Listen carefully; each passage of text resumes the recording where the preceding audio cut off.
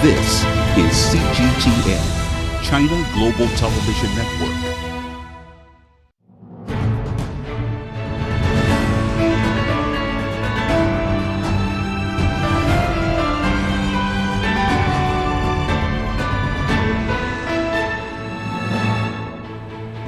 Hello and welcome to CGTN. This is our special coverage of the 20th National Congress of the Communist Party of China, or CPC. I'm Wang Mengmang in Beijing. And I'm Zhong Shi. This important party congress, held every 5 years, has drawn attention in China and from abroad. The week-long event ends today. While nearly 2,300 delegates representing over 96 million members of the CPC discussed important issues concerning China's development in the years to come. And the choices they make will also impact the country's relations with the international community. That's right, and the 20th CPC National Congress is held at a critical time as the party and the Chinese people embark on a new journey to build China into a modern socialist country. To achieve this goal, the party says it will, first and foremost, pursue high-quality development. So today we bring you to the Great Hall of the People for the closing session of the 20th CPC National Congress, and we'll also bring you live to the delegates' corridor where members of the party representing various sectors will meet the press. You can also log on to CGTN social media platforms where the events will be live streamed today. But first, let's bring in Pan Deng for the latest in world news. Thank you very much, Meng and Zhong Shi. And we start in Italy. Giorgia Meloni is said to become the country's prime minister this weekend after the president gave her a mandate to form a government on Friday. However, uncertainty remains as her coalition partners face criticism for supposed ties to Russia. Alex Fraser reports. It's been a week of falling outs and frayed tempers, but at the end of it, Italy's right-wing coalition emerged united. After days of consultations, President Sergio Mattarella asked Brothers of Italy leader Giorgia Meloni to be prime minister and form a new government. It's not been a smooth journey. Relations have been tense between former Prime Minister Silvio Berlusconi and Giorgia Meloni. Audio recordings leaked to the Italian media included Berlusconi discussing his friendship with Vladimir Putin, how he'd received gifts from the Russian president for his birthday last month, and blaming Ukrainian President Zelensky for the war in Ukraine. I personally can't express my opinion because if someone shares it with the media, it may cause a disaster. But I'm very, very worried. I reconnected with President Putin a lot. He sent me 20 bottles of vodka and a really sweet letter for my birthday. I responded with 20 bottles of Lambrusco wine and a similarly sweet letter. I've been declared by him the first of his 5 true friends. Meloni has taken a hard line against Russia in support of Ukraine. She's tried to reassure the EU and other international partners that she's pro-NATO, despite having close ties with Hungary's Viktor Orban. She needs the support of Berlusconi's Forza Italia in order to govern, but his comments threaten to damage Meloni's credibility on foreign policy in Europe.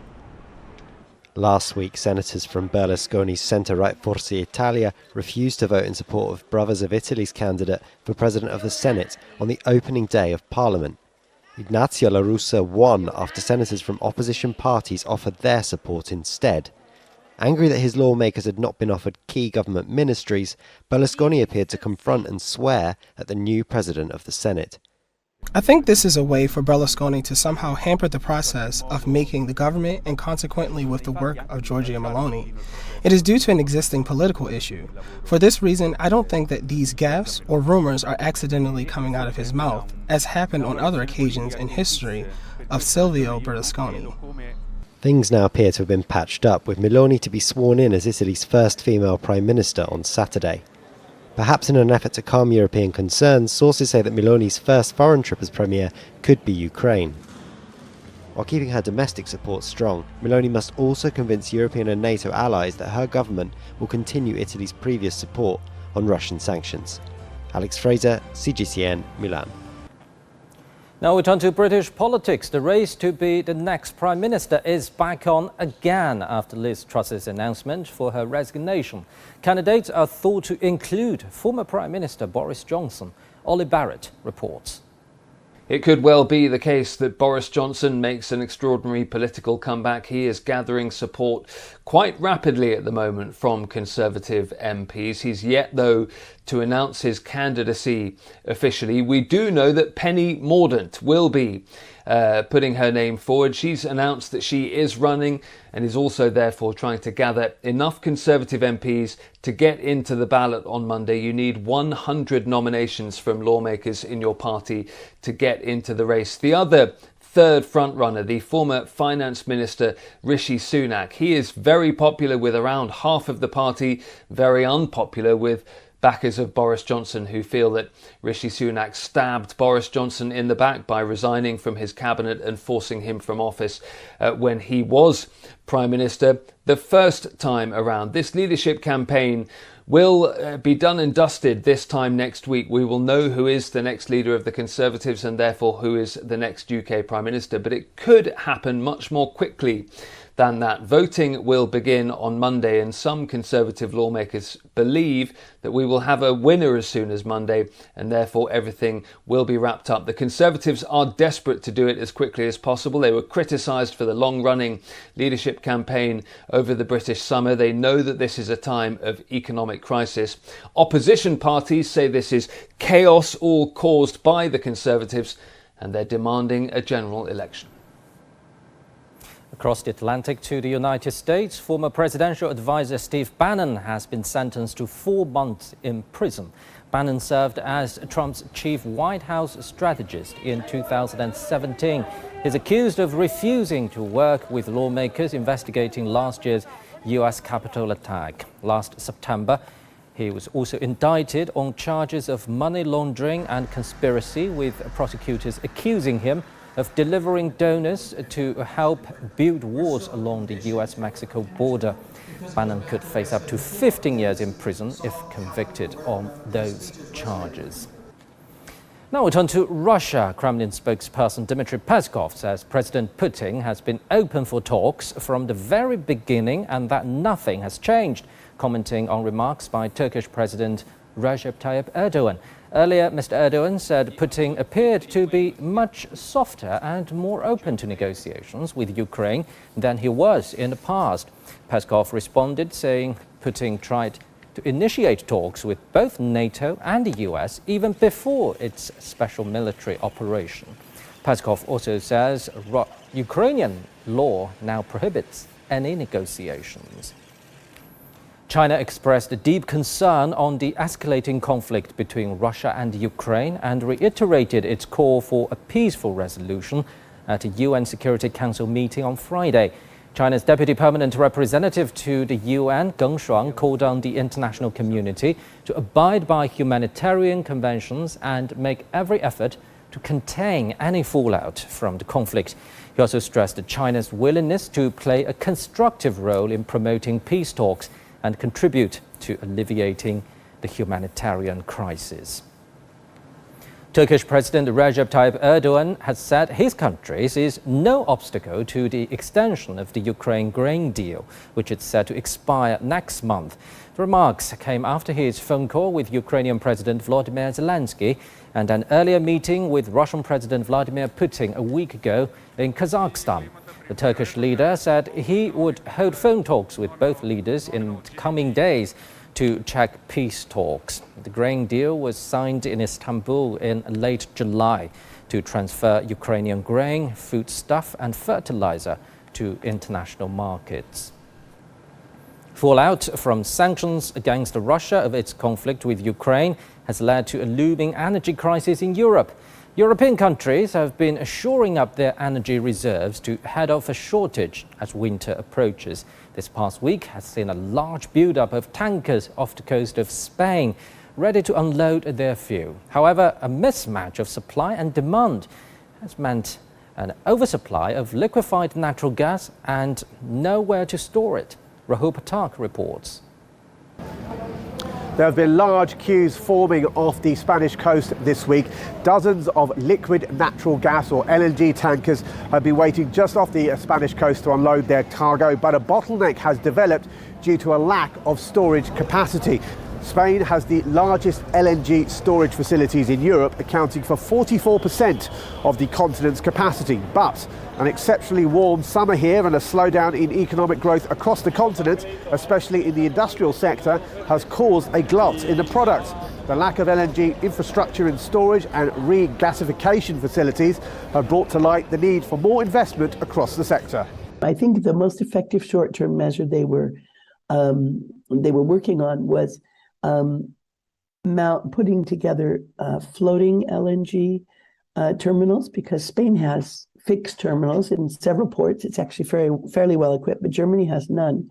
And so they were looking at putting in more floating LNG terminals by the end of the year. LNG is seen as a good alternative to gas that was largely supplied by Russia to Europe.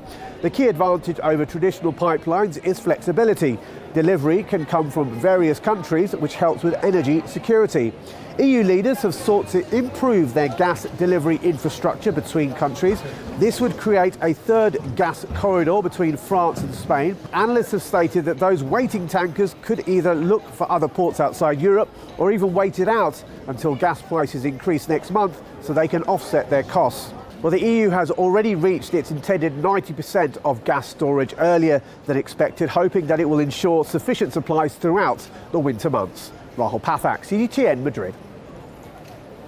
2 children were found dead Friday on a migrant boat carrying nearly 40 people in the Mediterranean Sea. Italy's Coast Guard says a woman has been reported missing from the vessel and that a search is underway. 36 people were found alive on a boat off the coast of Malta. The cause of the children's death remains unclear. Mediterranean Hope, an Italian NGO advocating for migrant and refugees, says the boat departed from Tunisia with passengers from Mali, Senegal and Côte d'Ivoire. Well, those were the global updates for now. Stay tuned.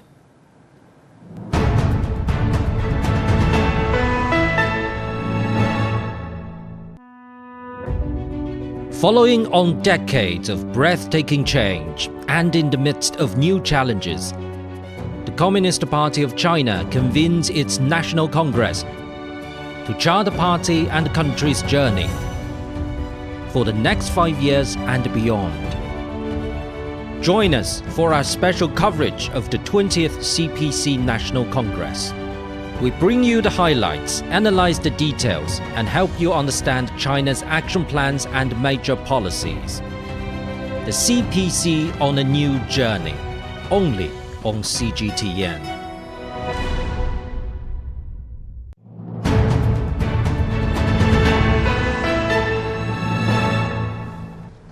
The closing session of the 20th National Congress of the Communist Party of China has begun. Xi Jinping is presiding over the closing session and will certainly keep you updated from the Great Hall of the People as the closing session runs its course. Absolutely. On that note, let's check in with CGTN reporter Zhao Yunfei, who joins us from the venue of the Party Congress at the Great Hall of the People. Yunfei, good morning to you. You've had a busy couple of days reporting on the Party Congress. As Mang has just informed our viewers, the closing session there has begun. What more can you tell us?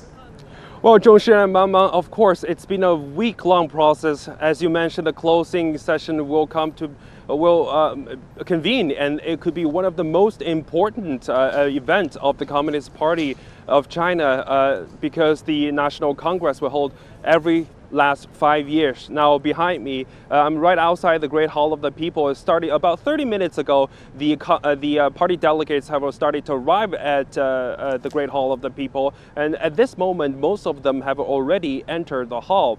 Now, the more than 2,000 party delegates, today will be the day for them to exercise their rights, and they will elect the 20th CPC Central Committee, which is the highest body of the party, and they will also elect the 20th CPC Central Commission for Discipline Inspection. And the party delegates themselves are elected from more than 96 million party members throughout the country, and they come from all walks of life. There are certainly a large number of representatives of the party members throughout the country. Some of them are village party secretaries, social workers, entrepreneurs, and elites in science, finance, and sports, and many others who have made significant contributions in their own position or to the country. In in the last week, the party members have already charted the work for the CPC's development over the past 5 years and chart the course for the future development as well. And many of them reflect on a report delivered by Xi Jinping to the 20th CPC National Congress. And many of the members, the delegates, reflect their own work to this report.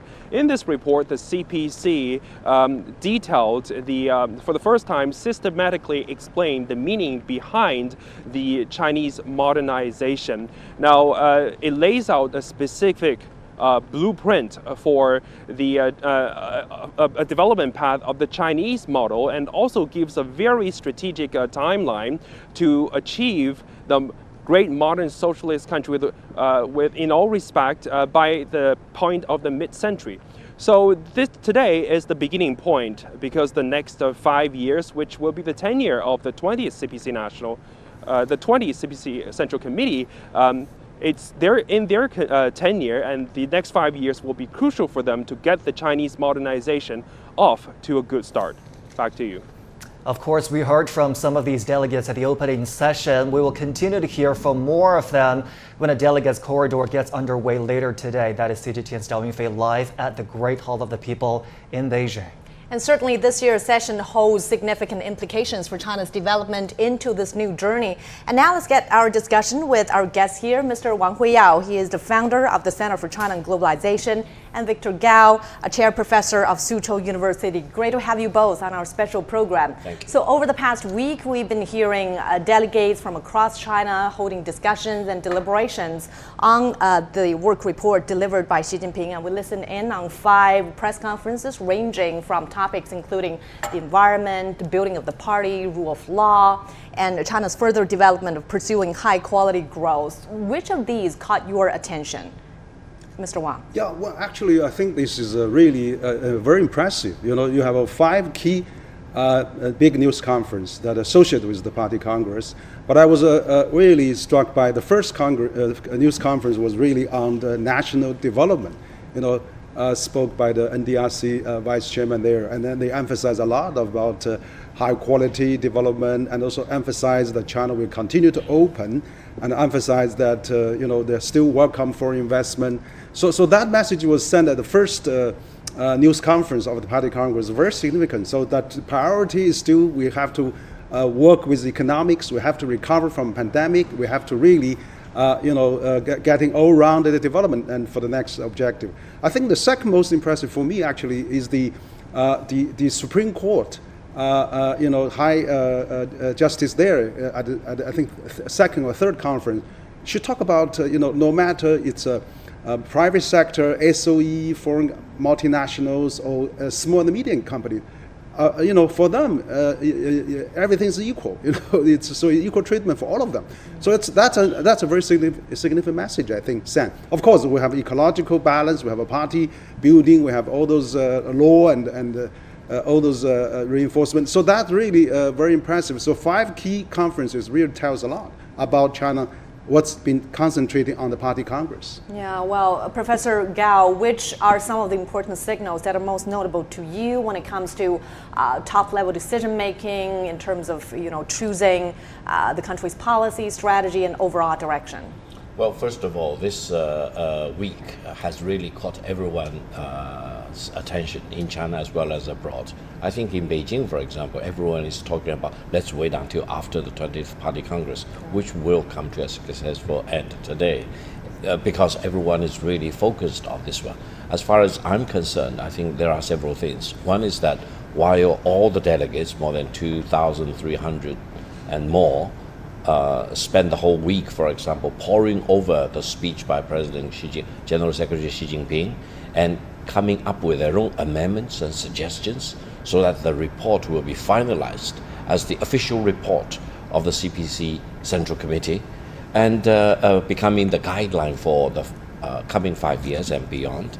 I think several things really stand out, and it is reflected, as Henry said, in all the delegates' corridor discussions as well as the major press conferences. One is this Chinese pathway to modernization. This is really brand new.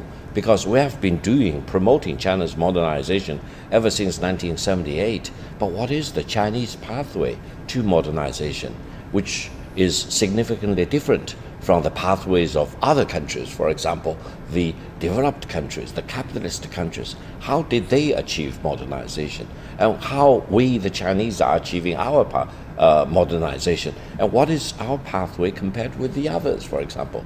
This is truly something very meaningful and profound for all of us to think about and to deliberate and eventually to come up with our own version. And I think the rest of the world also need to understand what are the Chinese doing? What is the pathway they are embarking upon? And why China can completely emancipate the productivity and efficiency over the past 44 years without, for example, occupying a single inch of foreign land, without sending any boots, for example, into foreign countries, without launching a war of aggression against anyone, and still maintaining peace and stability and development and achieving tremendous amount of transformation. I think this really is the thing that has aroused my personal curiosity. And in my discussions with my friends, with my countrymen, with foreign guests, for example, this is also something very much of interest to everyone, because without understanding how and why the Chinese are embarking on our own pathway to modernization, probably the West will, first of all, they will be mystified as to what is happening in China. Secondly, they will keep second-guessing how the Chinese are doing this. And then they may come up with all kinds of conspiracy theories about that.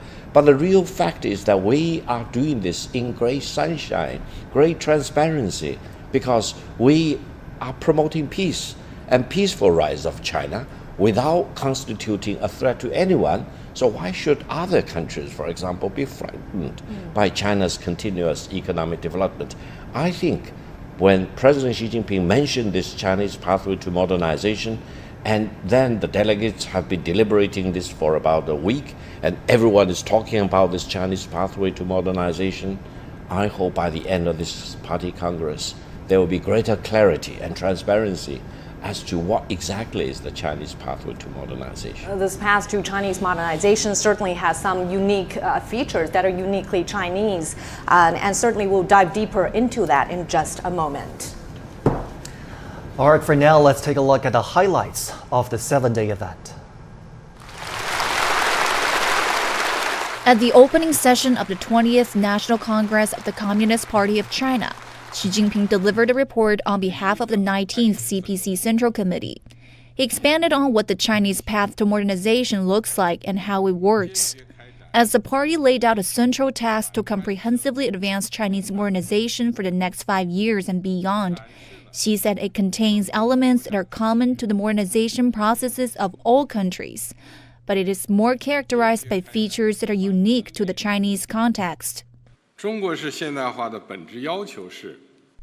The essential requirements of Chinese modernization are as follows: upholding the leadership of the Communist Party of China, socialism with Chinese characteristics, pursuing high-quality development, developing whole process people's democracy, enriching the people's cultural lives, achieving common prosperity for all, promoting harmony between humanity and nature, building a human community with a shared future, and creating a new form of human advancement.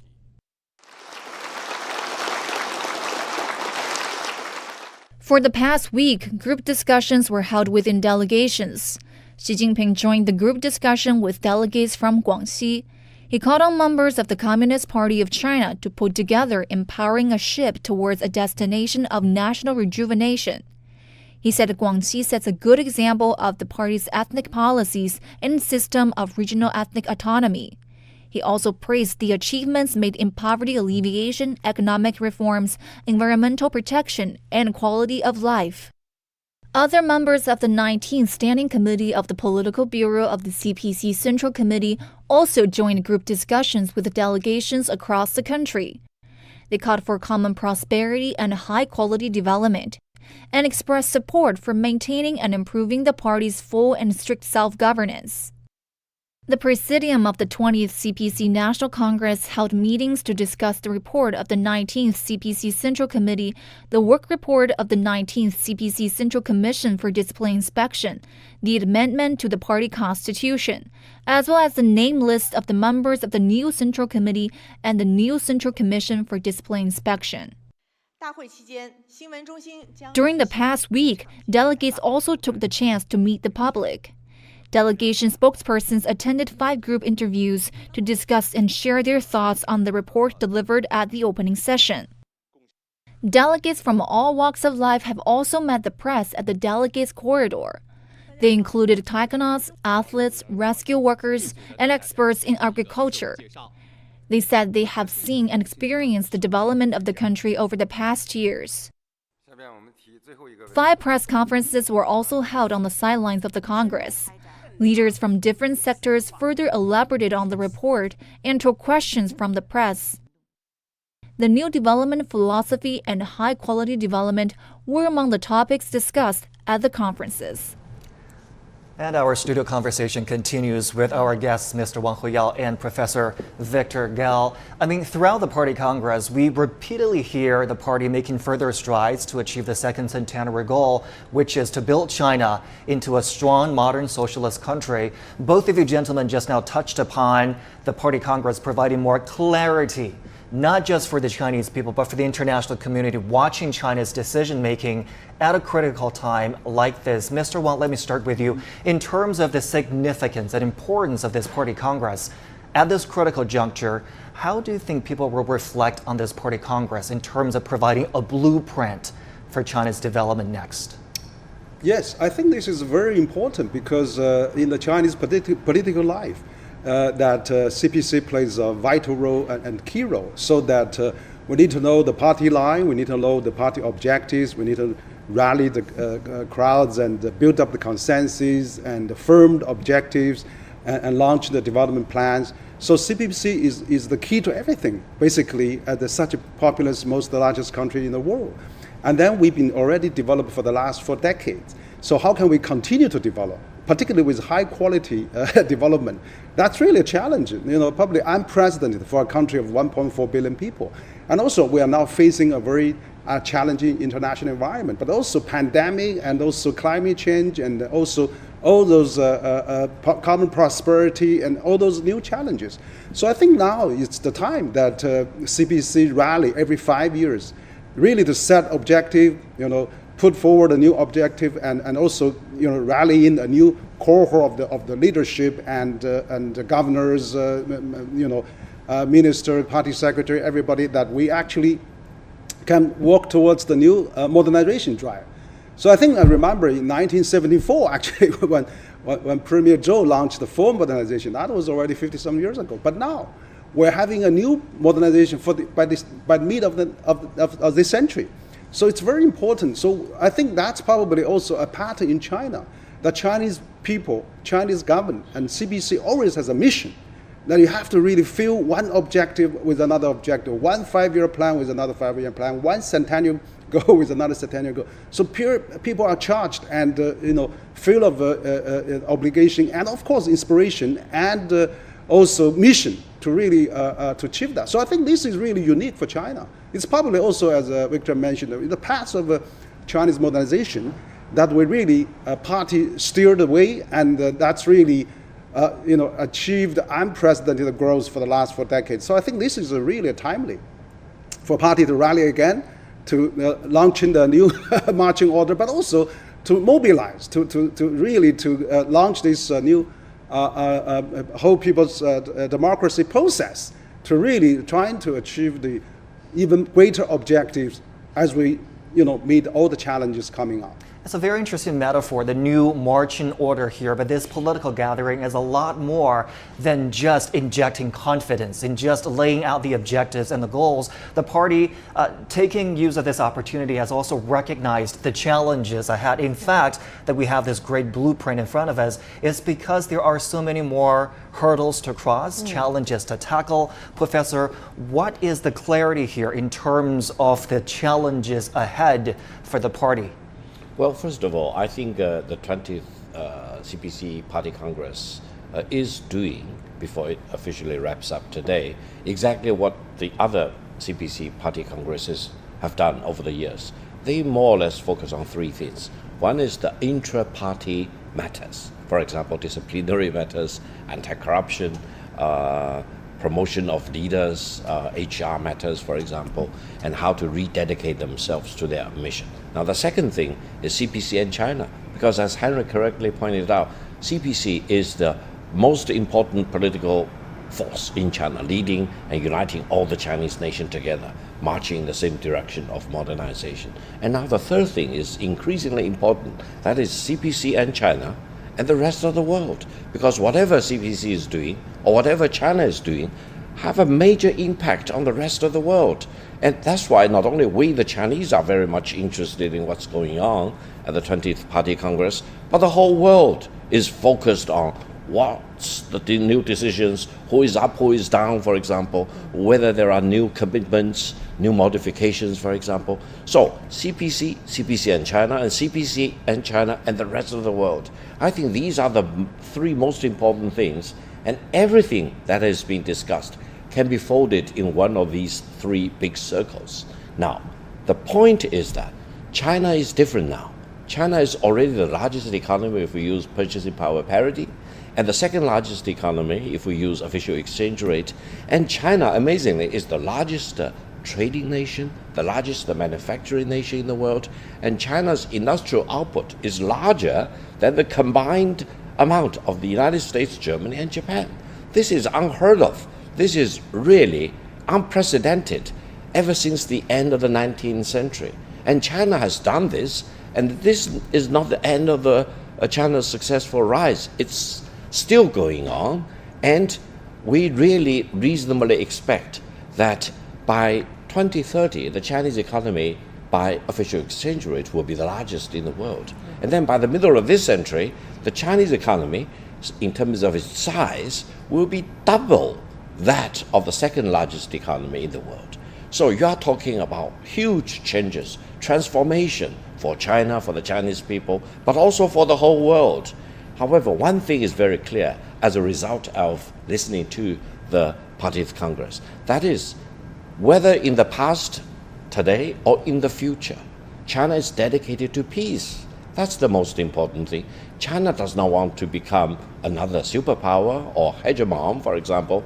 China wants to stand firm on matters of importance for everyone. China wants to continue to treat every country as an equal, big or small. So I think the rest of the world do not need to worry about China. China is not going to be manhandling others or using our sharp elbows to push others aside. We will be treating everyone as equal. We will get along with every country, even if they are very, very different from China. This is, I think, a point of great confidence coming from China for the rest of the world. Peace really has been the key word here, and not just in China's foreign policy directions. I think it's fair to say a lot of the concerns and questions have been answered and addressed at a time when this Party Congress was underway. Appreciate both of your insight. Do bear with us here on our special program. And we will come back with more on this special coverage. Stay with us.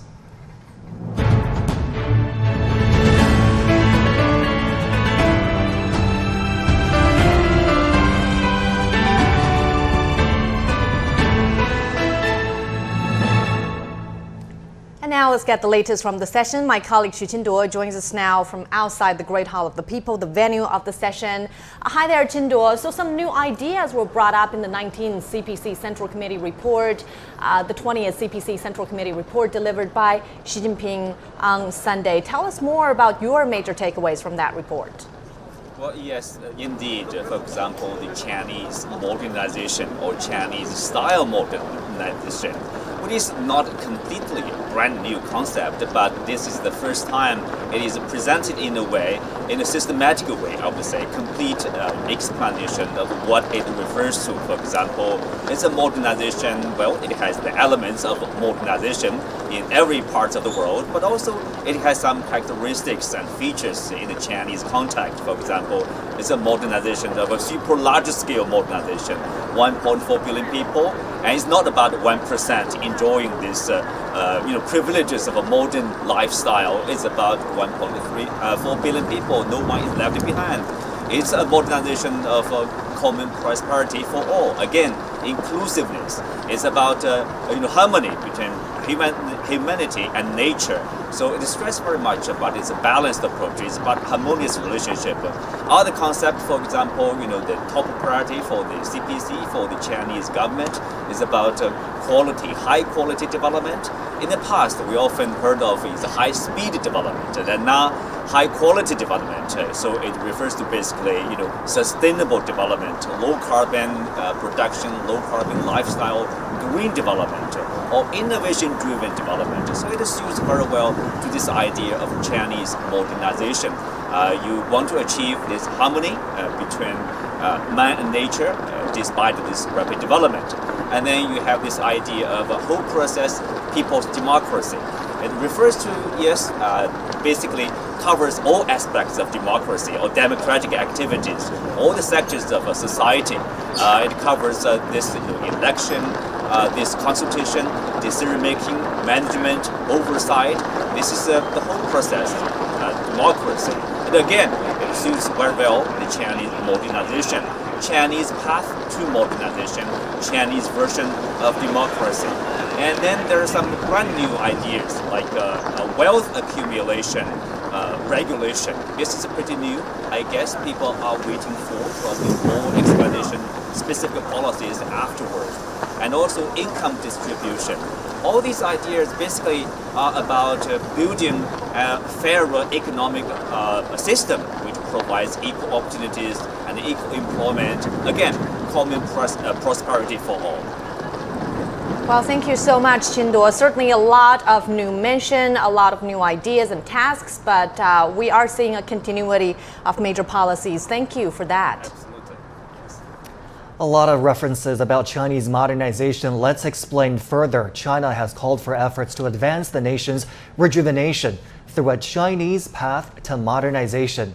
At the opening session of the 20th CPC National Congress, Xi Jinping stressed it as a central task of the party. We get more details from CGTN's Lu Wei. Listing the defining features of Chinese modernization, Xi Jinping has stressed that it is socialist modernization pursued under the leadership of the Communist Party of China. It contains elements that are common to the modernization processes of all countries, but it is more characterized by features that are unique to the Chinese context. Xi says Chinese modernization is a modernization of a huge population, of common prosperity for all, of material and cultural ethical advancement, of harmony between humanity and nature, and of peaceful development. From 2012 to 2021, China's GDP more than doubled to around 114 trillion yuan, and its per capita GDP jumped to 81,000 yuan, or over $12,000. And in the past decade, China's average contribution to global economic growth has reached 38.6%, exceeding the total contribution of G7 countries. China's development is critical to the world. China has become a locomotive of the world economy, so China's development and achievements will have positive impacts on the world. China was able to eradicate extreme poverty and has brought to the middle class hundreds and hundreds of millions of people. And it had also an enormous impact in the global welfare indicators. The UN chief also praised China's partnership with the UN, saying that China is an important pillar of multilateralism as the country actively participates in global development and cooperation. China sends more peacekeepers than any other permanent members of the Security Council, and it has provided more than 2.2 billion doses of COVID vaccines to more than 120 countries and international organizations, contributing its share to combating global challenges. And now we take a closer look at the Chinese path to modernization. Let me bring in our reporter Wu Bin. He joins us from Shanghai. Well, Wu Bin, we know that Shanghai is a major metropolis and then an economic hub here in China. How is the city pursuing the Chinese path to modernization and what has been achieved?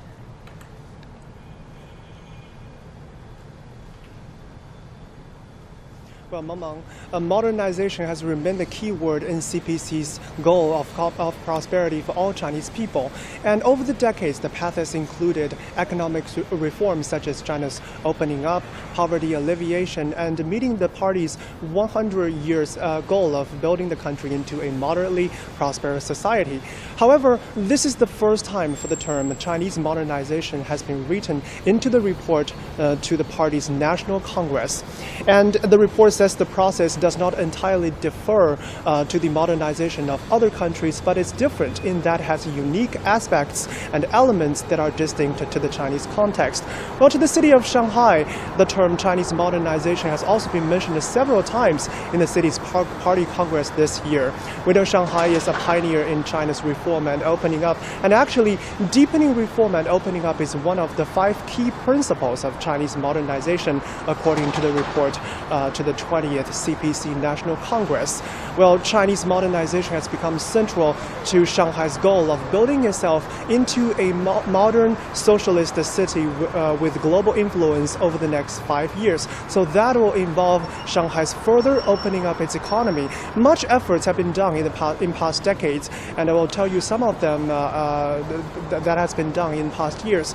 In the past several years, in 2018, Shanghai added a new area to its free trade zone. It's called Lingang, and tested many creative reforms to further advance trade and investment, liberalization and facilitation.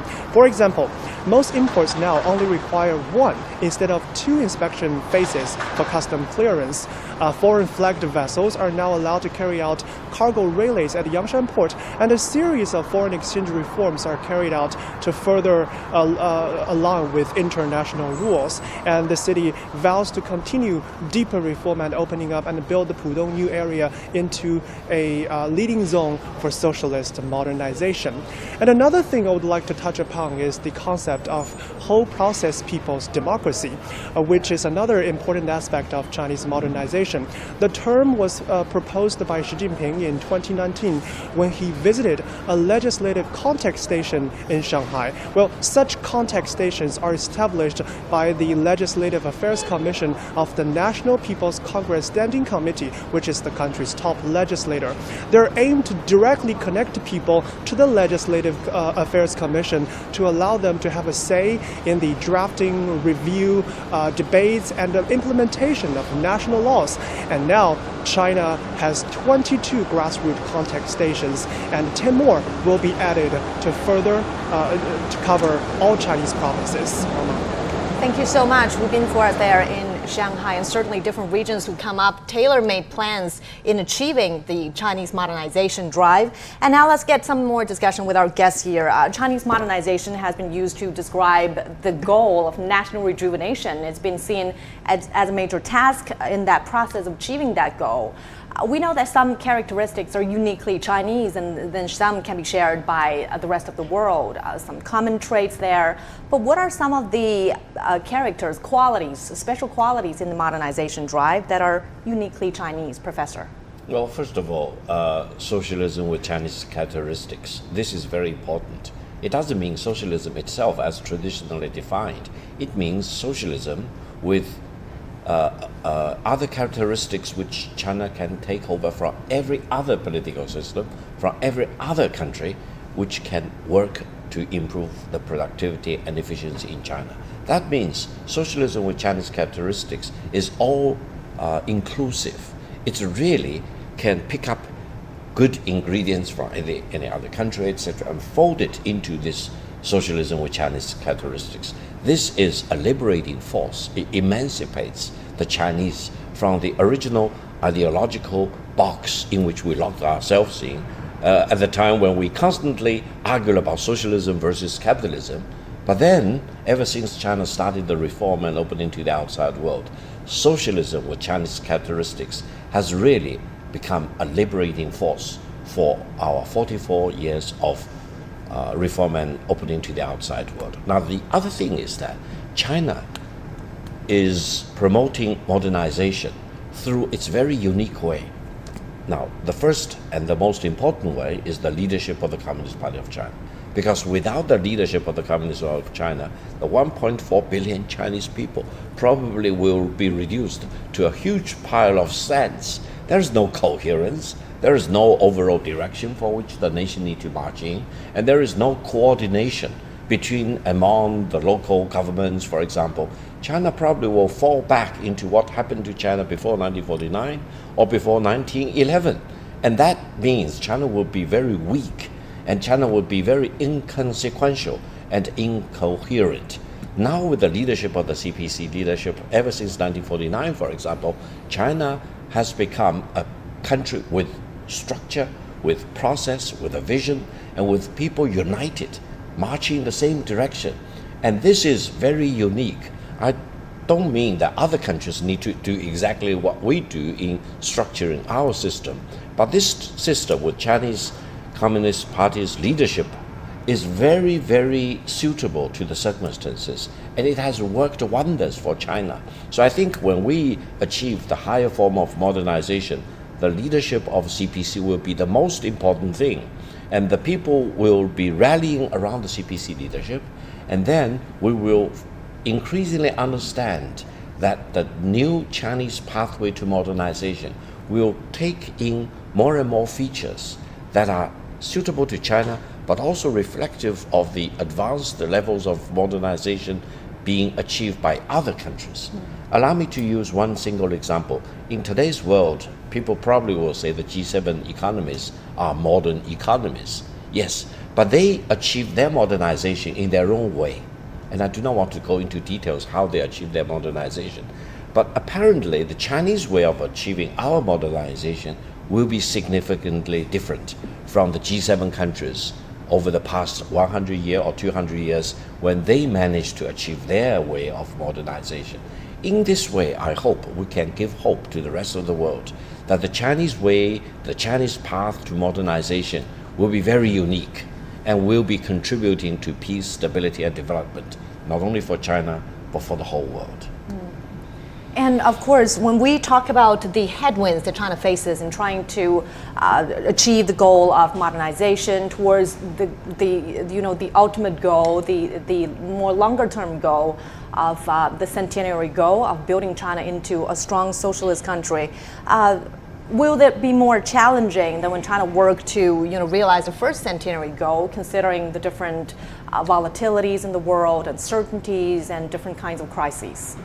Yeah, I think the modernization drive is it's a long-held aspiration for the Chinese, because until 18th century, China is always the largest GDP in the world. China has relatively modernized by then, but then, of course, for the last 200-some years, China has heavily fallen behind. So now they actually want to achieve new modernization. But I think, as the party report, Congress report has said, it's not different from many other country who achieved the modernization, but also China has some China unique characteristics. I think that's probably the right assessment. I mean, if you talk about similarities, of course, you have the, as party Congress report also mentioned, President Xi mentioned that the market should play a vital decision-making role in the economy. So that's probably similar in many other countries. Market economy is really important. Yeah. And the more you have to emphasize the talent, you have to really stimulate the incentives of all the people, build a large middle class, alleviating poverty. So all those are really similar, but uniquely, I think China also has. For example, you have 60% economy of China is private sector, employs 90% of employment, and then you have another 20-some% of SOE, provide all the disaster relief, all those key stabilizing economy priority sector that they have to really keep the stability in China.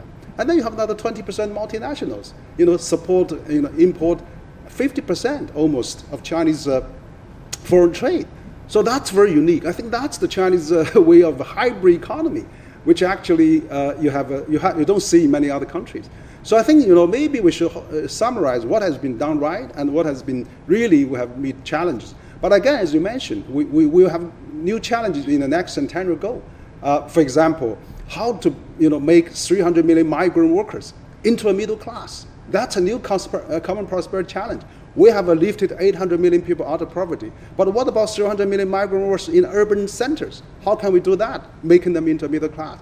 The real estate challenges, the economy, with such a size, you have to really, keeping high growth, it's even more challenging. So how to do that? And also, furthermore, I think also people have a high inspiration for a better life. So how can we satisfy that? But also, even more so, I think we are facing such a challenging international environment now. So how can we really peacefully coexist with all the countries that we've been, doing the trade? So can we maintain this, global leading position in trade? But also, like President Xi said, we have to really not, keeping with the UN development initiative. The China development initiative is really incompatible with UN 2030 agenda. How do we do that?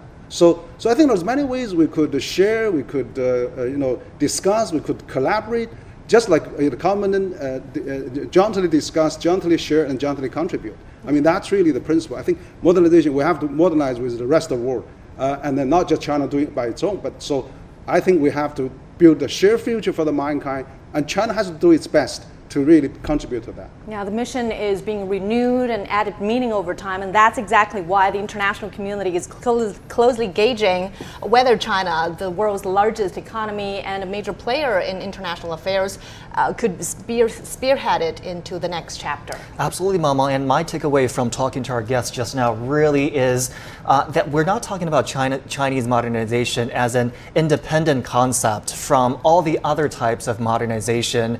There are common elements between how China does things and how, for example, Western countries have achieved their modernization. But this path to modernization is the most suitable, as Professor Gao explained splendidly, to China's own conditions. And we will talk about that even more. And in the report to the 20th CPC National Congress, Xi Jinping stressed the importance of advancing the rejuvenation of the Chinese nation on all fronts through a Chinese path to modernization. CGTN's Wang Mengjie discussed the significance of this Chinese-style modernization with two experts. Take a listen. China-style modernization is not China-owned, because we can see that China's development is not only benefit the China's people, but also will contribute to the modernization of the whole world. Meanwhile, I think that China-style modernization is not China-only, means that it's not only applicable to China, or it's not only relevant to China. To achieve this kind of modernization, we have to balance lots of relationships. For example, we have to balance the relationship between nature and society. We have to balance the relationship between people's living and the values. And also we have to balance the relationships between China and the rest of the world. What's the significance of China's path to modernization from your perspective? Chinese path to modernization highlights common prosperity of all people. In China, we believe that it's very important that we should help all people to achieve a very good standard of livelihood, which is quite important for the party and also for what we call the Chinese path to modernization. Because if we could not help all the people to achieve common prosperity, as long as there's people who have been left behind, there will be a very big concern for social stability. I also spoke to Professor Dong Qiang about how China's path to modernization is closely linked to the country's food security. The first point is that Chinese modernization involves a huge population whose demand for high-quality food is also changing. People in both urban and rural areas want healthier food. The second point is that Chinese modernization also means modernizing ways to reach common prosperity for all. As green crops are planted in countryside, so supporting farmers is important for common prosperity. If their income is stable or increased, farmers are more willing to engage in farming. Therefore, food security and quality could be enhanced naturally. And finally, China's path to modernization emphasizes the harmony between humanity and nature, and our country has paid close attention to this. So from production to consumption, China's path to modernization is closely linked with every aspect of food security. And CGTN reporter Dai Kai has spoken to Alessandro Teixeira, former chief economic advisor to Brazil's president. He shared his insights on the Chinese path to modernization, high-quality development, and what lies ahead for the world's second largest economy. During the opening session, Xi Jinping talked about the Chinese path to modernization as a key term defining the country's journey to rejuvenation. What's your understanding of this concept? I think there is several understanding of this concept because President Xi Jinping has enlarged the concept of modernization. One part of modernization is related to the modernization of the society of China, of the relation between the Chinese and how they understand the values, the ethics, the behavior of the Chinese people regarding the concept of the Chinese model, socialist model with its own characteristics. Another element is important, the modernization of the economy of China with digital transformation, with also infrastructure. So Xi Jinping talks about a broad concept of modernization in terms of how do you see China as a civilization progress in the future.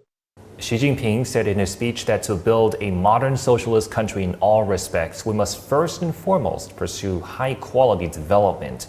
What do you think about China's high-quality development over the past 10 years? When you are talking about high-quality development, you are talking not just about economic growth, you are talking about distribution, you are talking about equality. And that's the major problem that you have in the world is inequality. So high quality development means that China needs to continue growing, but with distribution. One of the elements is poverty alleviation. Another important element is reducing the gap of inequality. You have social inequality to solve. You need to improve education. You need to do innovation. You need to modernize China, the social relations of China. So high quality development means that everybody needs to improve their quality of life. Everybody needs to have a piece of the development pie. All right, now we are approaching the top of the hour. Let's hand things over to my colleague Pandong for a look at world headlines. Thank you very much, Mangman. And we start in Italy. The country's Giorgia Meloni is set to become prime minister this weekend after the president gave her a mandate to form a government on Friday. However, uncertainty remains as her coalition partners face criticism for supposed ties to Russia. Alex Fraser reports. It's been a week of falling outs and frayed tempers, but at the end of it, Italy's right-wing coalition emerged united. After days of consultations, President Sergio Mattarella asked Brothers of Italy leader Giorgia Meloni to be prime minister and form a new government. It's not been a smooth journey. Relations have been tense between former Prime Minister Silvio Berlusconi and Giorgia Meloni.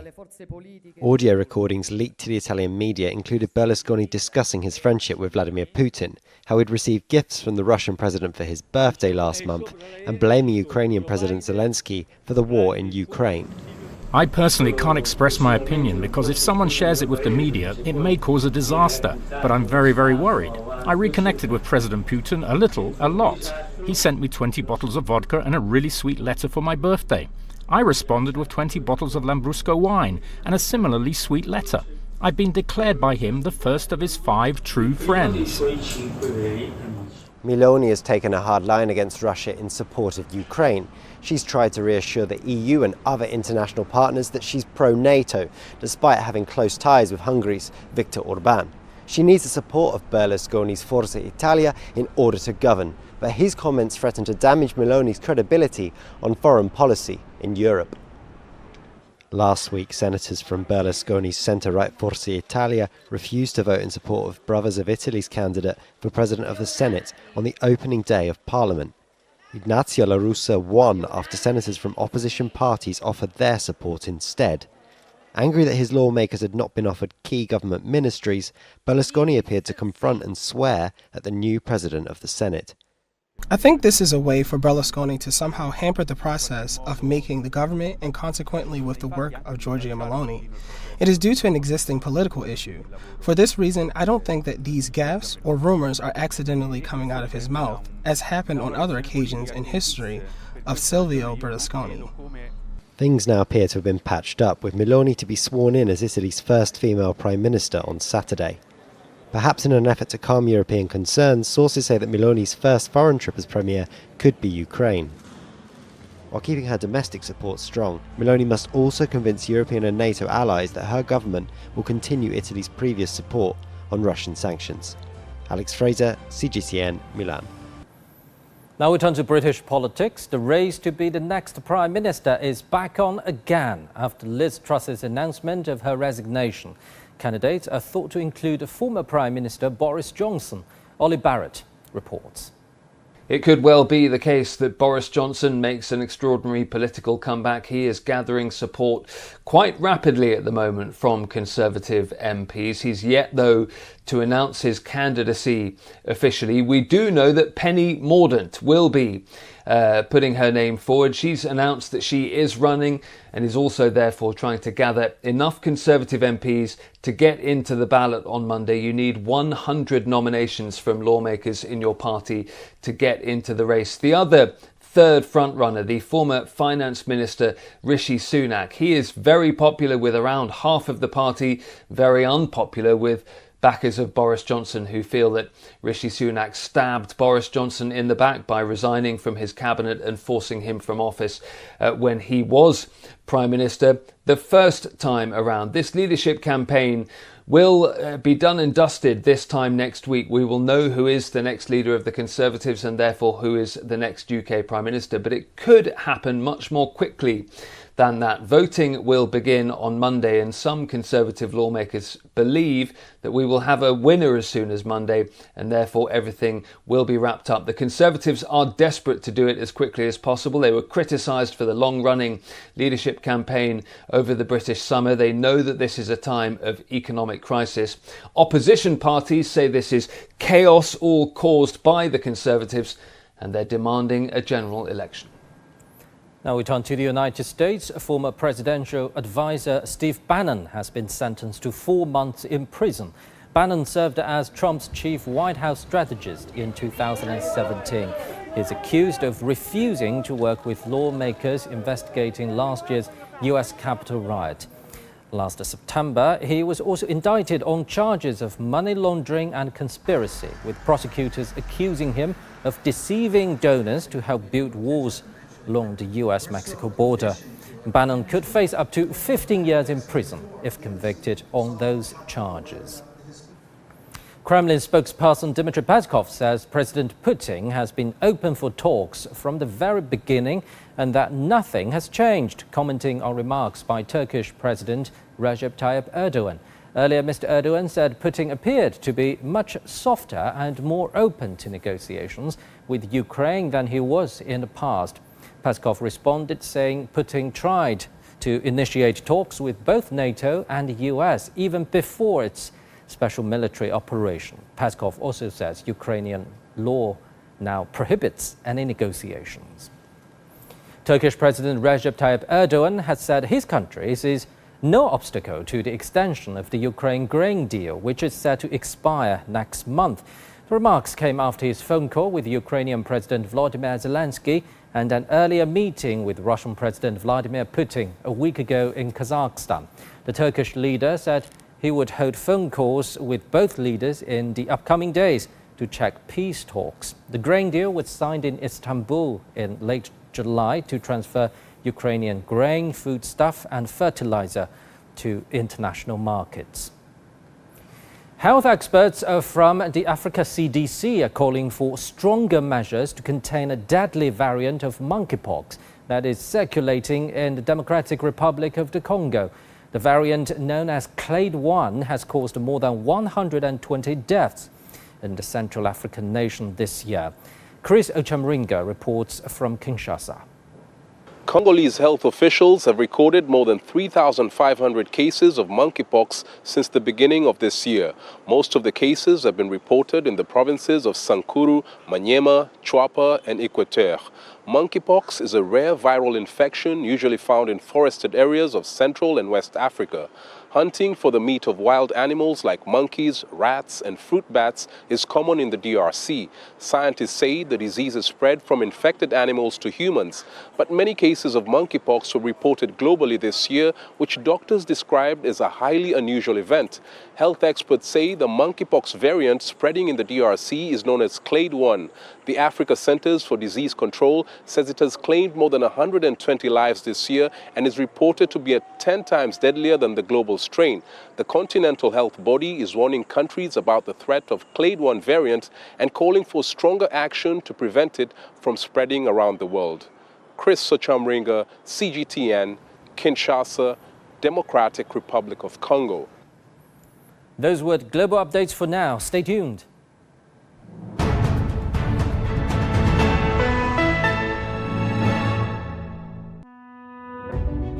Following on decades of breathtaking change and in the midst of new challenges, the Communist Party of China convenes its National Congress to chart the party and the country's journey for the next 5 years and beyond. Join us for our special coverage of the 20th CPC National Congress. We bring you the highlights, analyze the details, and help you understand China's action plans and major policies.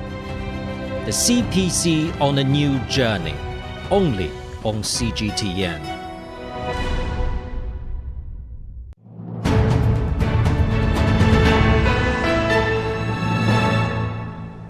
Welcome back. In his remarks during the opening session on October 16th, Xi Jinping said that China will accelerate the implementation of the innovation-driven development strategy. China has been working to build its Guangdong, Hong Kong, Macau, Greater Bay Area into a science and innovation center.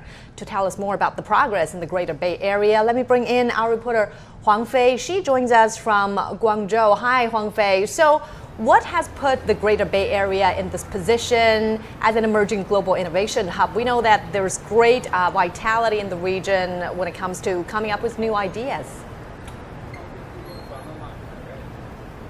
Exactly, Mamang. At the 20th National Congress, Xi Jinping said China must develop strategic emerging industries and establish a new group of growth engines. These would include information technology, artificial intelligence, and new energy sectors. His words come at a time China faces a range of challenges from geopolitical tensions to COVID-19 disruptions. And the Greater Bay Area, as he said, is very much the front line of China's battle for what Xi described as developmental security. The 11-city cluster, including Guangdong province and the 2 special administrative regions, is home to more than 57,000 high-tech firms. This week, party officials from Guangdong delivered the scorecard saying the GBA's economy hit $1.7 trillion last year, a 20% jump from 5 years ago. And such growth has been backed by a strong set of top-down measures and close partnership between business and academia. For example, Guangdong has made a large number of high-end scientific equipment available for researchers on both sides of the border. A case in point is the Tianhe-2 supercomputer here in Guangzhou, one of the fastest in the world, and has been used by hundreds of Hong Kong and Macau researchers to study climate change, biology, and even competitive sport. And scientists here are also helping manufacturers design better chips, especially as the semiconductor industry faces escalating curbs from Washington. On the policy side, we've seen startup registration fast-tracked to just 1 day. Companies in certain sectors enjoy a reduced corporate income tax rate of 15%, which is 10% lower than China's standard. Licensed professionals like lawyers and social workers from Hong Kong and Macau are able to practice here as well. And this is all part of Xi's strategy to promote more integration in the GBA. His messages are being echoed across the border.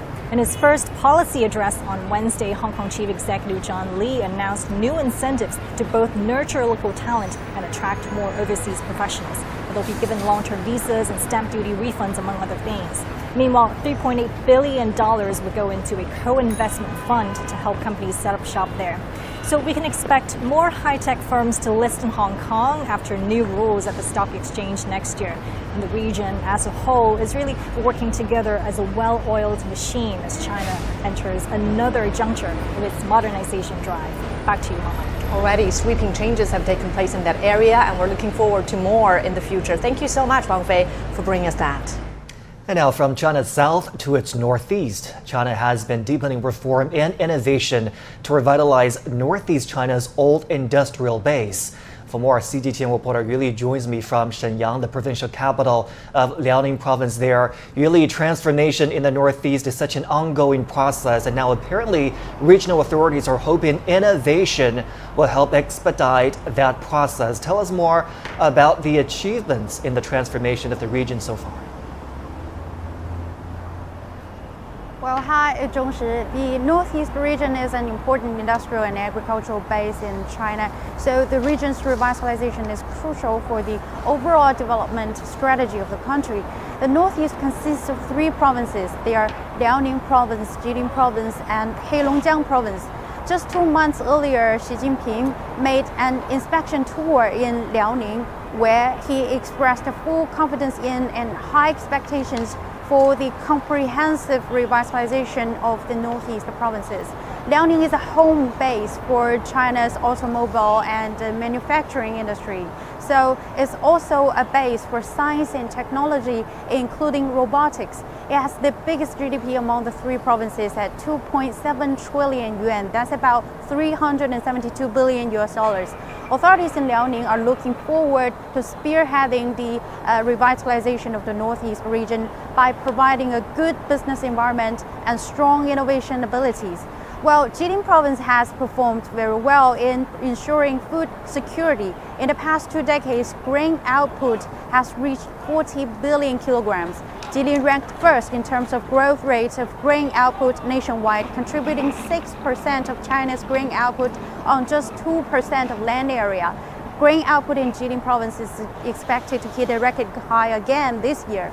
While Heilongjiang shares a border about 3,000 kilometers long with Russia, and it has 27 national ports, so it's an important window to deepening trade with the north. The Heilongjiang Pilot Free Trade Zone, established in 2019, is China's northernmost free trade zone. The local government has plans to further boost innovative enterprises in this free trade zone and integrate it into the Belt and Road Initiative, thus contributing China's goal of pursuing high-quality development as it further opens up to the world. Back to you, Zhongshi. Tapping into each region's potential to reach the optimal result there. CGTN is really live in Shenyang. Appreciate that report. And now let's change to another focus. As stated in the party work report, China still faces some daunting challenges in key core technology areas. These obstacles, however, have given scientists more determination to push forward with innovation. CGTN's Liu Jiaxin spoke with Hu Wei-wu, a delegate that created China's first CPU. Today, having a computer is almost a must for everyone. And within each computer lies the core tech, such as the CPU and the operating system. China has long relied on other countries for this core tech, but one man led the team to change this reality. In 2002, China's first native CPU was born, called Lonsa. The scientist and entrepreneur behind this breakthrough is Hu Wei-wu. He has attended 3 consecutive CPC National Congresses. I'm sure he's one of the busiest men here. Mr. Hu, you've compared the research and development that goes into a CPU as raising a child.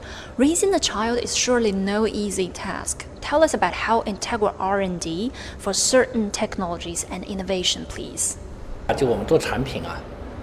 When you engage in product R&D, some see it like raising pigs. They can be slaughtered in 1 year. For others, it's like raising cattle. They can pull a plow for 3 years. But for a small number of us, it's like raising children. Now our economy and government should be patient with key core technologies. It's just like raising kids. They won't be able to support a family until they are 20 to 30 years old. Since China's reform and opening up, the country's IT industry has been mainly built on 2 foreign technology platforms. The first being Wintel, a combination of Microsoft and Intel systems. The second is AA, a mix of ARM and Android. China should develop its own system. I think there has to be determination to make a breakthrough. I'm sure you've paid close attention to the work report on October the 16th. The report called on China to be self-reliant at a high level. What specific measures will Lone Song take to open up China's development in information industry? Our information industry should focus on 3 pain points and blocking points. Those are command systems, the core IP of various chips, and the production process. My understanding of self-reliance in the party's report is to break through these 3 blocking points in the information industry. I say we need to be self-reliant to the end. What does to the end mean, though? It's when our dependence on products is only limited by human and natural resources. It is only then that we are completely self-reliant. For instance, the command system. When we develop our own command system, we don't have to worry about other systems. On the contrary, all other systems like CPUs, operating systems, and various applications depend on the command system. That is the root technology. If we're independent in root technologies, we're completely self-reliant. Let's get back now to our guests here in the studio. Gentlemen, another key word for the duration of the Party Congress is high-level development. This is not exactly a new word. We've heard it over the past few years already. But now, Maman, it seems this word, this concept makes up a key part of the formula to achieve a strong, modern socialist country. So I want to start with Professor Gao here. You've given us great historical context of other terms here on the program. In terms of high-quality development, how do we understand it, especially in the years ahead? Well, first of all, 44 years ago when China started the reform and opening to the outside world, China's economy was more or less in shambles, and it could not compare with not only the well-developed Western countries, but even to, let's say, ASEAN as a whole at that time. However, 44 years later, China is already the second largest economy in the world. It is the largest economy by purchasing power parity. And as we mentioned, China is the largest trading nation, manufacturing nation, you name it. However, going forward, purely just growing the size is one thing. China need to really improve the quality. How do we improve qualities? I think several ones. One, China is the workshop of the world. So we need to move from made in China to designed in China and to eventually invented in China. This is easy said than done because this will require a lot of input, investment in science and technology, training the engineers, for example. And fortunately, now China graduated about 10 million college graduates every year, and about a quarter of them are in engineering majors, for example. China do have the pool of talents, pool of financial resources, and more importantly, the commitment of the ruling party, the commitment of the people at large and the Chinese government. So in this way, I think going forward, we need to really analyze what we can do to make sure that the Chinese development is not only in size, but in quality and also in sustainability. Because only by making major technological scientific breakthroughs can we expect that we not only grow things, manufacture things, but we also put in more and more talents and innovation, entrepreneurship, and scientific breakthroughs. I think this is the way China's next phase of modernization need to be driven upon, by our brain rather than by our muscles, and by our spiritual inspirations rather than by inspirations or perspirations on our brow. This will be very important going forward. Mr. Wang, when people hear this term high-quality development, they immediately think of what China has done in the past, which was high speed in its core. And now, how does high quality compare to high speed, in your opinion? Well, I think when China, embarked on the open door process, 44 years ago, of course, at that time, the key problem is how to really have a high growth in order to support employment, urbanization, all the manufacturing in China. But when China reached that magnitude, then all those other challenges come along, climate change, environment, quality life, and urban gap between the rural area, things like that. So now we have to really upgrade the all other aspect of the society so that we really have a high quality growth, which means that we have a clear sky, blue water, and healthy food, better environment, better education, better health, and better, of course, the China's environment with the world. So that's really needs a lot of new incentive, a lot of new, guidance, of course, from the strong leadership that we have. So I think the beauty of that is that since the government is actually put high quality development on top of agenda, then that's really effective. We shape this new narrative. We really can build up the consensus, so we can really move forward to this new modernization goals, which is really great. I think it's really unique for China of such a magnitude of 1.4 billion people. Really build up the consensus rather than we're debating back and forth what should be the priority, should be high quality, low quality, high growth, low. So this is really, that's the efficiency and effectiveness of China. So once we determine the high objective, then we can really going forward. So for example, we all know 5-10 years ago, Beijing was heavily polluted. We have smoke all the time. But if the government determines, we need a better air quality. So in 5-6 years' time, it's completely changed. That's incredible. So that's really the consensus and also the determination, and also the same objective that we should all aim at and fight for. So I think this high quality growth is really, which means to so many local governments, so many local mayors, district party secretaries. Look, you should not really measure not by high speed now. We need high quality. So which means the people's centered party and the people's centered government.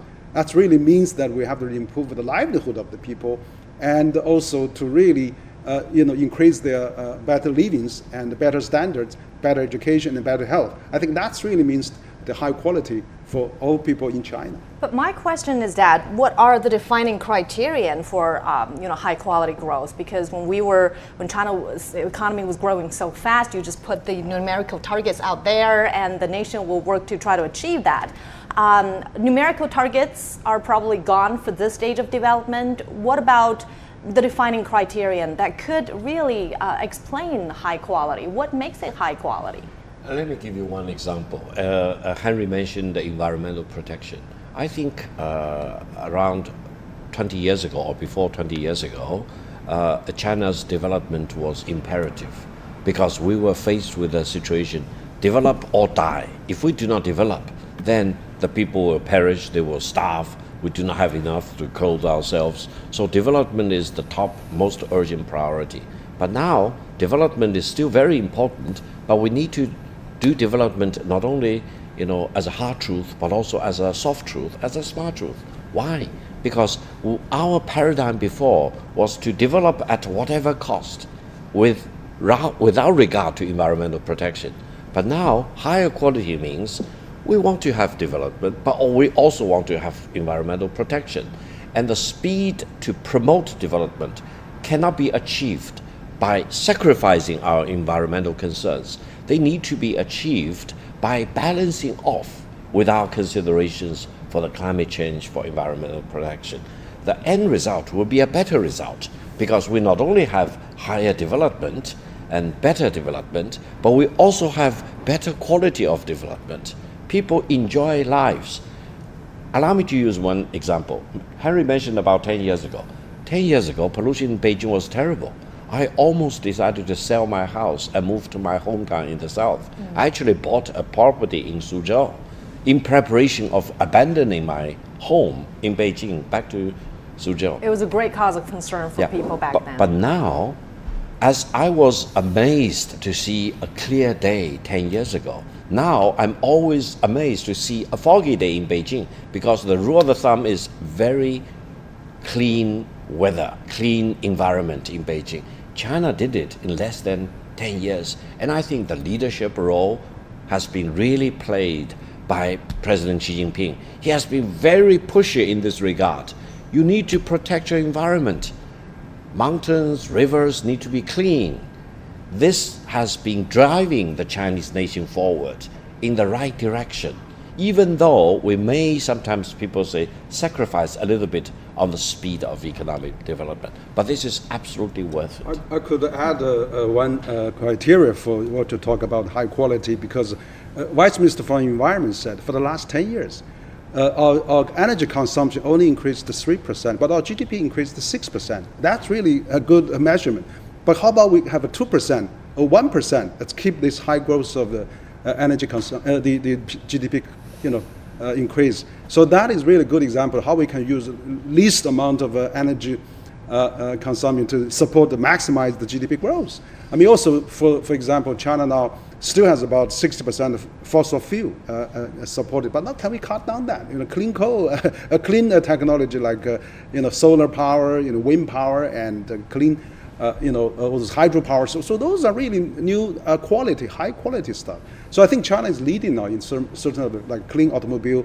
China is exporting, producing over several million clean automobiles and exporting 6% of that. So I think this is really great way of improving the high quality life of the people. So just in one example of the energy consumption, how we cut down that, how we reduce the emission, how we reduce the carbon dioxide, that's really all the challenges and high quality means. Yeah. Gentlemen, I do want to press on both of you just on the topic of economic growth here, because all of the principles we've been talking about, they're straightforward, they're easy to understand, they make so much sense. They are in response to changing realities on the ground, and now it's up to the changing perceptions and mindsets of central officials and local officials. But now, just in terms of what will continue to drive the Chinese economy forward, some talk of a shift from the traditional export-driven, export-based Chinese economy to now more focus on domestic circulation.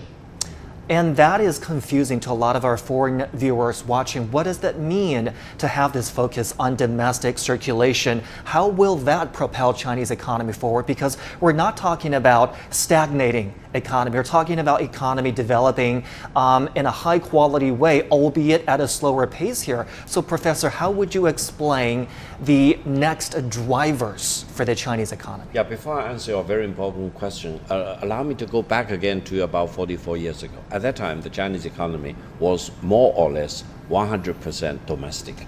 We rarely had any interaction with the rest of the world, especially with the more advanced economies in the West.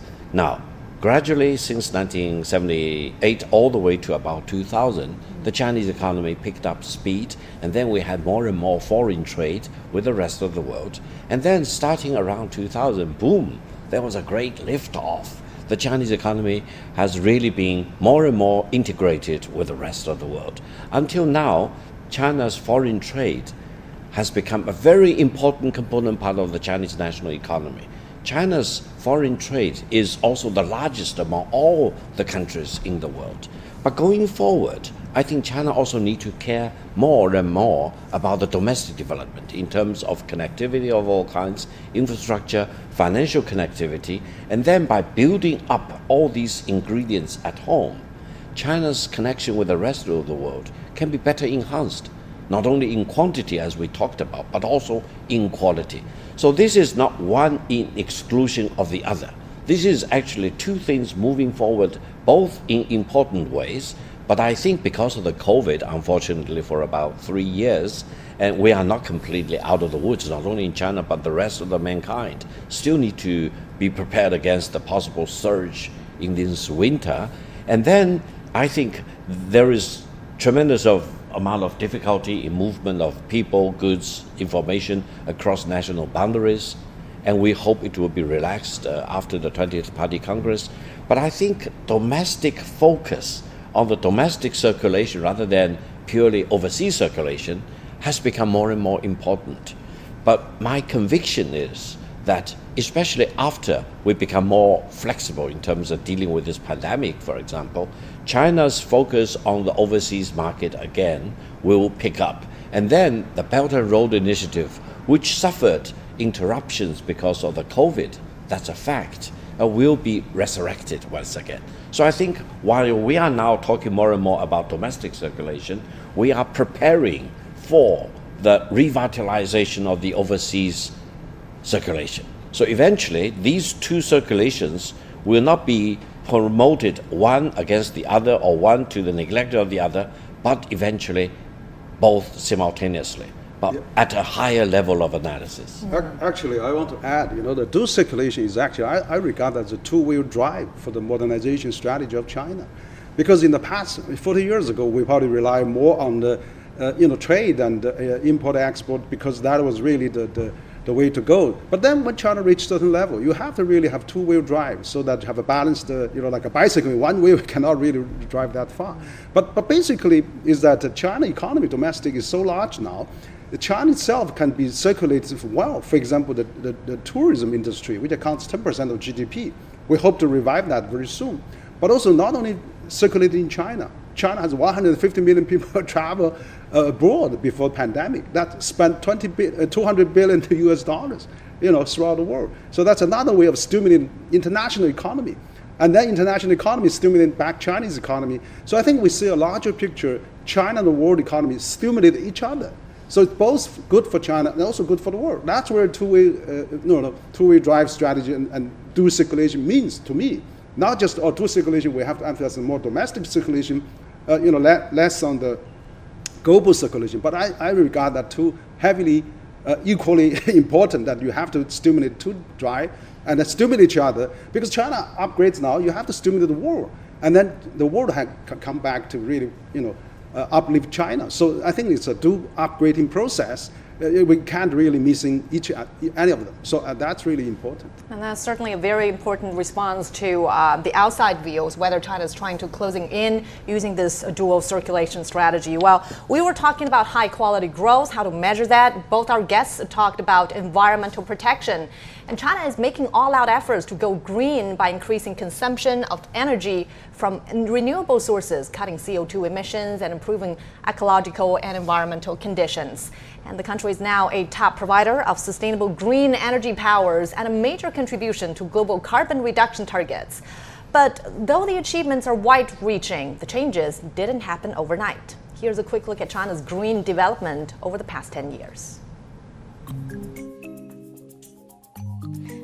In the past 10 years, China's energy sector has been transitioning towards a greener and more low-carbon structure.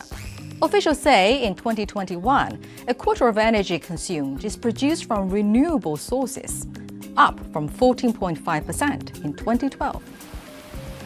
And its electrical capacities from hydro, solar and biomass powers are first in the world. The country has also seen progress in cutting emissions and energy conservation, supporting a 6.5% yearly GDP growth with 3% annual energy consumption acceleration, and lowered its energy intensity by 26.2% in the past decade. China's committed to carbon neutral by 2060 and to cap carbon emissions by 2030.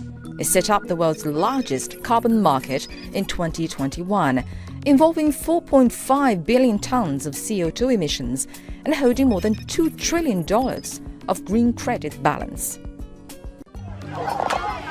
Ecological and environmental conditions also continue to improve. In 2021, more than 87% of days recorded good air quality levels. That means 317 days out of 365 in a year. Compared with 2015, ash and smoke emissions were cut by tenfold after the 2014 declaration of war against pollution. Now, 23.3% of China's total land area is covered by forests. Through restoration efforts, China's afforestation now accounts for a fourth of the global total. The first group of national parks covers an area nearly the size of the UK.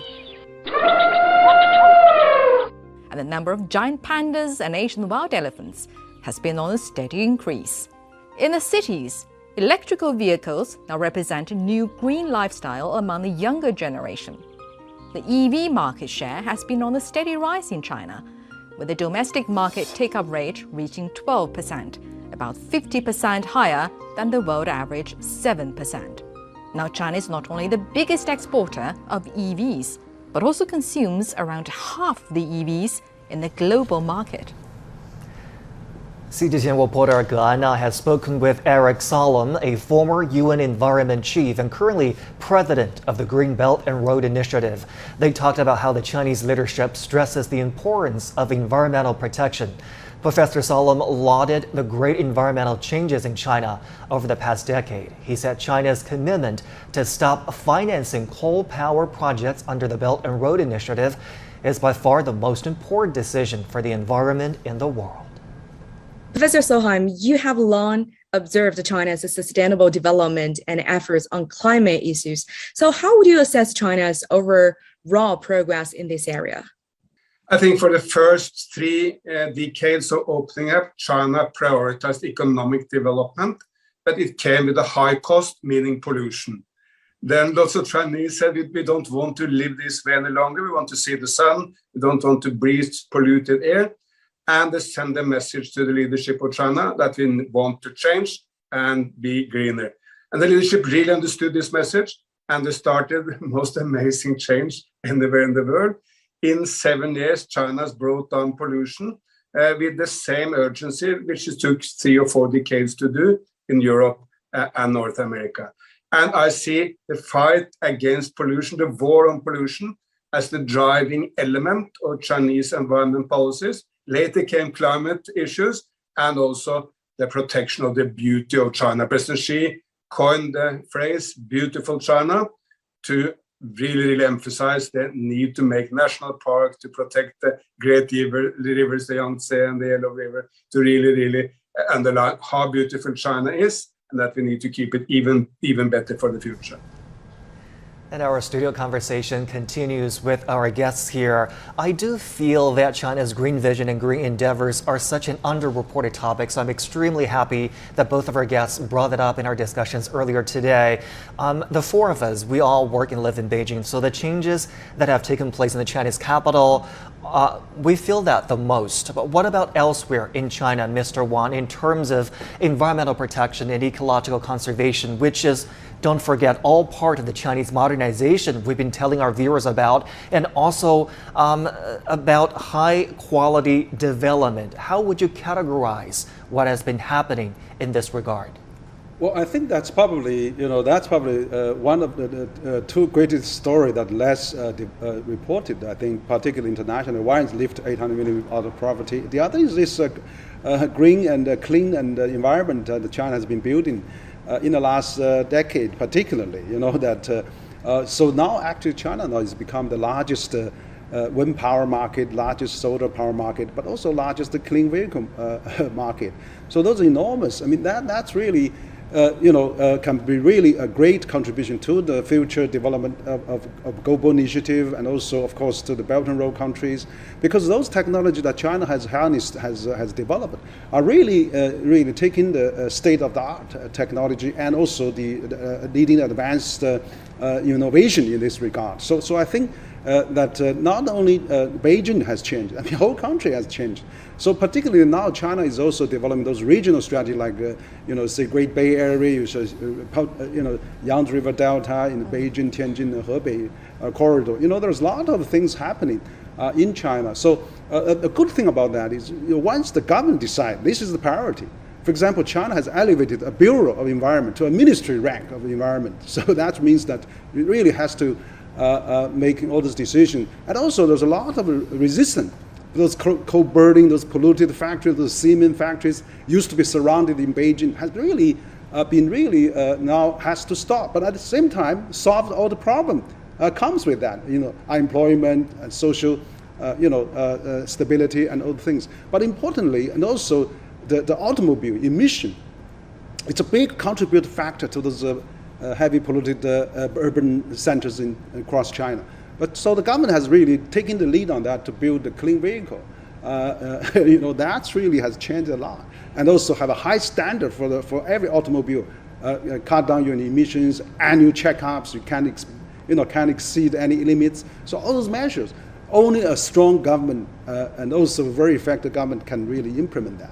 So I think those are really experiences that we have achieved. I think we can really share that with the world. So particularly for the developing countries, which are still facing those things. I remember, maybe 10 years ago actually, there was a lot of pills in the food, pills in the milk powders, fake wines, and those stories are filled with stories on the daily news. But now you don't hear that anymore. You don't seldom hear that. So I think every March 15, the Consumers Day, there's a campaign, clean up all those environment polluters and all those misconduct. So I think those really things are working pretty well, but with strong government implementation and all those measurements. So I think that's really a lot of experiments to summarize how China cleaned up and continue going to clean up. Also, President Xi said it's not by 2030 and 2060, but before.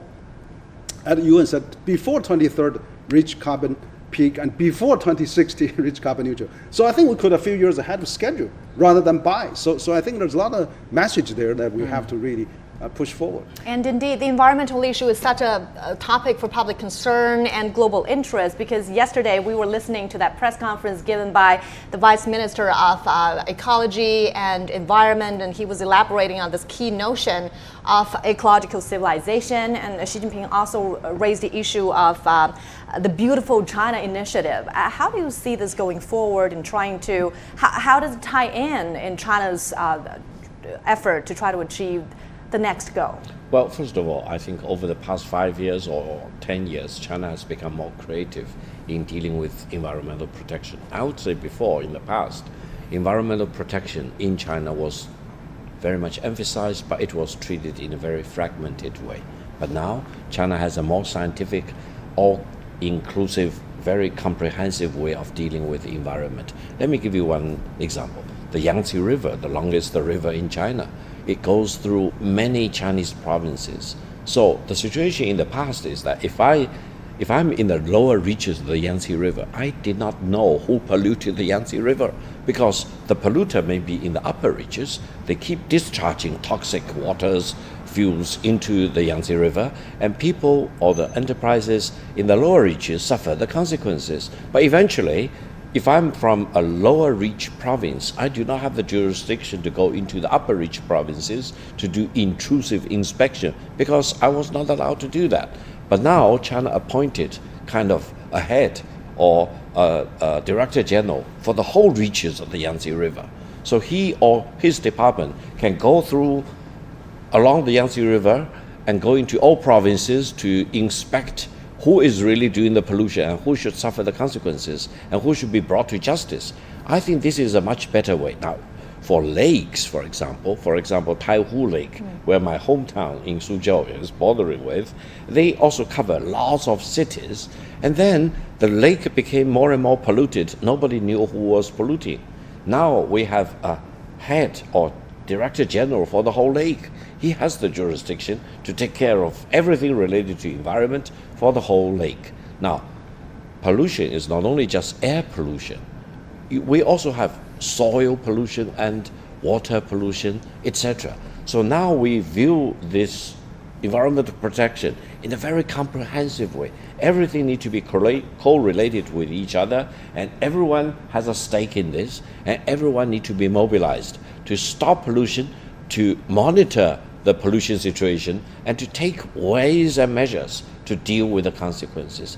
I think all this combined has made China cleaner and more environmentally friendly, and eventually more beautiful, if that's the word to be used, in China. Yeah, I'm glad that you raised that point. The inspection, we can see that that model is from top down, and also we are encouraging locals to report any violations of the environmental law, and that is certainly a bottom-up approach. Professor Gao, I'm extremely happy that you didn't relocate back to Suzhou. I would hate to see you virtually all the time instead of having you in the studio here. But I think Mama has a great point. It used to be just, very top-down executive order kind of way when we, went about protecting the environment. But now industrial sectors and manufacturers, they are taking the initiative to go green because they feel that going green and increasing productivity, they're not exclusive to one another. A lot of times they go hand in hand. I've been visiting steel makers in Jiangsu. I've been talking to car manufacturers in Zhejiang. They are actively incorporating these energy saving, measures into their manufacturing, because that's how you do it. You can't just have a government ordering everyone to go green. You're going to have the incentives to do it yourselves. So, Mr. Wang, let me ask you this. Do you feel like different industrial sectors here in China, they know the benefit of going green and they're actively implementing this green campaign? Absolutely. I mean, all the manufacturers or enterprises in China know there's a high consensus now, or there's a high built up the awareness of that the environment sound business is the one that can last. But also, not only that, China has really strengthened the international cooperation. For example, China now is the largest clean vehicle producers in the world with millions. But then they imported the Tesla, 100% ownership, become the largest manufacturer of clean automobile in the world, and then exporting that. So that's really helped the other countries to practice this clean energy vehicle technology. But also, China has the largest battery, really clean energy for the automobile. But not only benefiting China, but they are setting up manufacturing in Europe, probably plan to set up in the US. That's really an international cooperation. So in responding to this common challenge of the mankind. So I think the industry really needs to work together. With one technology, you have many supply parts, many manufacturing, upstream, downstream, working together, rather than we decouple each other and then really stuck with everybody's challenges and also difficulty. So I think there's a common threat facing with the climate change. We have to all work together to develop the most clean energy, most clean environment, and the most clean sustainability for all of us. We have to think the mankind in mind, rather than only working on its own. So I think China's initiative become a leading country in the clean energy sector. It's really a brilliant example how China is really contributing, and that's only changing in the last decade. That's really remarkable, and I think that should be really a story less told internationally. Yeah, and the top leadership's environmental blueprint is very comprehensive and holistic. Well, so one of the essential requirements of Chinese modernization is promoting harmonious coexistence between man and nature. Our reporter Hu Chao has more about the environmental achievements in Taiyuan, capital of North China's Shanxi province. Fenghe is the second longest tributary of the Yellow River and the mother river of North China's Shanxi province. It stretches across the provincial capital Taiyuan from north to south. Guo Fan has been working at the Taiyuan-Fenghe River Scenic Spot Management Committee for 2 decades. On Sunday, she watched the opening session of the 20th CPC National Congress.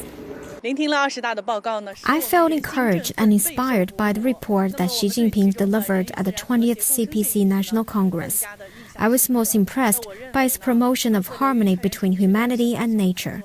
I think the ecological restoration of the Fenghe River is an example of this concept. Fenghe River used to be contaminated by overexploitation of sand and sewage discharge and went dry from time to time. Xi Jinping visited Shanxi 3 times over the past 5 years.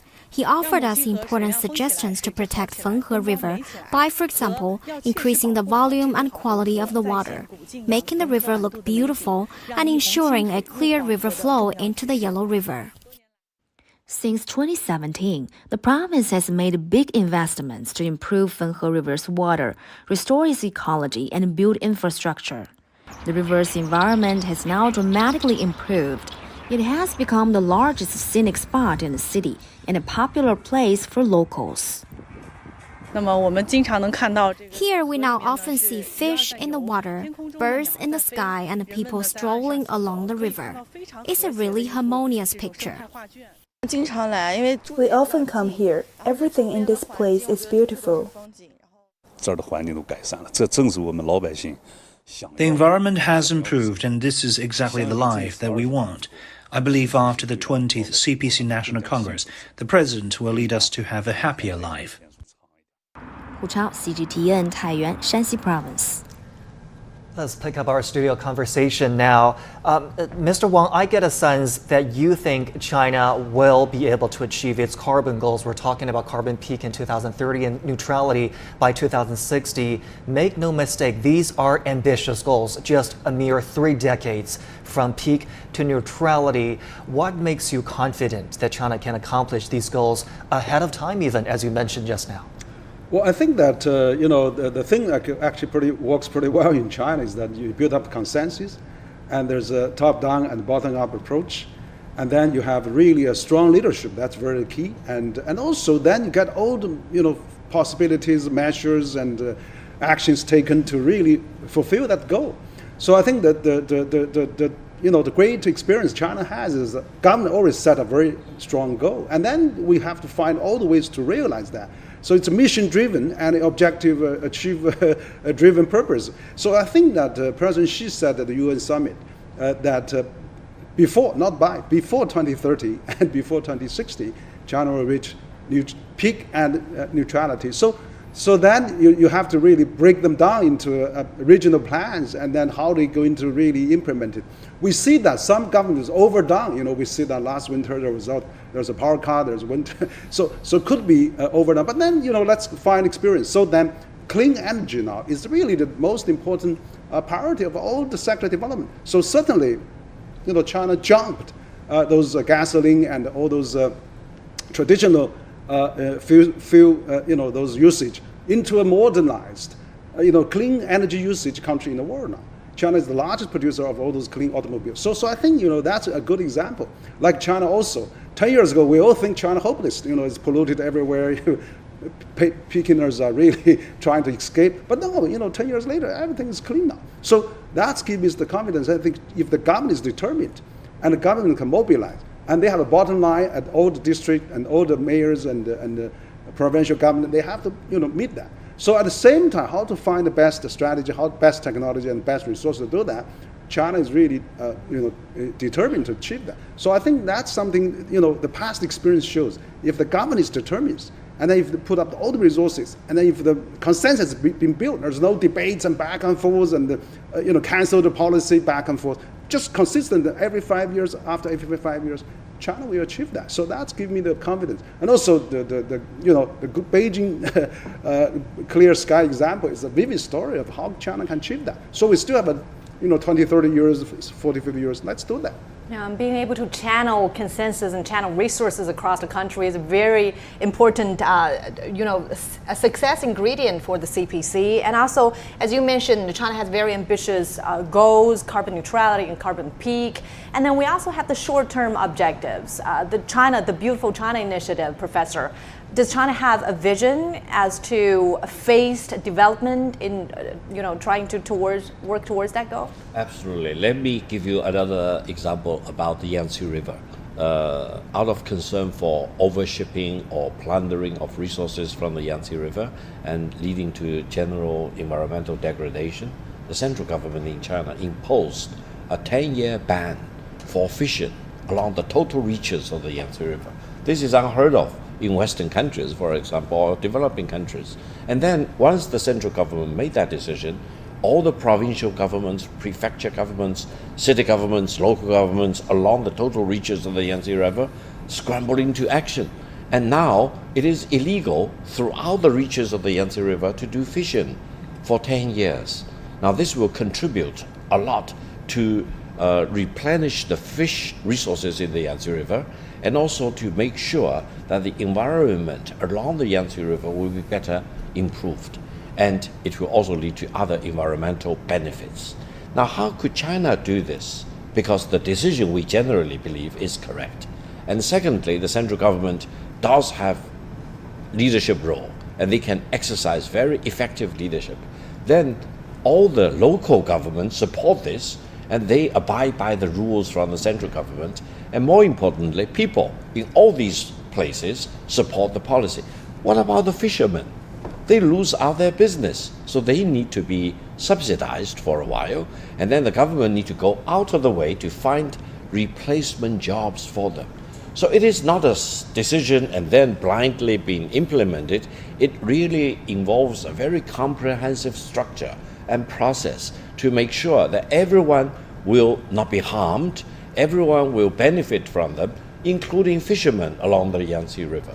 And I think this is truly the Chinese pathway to modernization and the Chinese path to environmental protection. So I'm pretty sure that now that the Chinese Communist Party has been very much focused on the Peking and the neutrality goals, China will not only achieve them in 1930 and 1960, but as Henry mentioned, as President Xi Jinping emphasized at important international meetings, we want to achieve them ahead of our schedule. What a great example. It's a very telling story. Professor Gao told us. I went down to Hubei and Hunan province last year to report on the fishing ban. It's incredible how the local government not only handed out subsidies to those previous fishermen, they actually organized job fairs to help them find new jobs, because that's what they got to do. They have to find new employment. So an entire ecosystem to protect the well-being of these fishermen. Exactly, absolutely. Appreciate your story, Professor. Thank you. And now we've got another story for you elsewhere in China. Walk around Ningxia today. You'd be hard-pressed to believe it was once engulfed by frequent blinding sandstorms. Decades of fighting back desertification have paid off, and the northwest region proudly calls itself an oasis in the sand. My colleague Zhao Yang visits Ningxia to see how a green mirage became reality.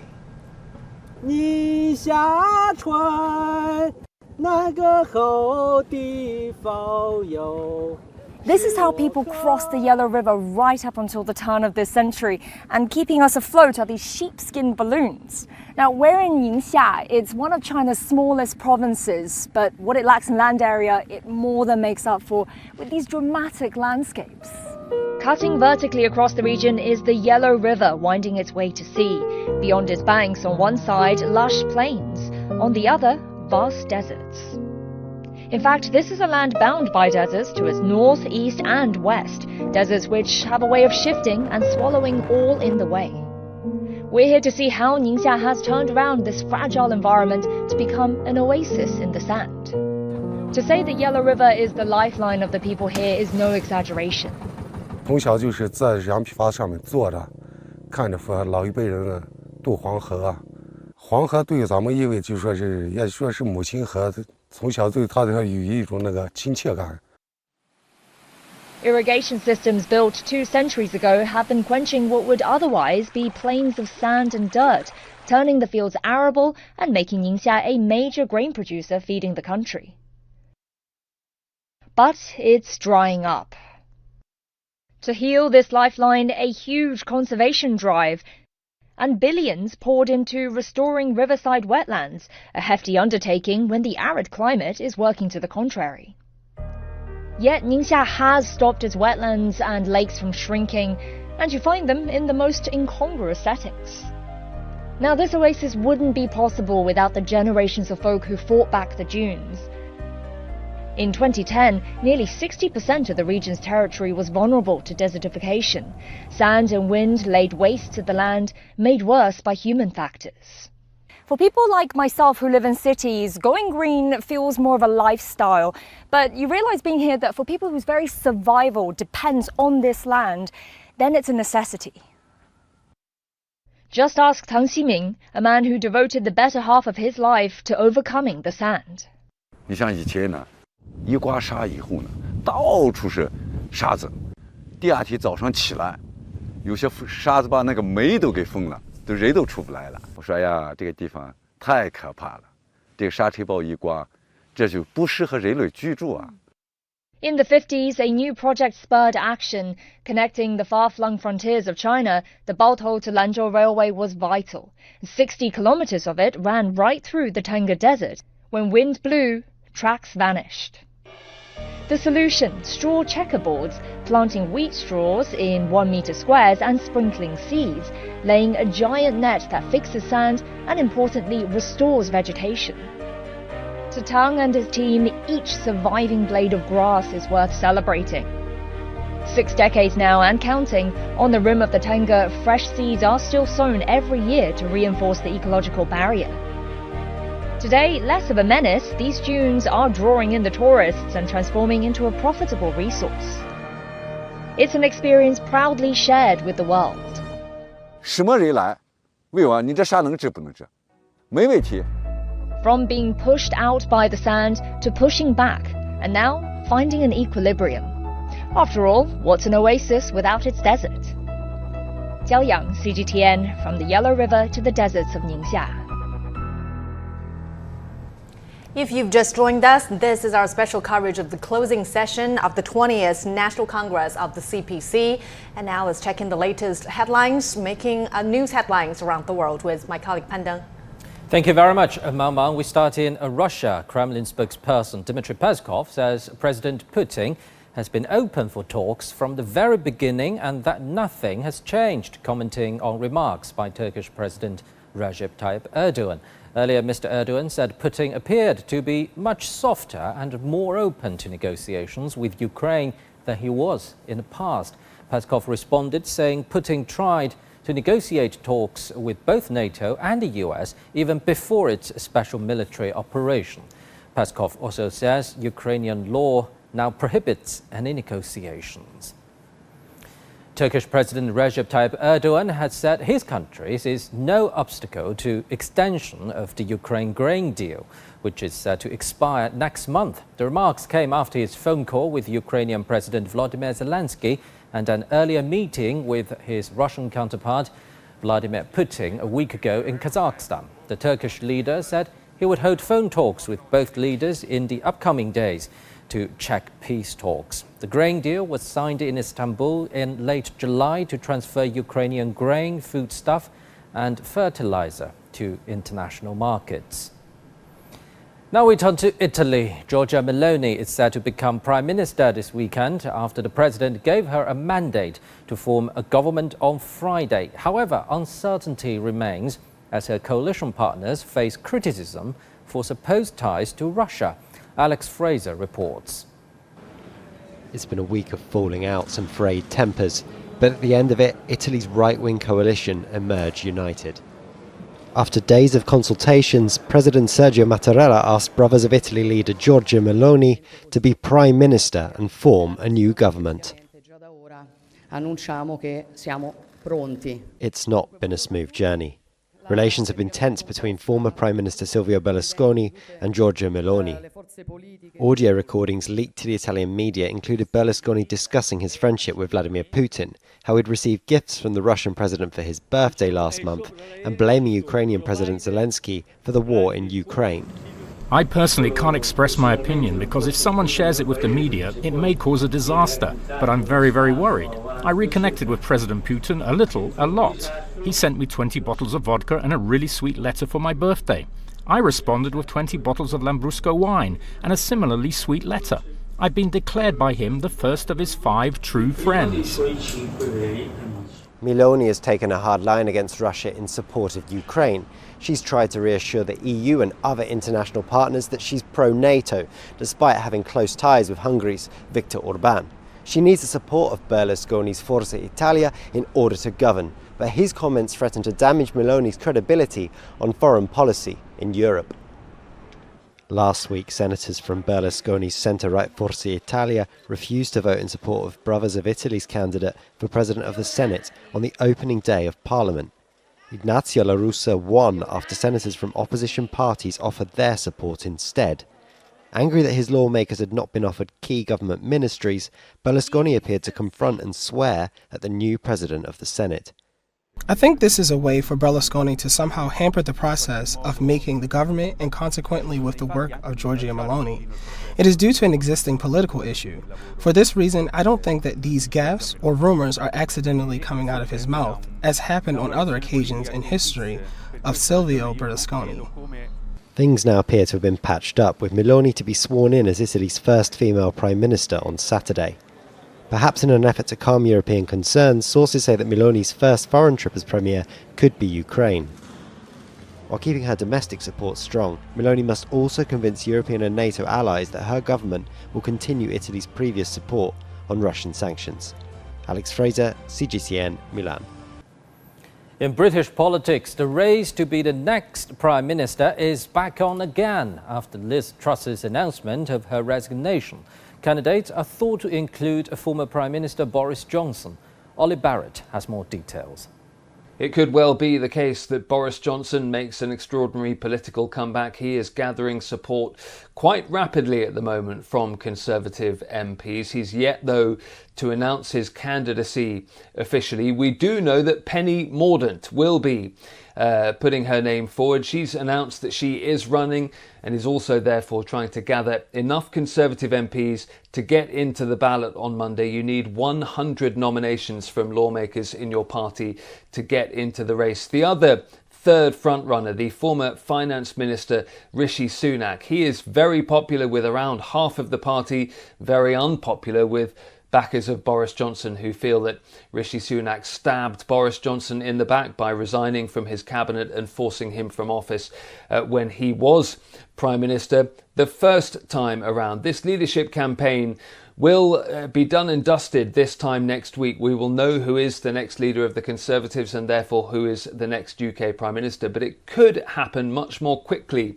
than that. Voting will begin on Monday and some Conservative lawmakers believe that we will have a winner as soon as Monday and therefore everything will be wrapped up. The Conservatives are desperate to do it as quickly as possible. They were criticised for the long-running leadership campaign over the British summer. They know that this is a time of economic crisis.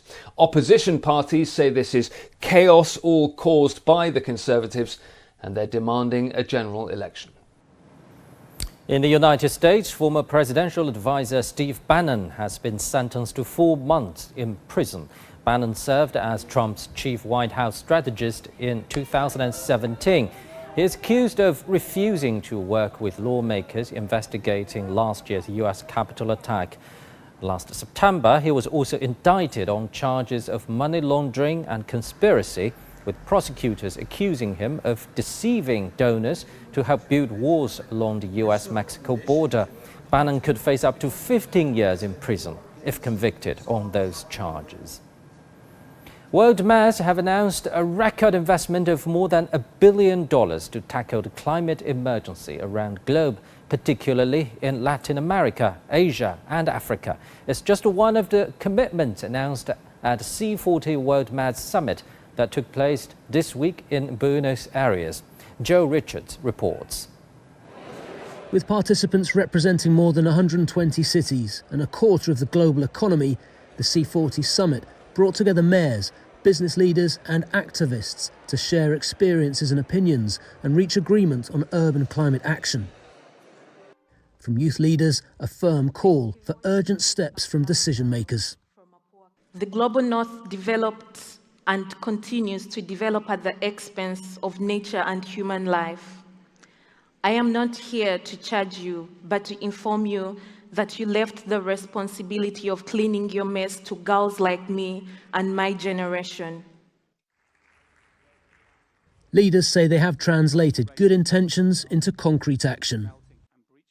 The result of this summit is the Buenos Aires Consensus, a document that contains a series of commitments that range from the creation of green jobs to the reduction of carbon emissions to finance for climate change projects. Buenos Aires hosted this week's event, and officials touted record investments for climate projects in the global south, across Asia, Africa and Latin America. This is a historic summit, not only in having the largest number of participants, but also in making the largest announcement of finance for sustainable development. As well as a commitment to halve carbon emissions by 2030, to create 50 million green jobs in the same time frame, the forum also announced over $1 billion in financing. Organisers hope commitments signed here are taken up by world leaders at the forthcoming United Nations Climate Conference, COP27. After a kind of quite disappointing COP26 in Glasgow in terms of concrete targets and commitments, COP27 again opens the possibility for improving the global action on climate change. And I think the consensus of Buenos Aires will bring to COP27 in Egypt a clear roadmap of what can be done at the local, at the territorial level where people live, and with leaders, the mayors, that are willing to lead the way to those reforms. So I think it's a great opportunity for presidents to endorse what was agreed here in Buenos Aires. The challenge for authorities is now to translate renewed commitments and investments agreed to at the C40 into improved quality of life for city residents. Joel Richards for CGTN in Buenos Aires.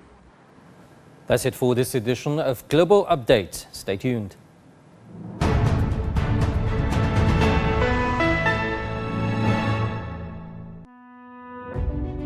Following on decades of breathtaking change and in the midst of new challenges, the Communist Party of China convenes its National Congress to chart the party and the country's journey for the next 5 years and beyond.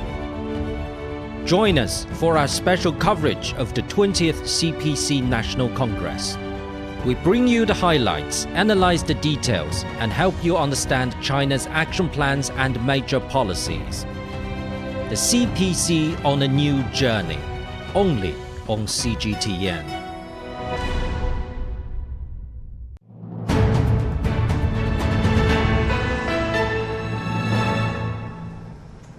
Now let's continue our coverage of the closing session. Let me bring in my colleague Dong Xue. She joins us from outside the Great Hall of the People, the venue of the session there. Hi Dong Xue, you spent the past week talking to delegates from across China, representing the voices of millions of CPC members. What have you learned from them who are now exercising their election rights and also who spent the past week discussing and deliberating this very important work report? Well, Mama, yes, right now I am standing outside of the Great Hall of the People where the 20th CPC National Congress, the closing session is still taking place right behind me. Well, on the last day of this week-long Congress, delegates gathered here they will vote for the members for the Central Committee of roughly 200 and its alternate members, as well as they will vote and elect for the Central Commission for Discipline Inspections. Well, these are very important groupings because when the CPC National Congress is not in session, the people from members from the Central Committee get to make decisions. So once they get elected, they will get to participating into the country's governing system. And of course, another item on the agenda which has been closely watched here and abroad is the amendment of the party constitution, and that we will keep you updated as once we get to know more. Well, today, there are over a quick review over the past week. There are a couple of buzzwords coming from the work report delivered by Xi Jinping at the opening session has obviously drew quite attention here and abroad. For instance, the Chinese modernization and the high quality development, as well as people-centered. For example, the Chinese modernization, it is said it will be a different type of modernization than any other countries. And it is said it will be a modernization for a huge population of 1.4 billion, meaning no one will get left behind. And it will be a Chinese modernization which will eventually reach for the common prosperity. Another another concept is the people-centered. The Chinese Communist Party have always put the people's interest at the very paramount positions, no matter when it comes to health, economy, and any other developments related. And also in just 1 hour or so, there will be another delegates corridor being laid out after the closing session. As we know, at the opening sessions, delegates from Chinese, for example, the Chinese taekwondo and the Chinese Olympian and all the other delegates from all walks of life have get to answer questions from the press, and today there will also be another group of 20 delegates. They will get to talk to the press after the closing session, and we will keep you updated once we have more for the information. Mama. Thank you so much, Dong Xue, for bringing us that. And happening just now at the Great Hall of the People, after the vote count, the 20th CPC Central Committee and the 20th CPC Central Commission for Discipline Inspection had been elected by the 20th CPC National Congress. Do stay with us here on CGTN. We'll bring you more details on that later in our program.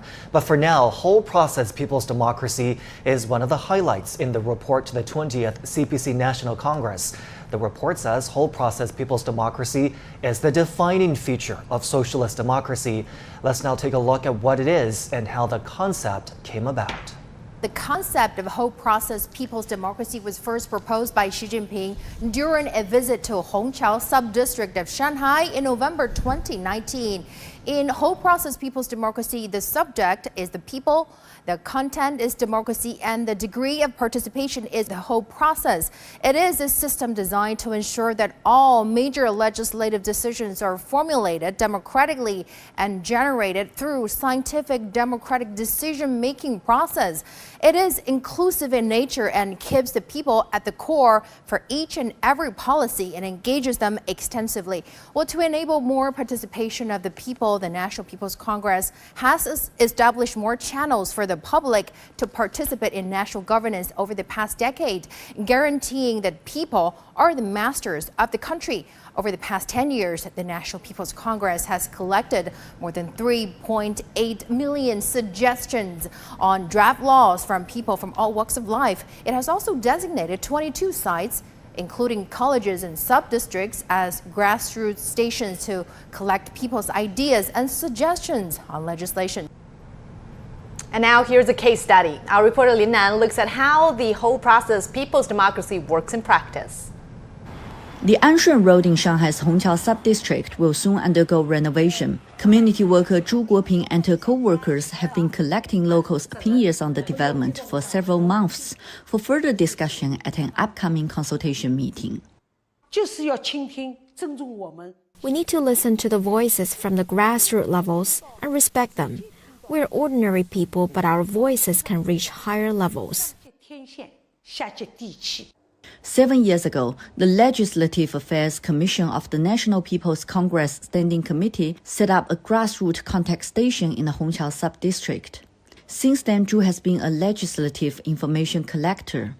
310 information collectors, including Zhu across Hongqiao, have listened to the public on local issues and delivered their opinions and suggestions directly to China's lawmakers.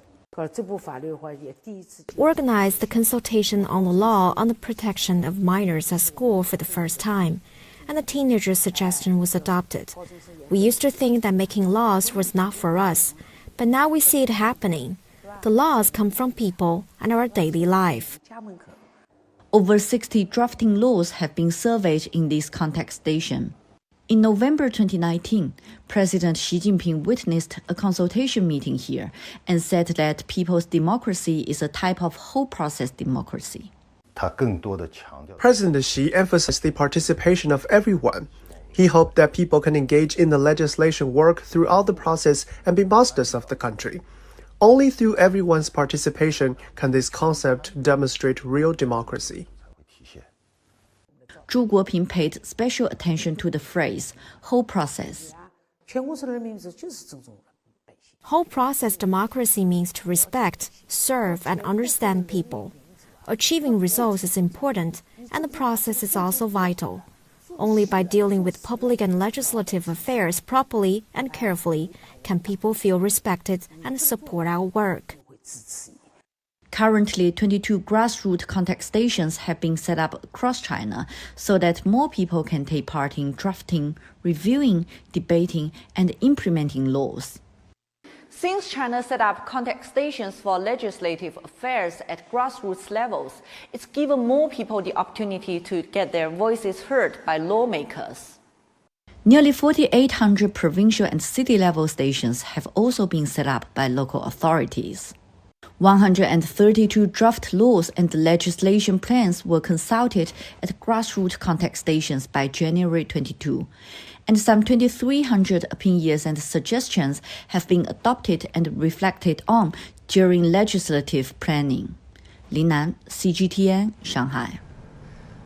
Let's further explore this concept with Professor Gao and Mr. Wang here in the studio. Professor, let me start with you. I've thoroughly enjoyed your examples and stories today. Would you give me another example of how this whole process, people's democracy, works in practice? We know it is the defining feature of the socialist democracy. Mr. Xi has called it the broadest, most genuine, and effective form. But in practice, how does that work?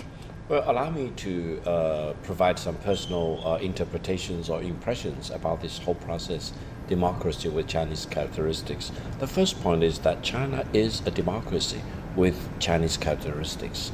This means that the West does not have a monopoly of democracy. Their version of democracy is not the totality of democracy. And the Chinese democracy and the Western-style democracy have things in common, but also have major differences. Now, secondly, in China, this whole process democracy is very important. I think there are several meanings. One is, as President Xi Jinping emphasized, that in legislative work, everyone needs to participate. Everyone's voice counts. Now, secondly, I would say, CPC, the ruling party of China, also works in consultation with 8 other democratic parties, as well as All China Chamber of Commerce, which is composed of private enterprises, as well as a very large group of people called the people without political affiliation. So you are talking about people of all walks of life, not only CPC members, but also many other affiliated members.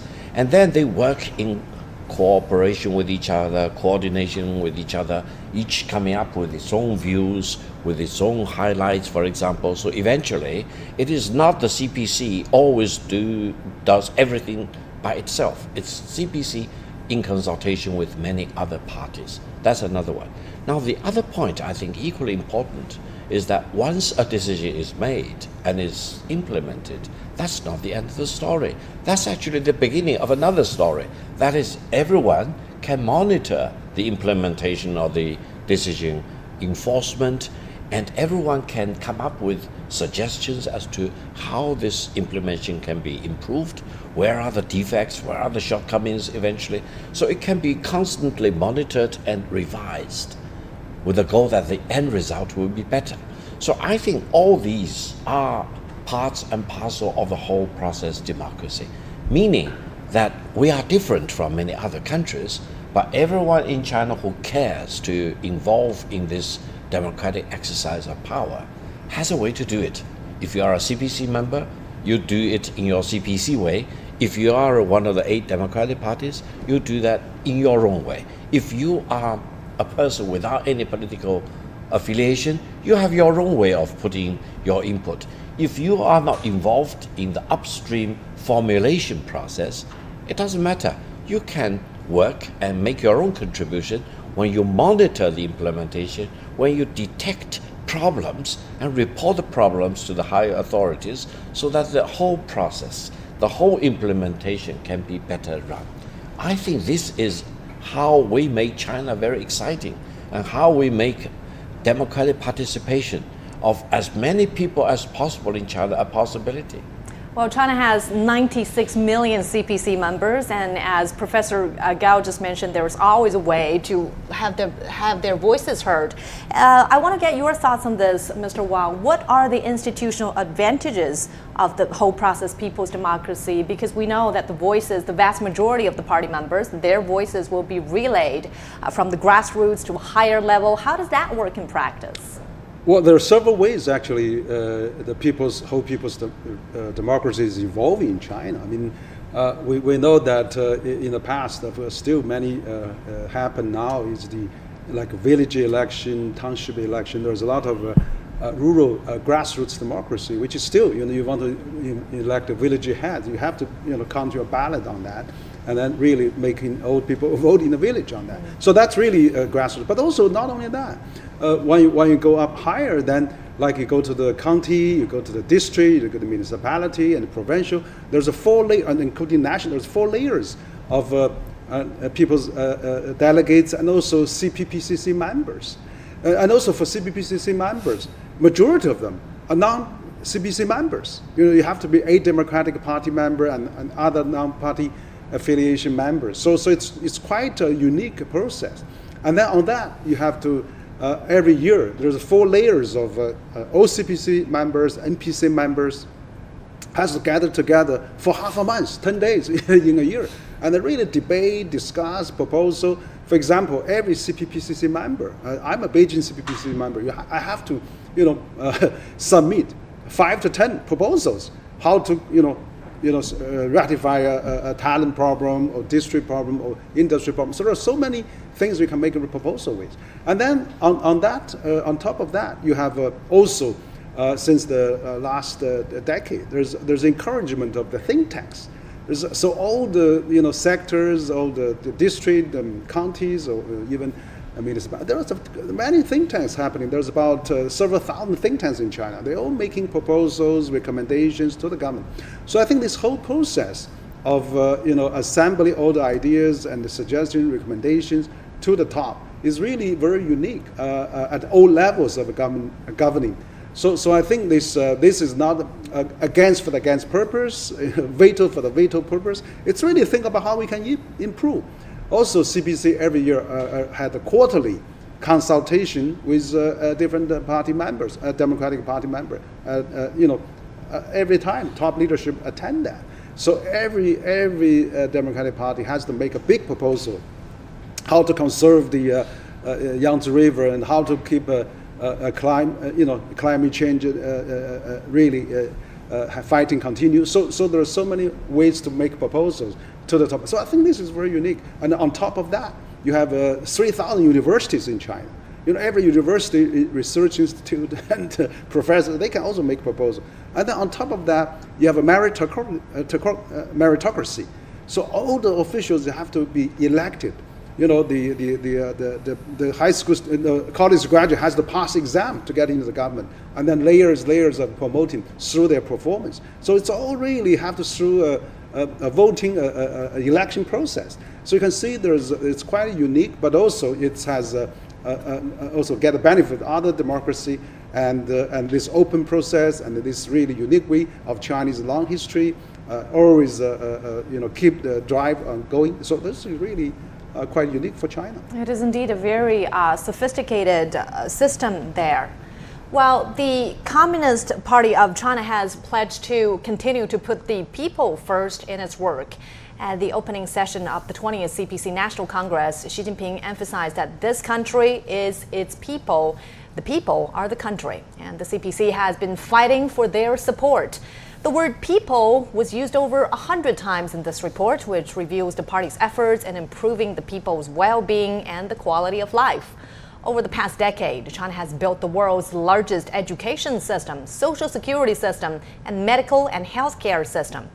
And looking forward, the report says the party must adhere to its people-centered philosophy of development in the pursuit of building a modern socialist country in all respects.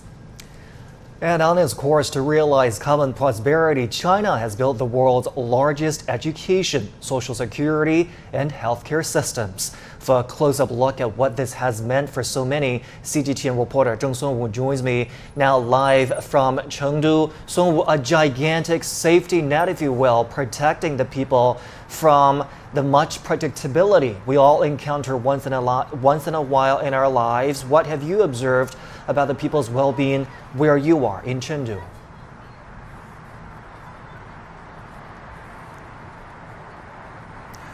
Yeah, Zhongshu, well, personally, I really enjoy living here in Sichuan province. I've been to many cities and villages where I've seen a lot of beautiful parks with the pedestrian lanes that encourage healthy lifestyles in this province of more than 83 million people. But I really want to talk about how the Sichuan government has improved the life quality of the people living with disabilities. Sichuan has invested over $4 billion in improving services for them over the past 10 years. For example, they built special education schools for the disabled in its counties. It's all counties with at least 300,000 people. And universities in Sichuan province are also accessible to the people living with disabilities, and over 3,000 disabled have been admitted to universities since 2015. And the Sichuan government also provided the people living with a disability with vocational training for free to help them find employment. And over 8,000 people have found their jobs as of 2016. And all the disabled people in Sichuan province can receive subsidies provided by the government, and many healthcare centers are equipped with rehabilitation medicine department. Sichuan is also trying hard to balance the medical services and resources between the rural areas and the city. And there are now more than 80,000 medical and healthcare institutions in this province. And, medical workers from top hospitals such as West China Hospital in its capital city, Chengdu. By the way, West China Hospital is one of the top hospitals in China. And the medical workers from this hospital also visit healthcare centers in rural areas to provide the medical care services for the people there. And we also spoke to some of the experts a few days ago from this hospital, and they said that they're trying hard to further improve the medical care level in southwest China by working with the different healthcare centers in this region, so people can enjoy better medical care service in the future. Back to you, Zhongxu. So we appreciate your reporting today. Thank you. And now moving from Chengdu to here in the Chinese capital. In the report, Xi Jinping stressed the importance of a people-centered development philosophy. And now from improving city environments to quality of life, Beijing residents spoke to CGTN about what a people-centered governance means to them. I have strong faith in the 20th Congress. Personally, I'm satisfied with the environment I live in, and I feel very secure living in such a city. Some new policy regulations are very effective in improving our lives, such as those involving environmental protection and education. My life is fulfilled. Everywhere I go, I can feel the improvement in the city's environment and people's life quality. I love my job, and I hope to contribute to the city and our country through my daily work. Generally, people-centered governance is working very well, like the social benefits, social security system, and education. They have all been improved. I hope to see more changes in those aspects, along with the people-centered policies being implemented. China has attached a great importance to its legal system and the rule of law over the past 10 years as the country maps out long-term development that guarantees social fairness, justice, and people's rights. The court system has made solid achievements in pushing forward judicial reform. CGTN's Hou Na takes an in-depth look at the progress. It's business as usual, as Judge Qin Xuewei hears all the questions raised by clients filing a lawsuit. The process is quite simple, but just 5 years ago, filing a case was much more difficult. Unlike the previous practice of reviewing or examining cases before they're filed, under the reform, cases can be accepted immediately as long as they meet basic requirements. 你好，这里是北京市西城区人民法院12368分平台。In 2015, China implemented a case filing register system, replacing the previous review system in a bid to streamline the process. Under the reform, many cases that were delayed or even ignored by courts, such as those against government departments, have now been filed. Judge Qin Xuewei has been witnessing the changes over the past 20 years. I remember the first day the case registration system was implemented. It took the first client less than half an hour to finish all the case filing work. It's unimaginable compared with before.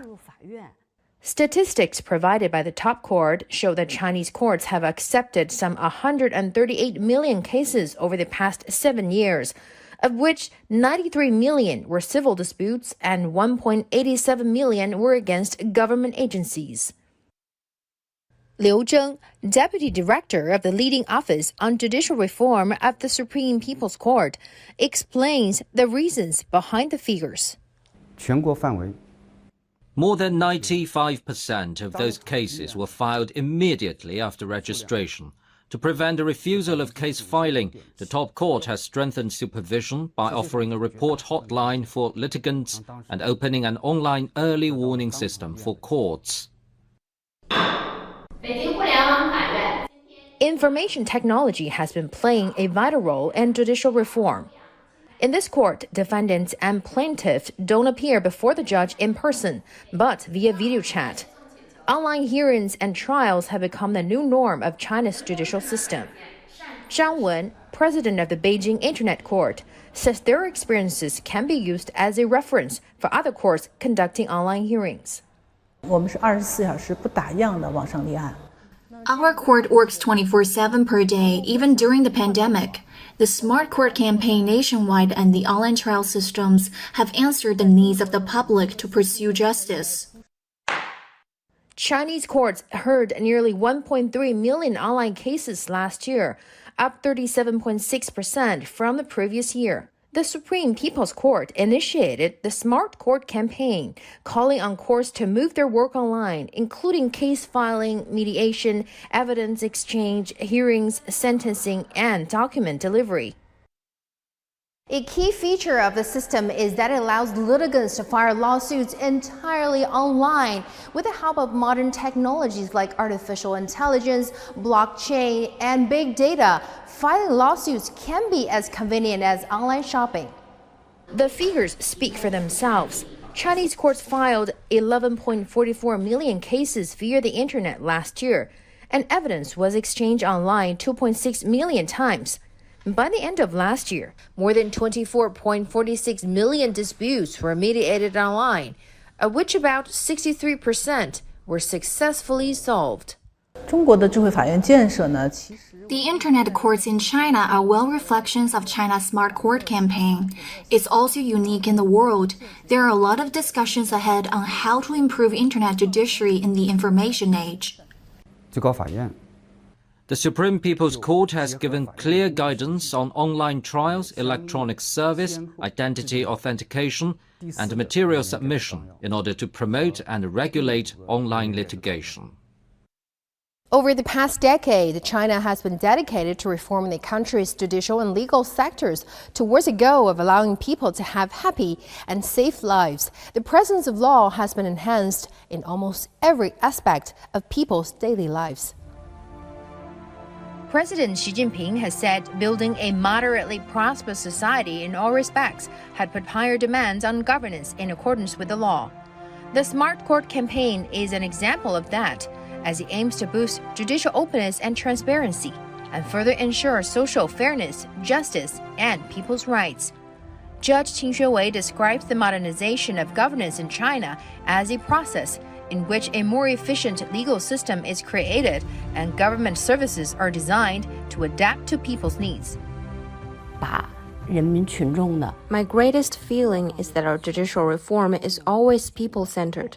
It aims to ensure every case can be filed without delay. The reform is so helpful to protect people's litigation rights. Judge Qin Xuewei is just one of the many legal personnel who have witnessed firsthand the judicial transformation. As they know, Chinese courts have explored a new judicial model for the networked era and contributed Chinese wisdom and solutions to the world. Hou Na, CGTN, Beijing. Putting people first and making sure they have a sense of fulfillment and belonging is a very important mission and task for the CPC. And of course, we know that over the past years, the CPC has tried to reflect the aspiration of its people. How were they able to do it? And, in reflecting people's ideal, why is it essential for the national rejuvenation of China? Well, first of all, CPC's mission to start with is to serve the people. That means to serve the people, to understand the fundamental interests of the people and identify their aspirations and to do whatever that is required to satisfy their aspirations is and has been and will be the top priority for the CPC. Now, in this way, the whole Chinese government system is geared up in such a way that serving the interests of the people is the main purpose of whatever they are doing right now. Now, this is not only a goal, but also a process, because you really need to work with the people to see what are their aspirations. And their aspirations actually change over time, because, as we said, 40 years ago, their top priority was to get rid of poverty. Now they want to build up greater wealth. and travel around, as Henry said, not only at home in China, but also abroad, for example. And now they have relatives scattered around in many other parts of the world. So how can China build bridges, not only here within China, but also between China and the rest of the world? How can we promote people-to-people friendship, for example? All these are new assignments, new signs, new aspirations. And I think the government and the CPC at large need to constantly adapt themselves to the new changes, because the people's desires are changing and people's short-term, medium-term and longer-term aspirations are changing. So this keeps everything we do very dynamic, very relative to each other, rather than, for example, one-dimensional, one dictates and everyone has to obey. No, that's not the Chinese way of doing things. So I think serving the people will always be very important, and it keeps the CPC as the ruling party, the Chinese government, Chinese society in a very dynamic and ever-improving mode. And I would say complacency is never a solution for China. And I agree with Henry absolutely. You know, in China, the CPC leaders, the government leaders need to be trained periodically. And every time they are promoted from Director General to Minister, from Minister to Vice Premier, for example, they need to go through very rigorous internal training and education. This also keeps them more acclimated to the changing circumstances, and also they understand not only in terms of theory, in terms of practice, and also how to realistically analyze the situation to come up with better solutions. Let me also ask you about this people-centered approach that the CPC has used in tackling issues. People feel, promise fulfilled by way of changes, real pragmatic changes in their lives, revolving, reflecting on how the air pollution problem in Beijing was tackled. That's change. That's real change. And at the slew of press conferences held during the party congress this time, party officials laid out other changes and accomplishments in the area of people's well-being. We're talking about more access in education, in medical services, changes to the household registration system. These are the changes that have taken place in the last 5 years and beyond. Looking forward, Mr. Wan, what could be some of the changes people will experience in this regard so that they will feel, okay, so the promises delivered at the 20th Party Congress really are carried out, are fulfilled? Well, I think one of the key factors actually in the last decade, but also last 4 decades, is that the CPC constantly govern the government and provide all the benefit and all the improvement of the livelihood of the Chinese people, because people felt that. As the report said, you got China has built already the largest education system, largest healthcare system, and also largest the social security system. That's incredible. That means every family, when they look at the paycheck and look at their salary increase and look at the job opportunities and the college graduates going into the market, those are really reflected on their improvement of their personal livelihood and personal career. So I think that is very important. That is the drive that keeping the government and CPC supported by the people in China. So I think the challenge we still have. Of course, we now have a much larger country in terms of GDP size, but also how we can improve the quality. Particularly now, they are not happy just fed well. They want to be really doing well, and also more probably freedom and also for example travel, study, and going around and things like that. So there's a lot of things. Also, how culturally people want more aspiration, more rich in their daily activities. So there's new challenges coming. But also people now have high standards, higher expectation for the government. So how the government can really self-purify, really clean. That's really important. So because people are monitoring and the social media, WeChat and everything. So how can we really constantly keep performing? And also CPC and the Chinese government is not watching by the people in China, but also by the people outside China. Hundreds of thousands of medias, foreign government, everybody. So I think we are living a more changing environment. We have to constantly adapt and improve But the bottom line is, have we better off compared with 10 years ago? Now we have, because China's per capita GDP has doubled in the last 10 years. That's a fact. That's really evidence. So can we double that again in the next 10 years and keep doing that? I think there's a lot of challenges. But I think with this narrative, with this consensus built, with this strong determination, with this people-centered philosophy and mission, that everybody cannot violate that. We have to serve the people. That's fundamentally, you can't pocket for yourself. You have to serve the people. That's really what has been driving this government, and CPC is leading that. And I think if we can find a way to self-purify, sustain, that's really remarkable to lead the 1.4 billion people, the largest, most populous country in the world, to reach one objective and next modernization drive. Yeah, the CPC's ability to govern and to deliver is also evident in its massive poverty alleviation drive. Think about the people that have been lifted out of poverty, and that is really exemplifies modernization of the people, 1.4 billion population. So let's talk more about this. The CPC has unveiled its blueprint for building a modern socialist China for the next 5 years and beyond. In the 19th CPC Central Committee report Xi Jinping delivered at the opening session of the Party Congress, he underscored the unique features of Chinese modernization, which he said is the socialist modernization pursued under the leadership of the CPC. He reaffirmed that Chinese modernization is common prosperity for all. Xi also pledged to improve people's well-being and raise the quality of life. He said China will improve its income distribution system, ensuring better pay for workers, and China will do more to help those who are having difficulty finding employment and improve the social security system, which will include the expanded coverage of social insurance programs. In an effort to advance the Healthy China initiative, she said the public health system will be improved, strengthening its epidemic prevention, control, and emergency response capacity. And Kang Kwan-jun, party secretary of a village in Jiangxi province, tells us about the report and the achievements made in his village. The report to the 20th CPC National Congress says that we must ensure and improve people's well-being in the course of pursuing development and encourage everyone to work hard together to meet the people's aspirations for a better life. Our village used to have no industry, and the villagers had nothing to do at home. Now we have 15 hectares of navel oranges and 7 hectares of greenhouse vegetables. Villagers now can easily find jobs.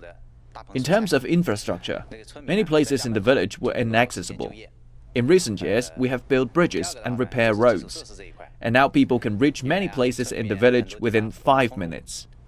Now that there are industries in the village, more young people are willing to come back. Villagers are having a higher sense of achievement and happiness. Well, putting people first is indeed a buzzword from that work report, and of course it is a core philosophy of the CPC. Let's talk more about this with our guests. So over the past decade, we heard that report card from Xi Jinping's work report. What are some of the most notable improvements, Mr. Wang, that you have observed across China in terms of people's well-being? Well, there's quite a few areas. For example, 10 years ago, China infrastructure wasn't that really advanced, but now China probably enjoys the most advanced infrastructure system in the world.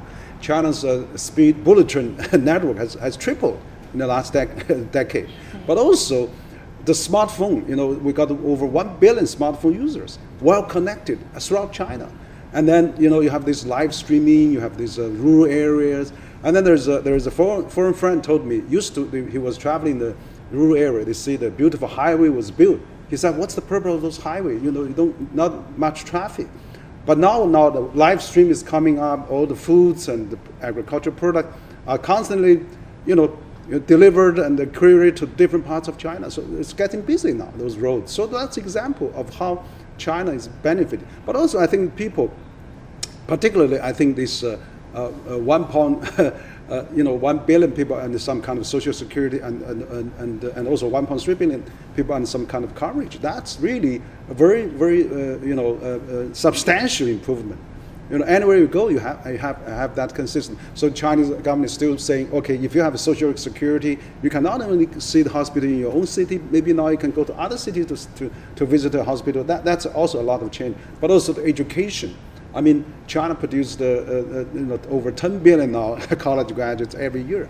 That's unseen in any other country in the world. So all those are really great. But I think also the key is that now after we lifted 800 million people out of poverty, how can we really upgrade the 300 million migrant workers?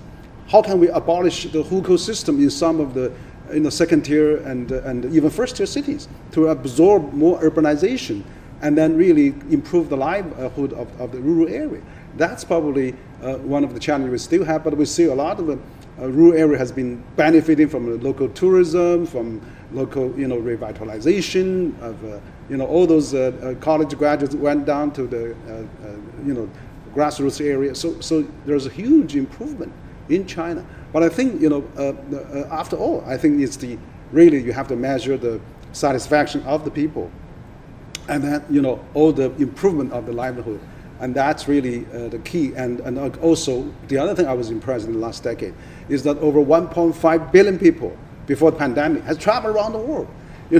That's unprecedented. 10, 20 years ago, that number has increased. Also, Chinese students study abroad.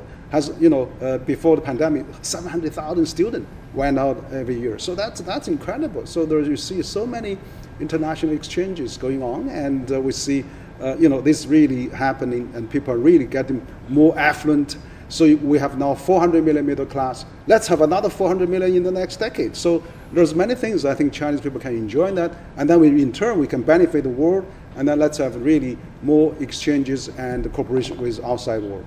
Mr. Wong, one thing that really struck a chord with me, what you said just now, is the common elements between Chinese modernization and modernization process in other countries is the expansion of the middle class.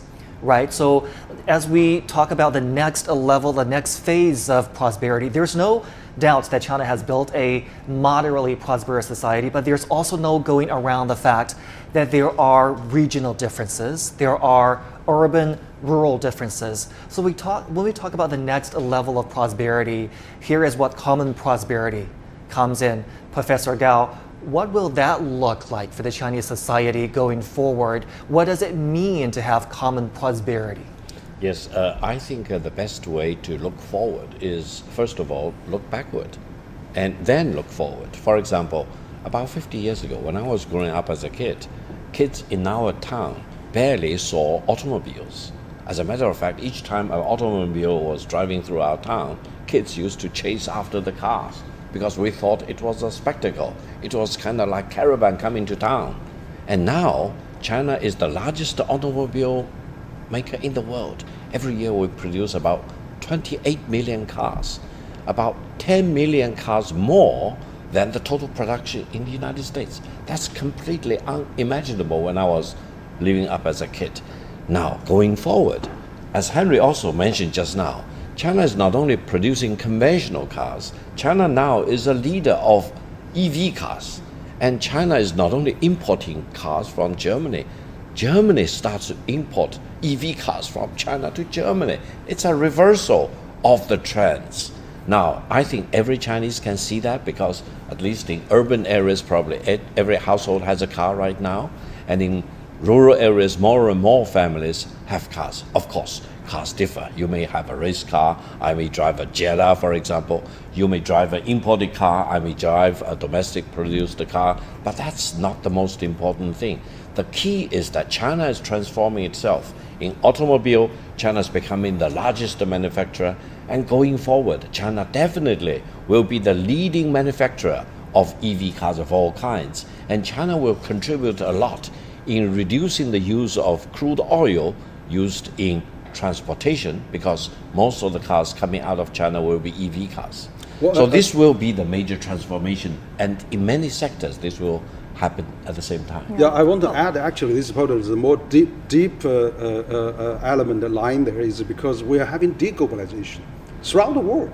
And then the reason for that is the middle class in many countries, the increase is stagnated. Maybe not even zero growth in the last several decades, probably. So this is really alarming for China to notice that we have to cultivate even larger middle class 400 million is not enough. How can we turn to this next 1 billion, part of that into middle class? So then we can really avoid deglobalization in China. We can avoid this widening gap between rich and poor. We can avoid all those anti-globalization sentiment that we can see, we see throughout the world. Yeah. So this is really not only have the significance for China, but also probably have the significance for the world, that we have to build a larger middle class. Mr. Wang, hold your thoughts, because we're getting the latest from the closing session. The 20th CPC National Congress has passed a resolution on the report of the 19th CPC Central Committee. And now let's head over back to our guests. Just a moment ago, you mentioned people were able to travel across the world before the pandemic. And if we talk about the people first philosophy of the CPC, we have to mention the COVID-19, its response, because Western countries seem to be very skeptical about China's response system, whether it's absolutely necessary to lock down cities and people.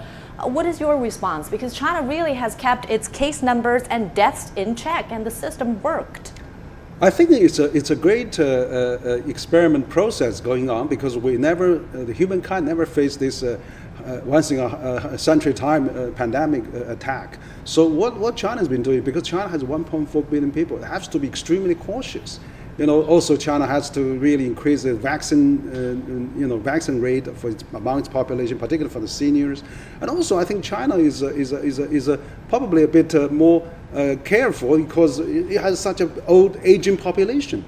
But I think as the party congressman's spokesperson said at the first Congress, we probably see the end of the tunnel. So if Hong Kong is already relaxed, we can see that quite a bit. If that has maintained well, China probably find a way to how to maintain the COVID, at the same time keep some kind of opening, and that is really a great system. China has developed massive testing, tracing, all those hospitals and upgrade technology on that. So if there's a further variant comes, China probably is the best prepared in the world. We have to train all the medical labs and the staff.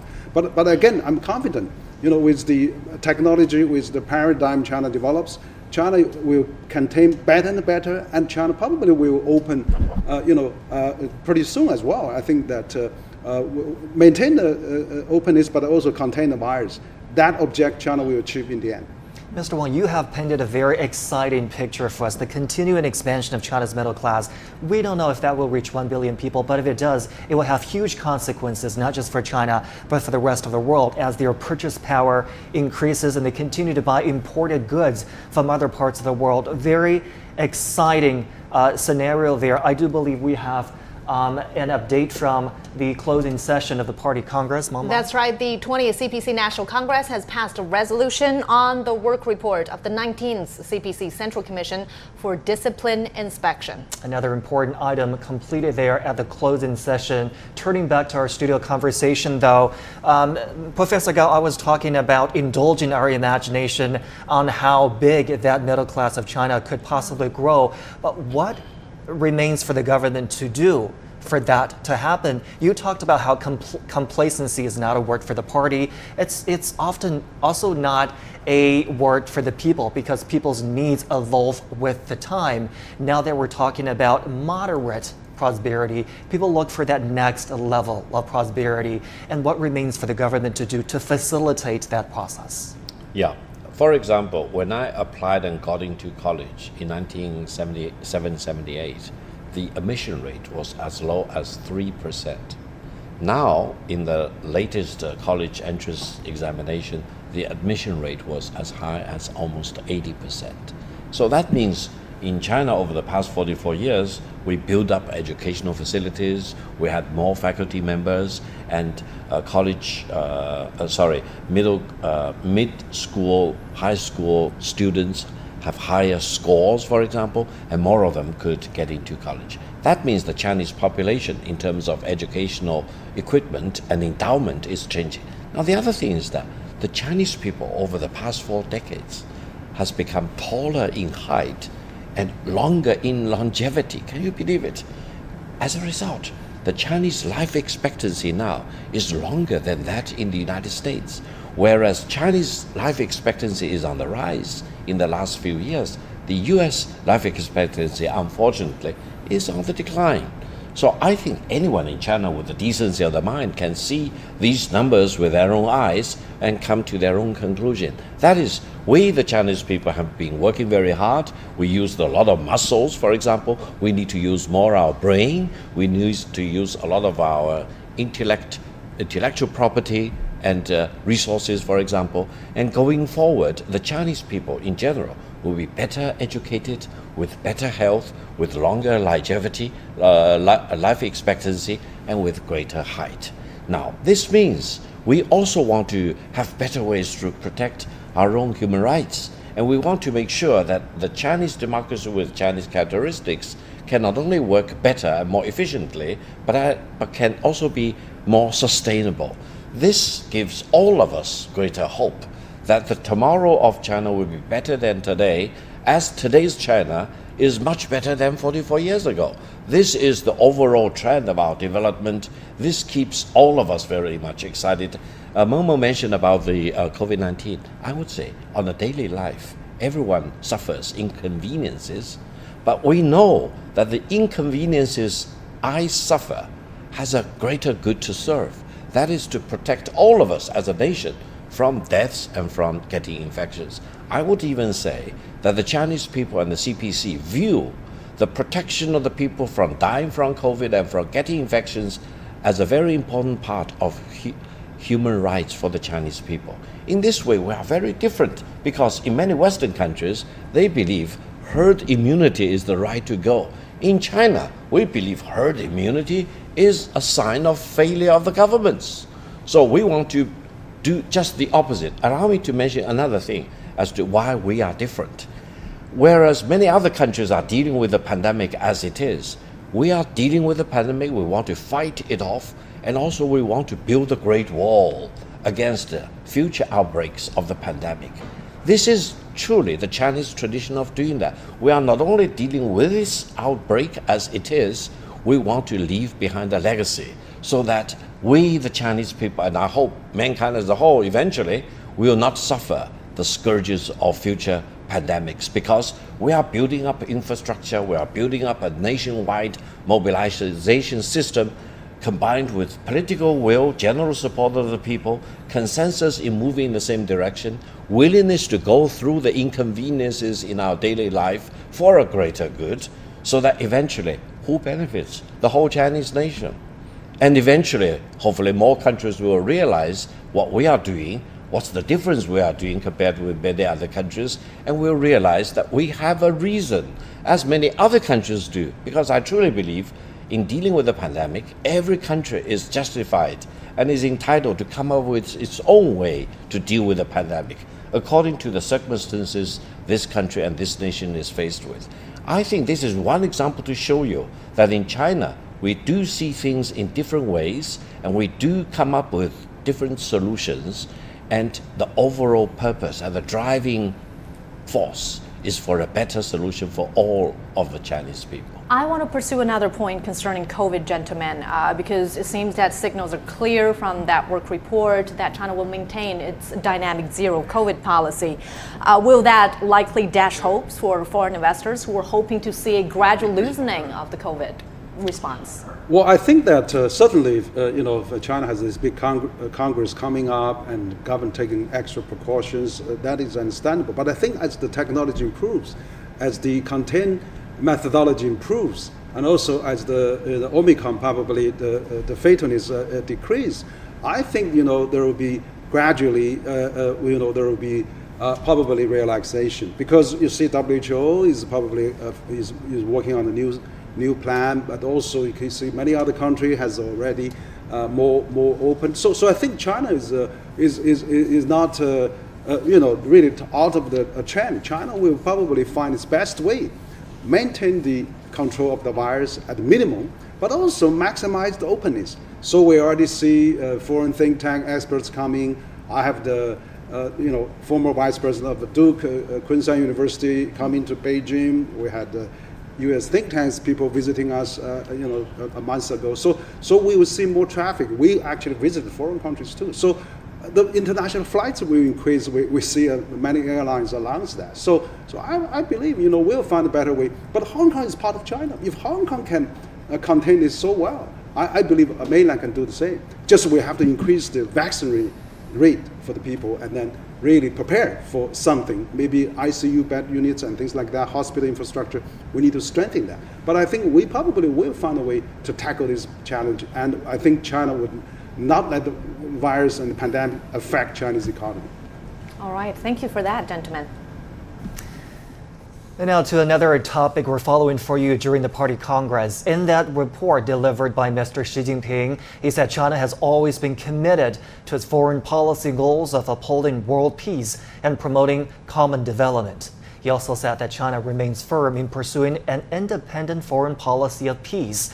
He went on to say that China stands against all forms of hegemony, the Cold War mentality, and interference in other countries' internal affairs. Xi noted that China will never seek to engage in hegemony or expansionism, and that it adheres to the 5 principles of peaceful coexistence. He said China is committed to promoting a new kind of international relations on equality, openness, and cooperation. As well as this, Xi said China's foreign policy goals look to build an open global economy that delivers greater benefits to all people. He said China is also playing an active part in the reform and development of the global governance system and is dedicated to making global governance fairer and more equitable. Xi Jinping said China had proposed a global development initiative and a global security initiative, something he is willing to cooperate with the international community to achieve. Let's talk more about this topic of China's foreign policies, with our studio guests here. Professor Gao, I think it was good news for a lot of people watching China's Party Congress that its foreign policy still emphasized on the keyword of peace here, and China's door will remain open to foreign businesses, to foreign companies with an interest here in China. How would you categorize what came out of the Party Congress in terms of foreign policy? Well, first of all, for the benefit of our overseas audience, especially those people in the West, I hope they will keep one thing in mind. That is, the Chinese population is larger than the combined population of all the OECD countries combined, all the developed countries combined. That means when some of the Western countries say the international community, as if that is in opposition with China, we cannot help but chuckle. Who represents the international community? Not the Western countries can represent the international community.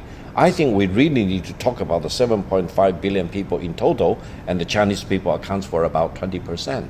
So that is how we look at it. When whatever we do is not only for China itself or the Chinese people, we actually do things in light of the mankind as a whole, rather than, for example, some countries holding themselves out as the representative of the international community. No, they actually do not. They probably can only talk about on behalf of themselves. That's number one. Number two is that I think in President Xi Jinping's work report, there is clear sign that we may face increasing headwinds going forward.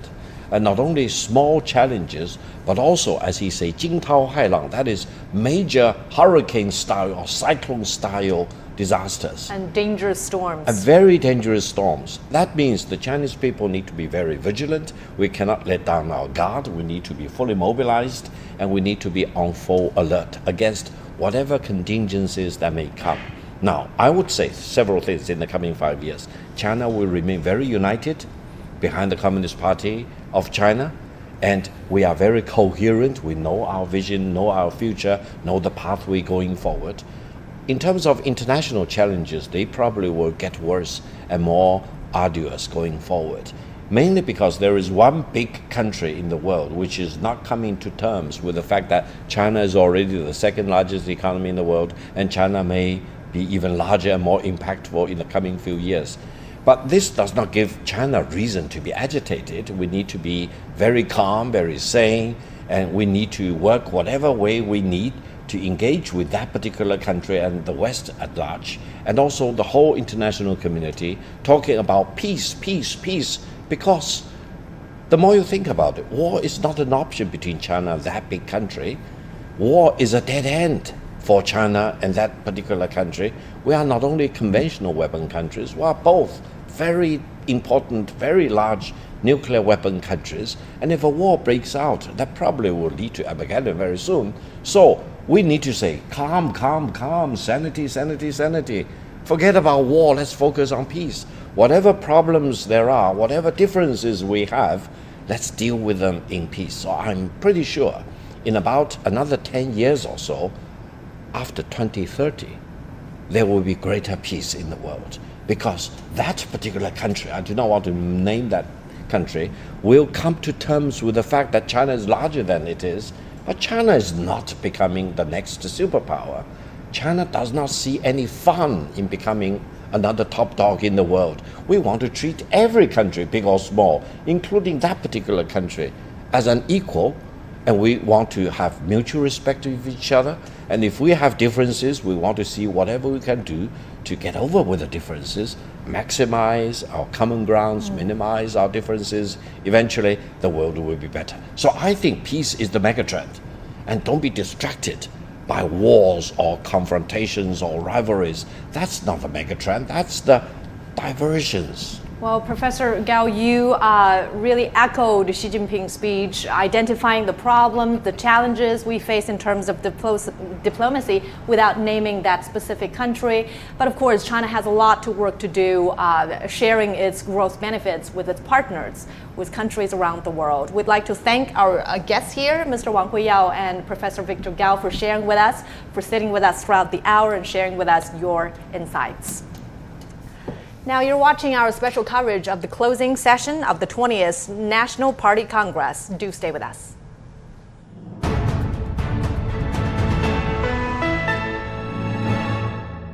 Over to the vision, I said food security, access to vaccines and climate change. China certainly has been at the forefront of this. And we in Dominica have benefited from this support directly from China. And we are very grateful for the assistance. China had a fast economic, social development and gaining weight in the international scenery, in the international contacts and affairs. In the past 10 years, China has made extraordinary achievements that have attracted worldwide attention. That is why I've chosen the word miracle. President Xi elaborated well on the principle of people first, the relationship between the Communist Party of China and the Chinese people. His theory, echoing the times and answering local needs, meets the realities in China. The principle is to serve the people. If you look at China's per capita GDP and contribution to the global economy, is much higher than many of the developed countries. And that is deep underlying that is because China believed that China's prosperity is also linked to the rest of the world's prosperity. China has both scale and speed. I have gone back and forth to China every 3 or 4 years, and every time I go back to China, it strikes me that it's a new country with new people and new buildings and new roads. But what impresses me most is the young people. The leadership of the Communist Party in doing all of this was the key instrument in creating this socialism with Chinese characters.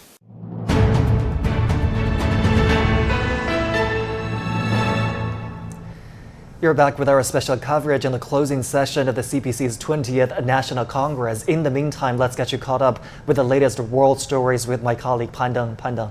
Thank you very much, Zhongshan. We start in Italy. Giorgia Meloni is set to become Prime Minister this weekend after the President gave her a mandate to form a government on Friday. However, uncertainty remains as her coalition partners face criticism for supposed ties to Russia. Alex Fraser reports. It's been a week of falling outs and frayed tempers, but at the end of it, Italy's right-wing coalition emerged united. After days of consultations, President Sergio Mattarella asked Brothers of Italy leader Giorgia Meloni to be Prime Minister and form a new government. It's not been a smooth journey. Relations have been tense between former Prime Minister Silvio Berlusconi and Giorgia Meloni.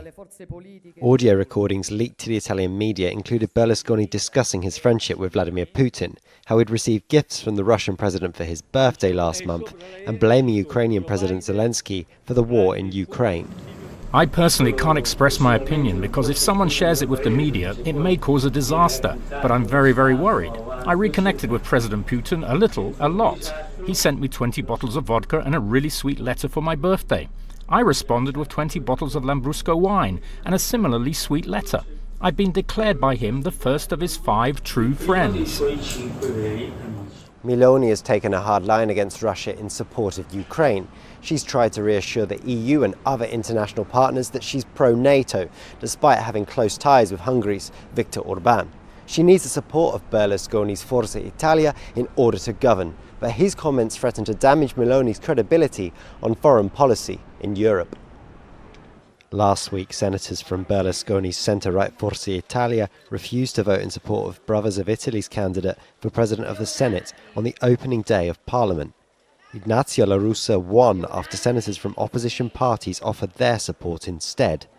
Angry that his lawmakers had not been offered key government ministries, Berlusconi appeared to confront and swear at the new president of the Senate. I think this is a way for Berlusconi to somehow hamper the process of making the government and consequently with the work of Giorgia Meloni. It is due to an existing political issue. For this reason, I don't think that these gaffes or rumors are accidentally coming out of his mouth, as happened on other occasions in history of Silvio Berlusconi. Things now appear to have been patched up, with Meloni to be sworn in as Italy's first female prime minister on Saturday. Perhaps in an effort to calm European concerns, sources say that Meloni's first foreign trip as premier could be Ukraine. While keeping her domestic support strong, Meloni must also convince European and NATO allies that her government will continue Italy's previous support on Russian sanctions. Alex Fraser, CGTN, Milan. Now we go back to the theme of the hour. The 20th CPC National Congress has adopted the amendment to the party constitution, and we'll keep you updated on that. Now going back to global updates, in British politics, the race to be the next Prime Minister is back on again after Liz Truss's announcement of her resignation. Candidates are thought to include former Prime Minister Boris Johnson. Ollie Barrett has more details.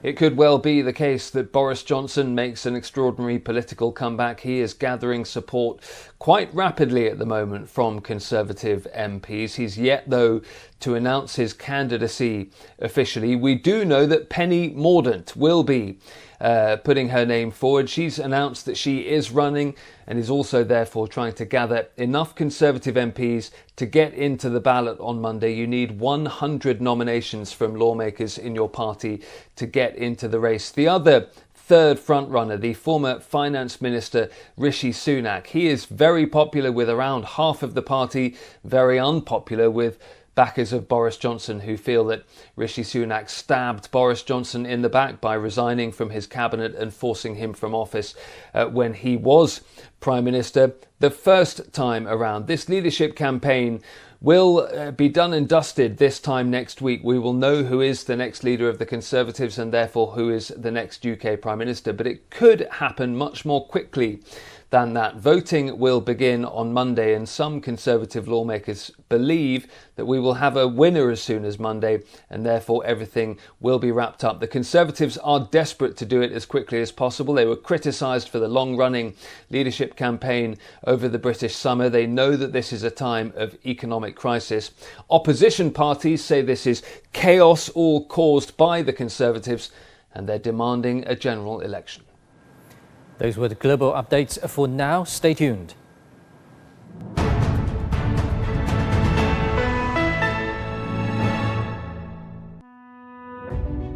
Following on decades of breathtaking change and in the midst of new challenges, the Communist Party of China convenes its National Congress to chart the party and the country's journey for the next 5 years and beyond.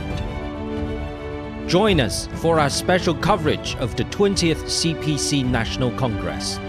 We bring you the highlights, analyze the details, and help you understand China's action plans and major policies. The CPC on a new journey. only on CGTN.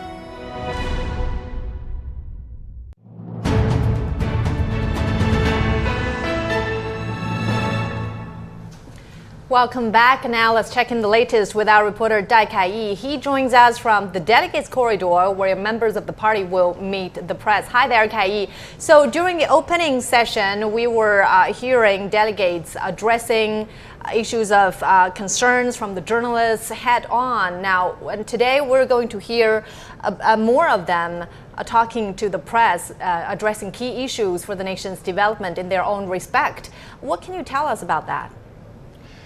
That's right, Meng. Just about 6 days ago, I stood exactly where I am right now, and a lot has since been discussed, and there's even more to dissect when it comes to the country's future, and it's been a busy week, and after 5 days of intensive speeches, questions from the media outlets, as well as public discussions, the 20th CPC National Congress is about to conclude right here at the Great Hall of the People. And as you can see behind me, the delegates would soon make their way out of the hall, and about 2,300 of them gathered here in the Chinese capital for this landmark event. And not only are they representing the cream of the crop for the party members, they are here on behalf of some 96 million party members across the country. So at the corridor of the opening session, there was a taikonaut who live streamed science classes last year from China's space station. There was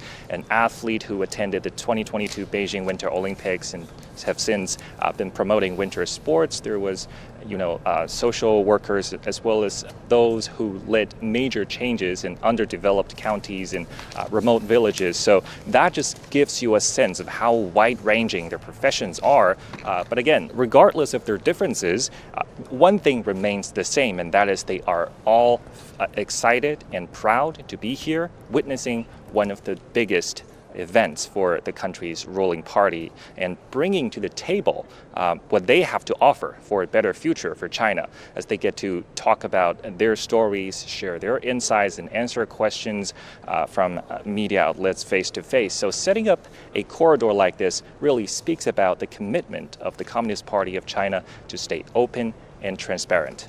Back to you, Mama. Thank you so much, our Dai Kai-yi, for us from the venue of the session. And now joining us here in the studio for our discussions are Professor Wang Xinsong from the School of Social Development and Public Policy at Beijing Normal University, and Professor Liu Baocheng, Dean of the Center for International Business and Economics at the University of International Business and Economics. Well, gentlemen, great to have you both. We are about to see the delegates corridor in just a moment, and we know it's a tradition for China to have the delegates corridor. We see this practice also every March at the National People's Congress and the National People's Political Consultative Conference. What is the meaning to have all these delegates taking questions from the press and to address the issues of top concern, Professor? Well, this is really a democratic practice because these delegates were elected by the people either through the direct selection or indirect recommendation and proxy.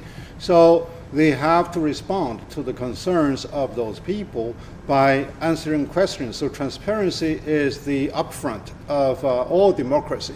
So it's not really a bunch of elites that are cooking certain topics in a closed door, but rather, they're going to tell to the world, not only the Chinese people, that what are they really up to, and also that all the the reason that why people select them, and then how are they really doing well on the job, and based on the trust and empowerment of the Chinese people. So the meeting with the media outlets are there to disseminate information, and also that's there to accept the supervision and surveillance of the Chinese people.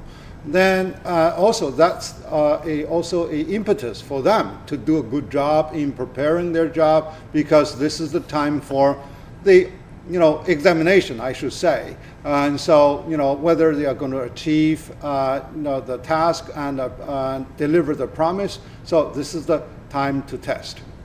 I mean, delegates talk about pretty much everything at this corridor event.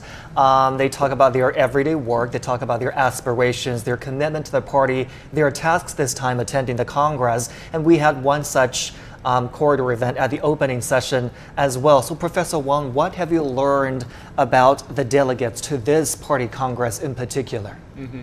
Well, first of all, let me trace a bit back to this corridor arrangement as a tradition. I think it started out in 2016 when, during the two sessions, the National People's Congress and the Chinese People's Political Consultative Conference in March. And initially there was this ministers' corridor. People's delegates and CPC National Committee members who also served as ministers. They met the general public through the media. And then in 2017, over at the 19th Party Congress, there was the first time the Party Congress was open to the more open to the general public through the Meet the Press or corridor arrangement. And like Mamang just said, in the following two sessions on an annual basis, there has always been this corridor arrangement. But over at this particular 20th Party Congress, I think the corridor really makes it possible that the delegates who were very carefully recommended, curated, and selected, just like Professor Liu mentioned, are able to have an opportunity to meet the general public and share their experience. And by the way, these delegates, they are like you said in the program, they were cream of the crop. They were the best model workers in all sectors. So they really have experience coming from their sectors, their professions, to share with the general public. I'd also like to add that the communication between the party and the people, there are various channels and platforms. But over at the Party Congress, pretty much the meetings were held between delegates and the Central Committee members and so on and so forth. So this Meet the Press and dialogue corridor arrangement really opened up the door even wider so that the general public would have an opinion and would have an opportunity to see what the delegates were doing, what they were discussing, what they were concerned of. At the same time, these delegates all brought the opinions they collected from their constituents or from their electoral units to the Party Congress. So overall, I think this is a very effective arrangement. I think one new development is that it used to be a one-way traffic in terms of communication, just to disseminate information to the public. Now, they are open to a two-way communication. It's not only there to ask questions, but also people, have the more access to have more feedback, to comment on the policies and reflect on what has been achieved and even challenge those bureaucrats, who are really doing the right job and who are doing a social job, etc.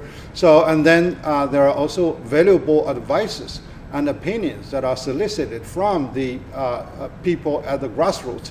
So these are really, part of the Chinese style of democracy, and that is welcomed by its people and also proven to be more successful. Yeah, and it's certainly very important for the viewers who are following the corridor to get a sense of what's going on in this country by not just looking at the facts and figures from government work reports, from the party's work report, but also to hear the delegates, their firsthand experiences in dealing with the situations in their different professions. So we know that you are academia and you are economics is your field. What are some of the issues that you look forward to hearing from the corridor?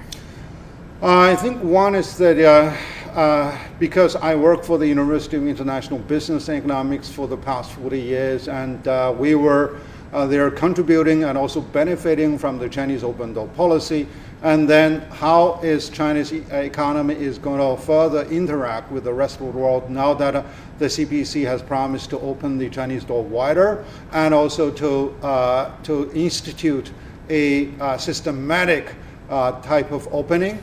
And so, how that is going to unfold new opportunities, for my students, for better employment, and also, for foreign investment into China, and to boost the Chinese also outbound investment in many of those countries, particularly on the Belt and Road.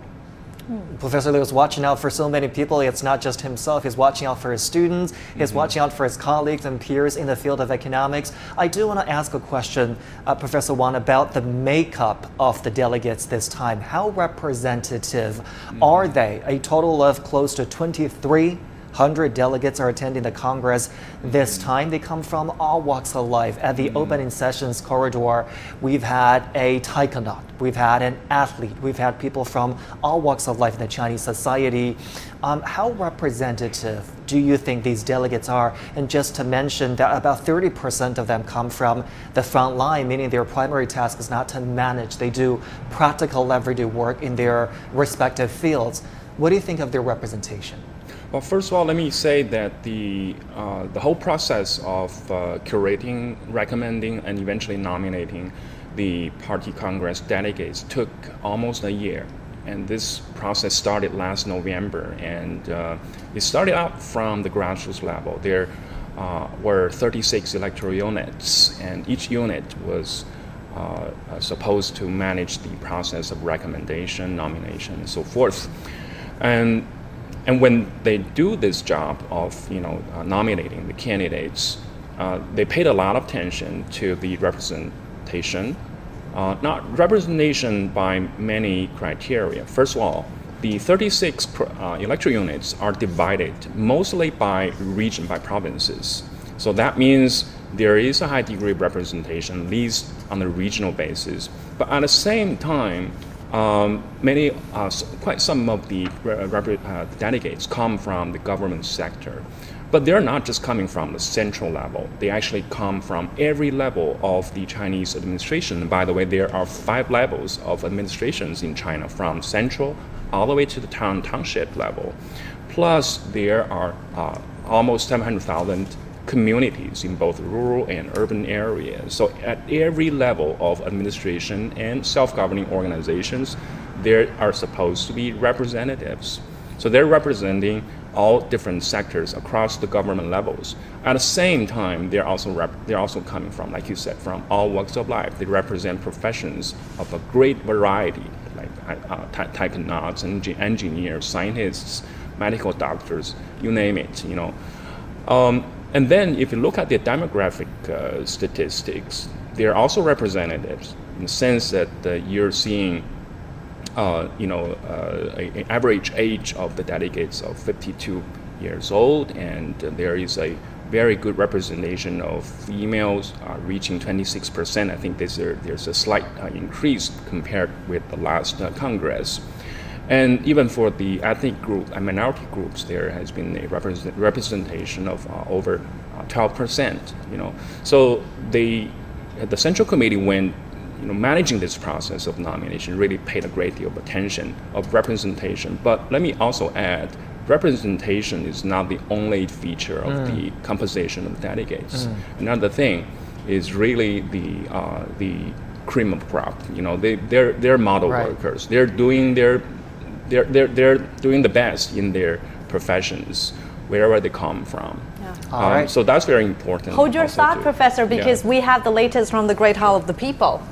We are getting word as this hour, now the 20th National Congress of the Communist Party of China has concluded. That's right. It elected the 20th Central Committee and the Central Commission for Discipline Inspection, passed resolutions on the report submitted by the 19th CPC Central Committee, and on the report on the work of the 19th Central Commission for Discipline Inspection. The Congress has also adopted the amendment to the CPC Constitution. Over 2,000 delegates from all walks of life have solemnly made decisions on the party's future strategies. Later, some of them will be meeting the press at the delegates' corridor. It is the second such occasion during the week-long Congress. The party delegates can share their stories and take questions from both domestic and international journalists. Of course, we'll be here for that and have comprehensive coverage of the corridor event. Now, let's turn back to our studio discussion with our guests here.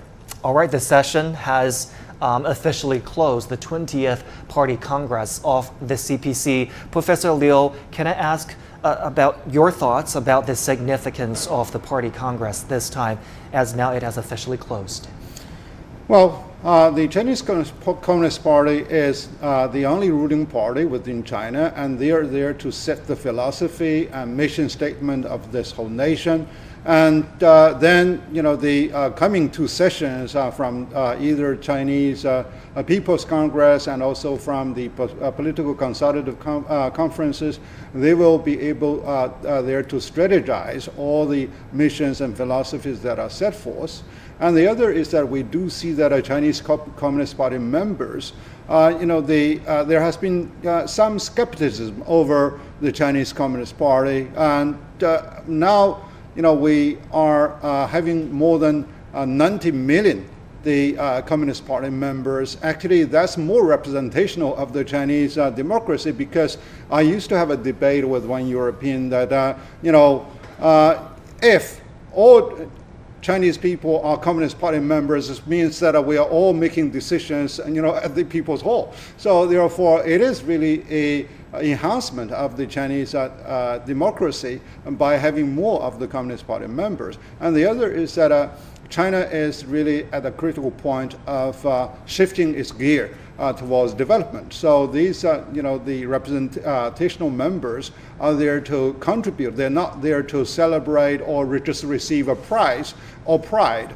from attending such a conference. They got to contribute what is really there in store for Chinese future development. For example, how we are going to turn into a green growth, and how are we going to balance between the climate change versus the moderate level of growth rate level, and also how we can really narrow the gap between the urban development and rural development, and how we can really balance the infrastructure support with the cutting edge technology breakthrough, and then how to address global issues that are being more and more uncertain. So, they got to contribute their ideas, their practical experiences, and bring their also best practices to show to China and to the rest of the world. And certainly Professor Wang has been closely following the theories and the political blueprint coming out from the Party Congress. But what are some of the items on the agenda that you think would have a lasting impact on the country's future? Well, allow me to first say that China is a developing country under the leadership of the Communist Party of China. And what makes it possible for China to have accomplished so many things in the past decades is that the Communist Party of China has always been adaptive, has always been keeping up to date to the social, economic, and international changes. And this Party Congress that happens every 5 years is exactly the occasion where the party leading the entire nation sort of sit down and take stock of the past achievements, lessons, and the experiences, at the same time to look at the global and domestic situation so that we can make changes to the current plan. We can set up the blueprint for the near future, if not longer. So in terms of this arrangement, I think the 20th Party Congress really takes stock of what we have learned in the past 5, even 10 years in terms of, for example, party discipline, self-renovation of the Communist Party of China, which is very difficult for any political party to do, and also our economic experiences and also challenges and so on and so forth. And based on the assessment of where we are now, I think the Party Congress, according to the work report, has set up a very good guideline in terms of where we're going. And for example, by looking at the work report, I find that the government and the party have paid a lot of attention to the national security, which makes a lot of sense because obviously, internationally, the global environment is not extremely friendly, it's not extremely comfortable for our national development. So national security needs to be more prioritized. And according to that, then the relevant social, economic, and political policies all need to make changes. For example, now there is a very high emphasis given to scientific development, and also education now has been given even more attention. Professor Wang, we're seeing live picture from the Great Hall of the People. Delegates Corridor starts now. The 20th National Congress of the CPC has just concluded successfully. This is the second party members delegate and corridor, and now let's invite some of the party delegates to meet with all of you. So please identify yourself before asking a question and to whom the question is addressed. We will now give the floor to Mr. Zhai Zhonglei to take your questions first. Now the first group of delegates, please.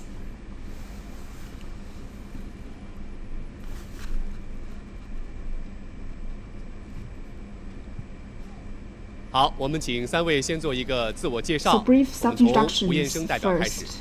Mr. Wu Yansheng first. Dear friends from the press, I am Wu Yansheng from China Aerospace Science and Technology Corporation. We're mainly engaged in research and development of launch vehicles and space equipment, such as the space station, the Shenzhou spacecraft, lunar and Mars probes, Beijing satellite, and long march carrier rockets, and so on, are our designing products. I'm very happy to take your questions today. Thank you.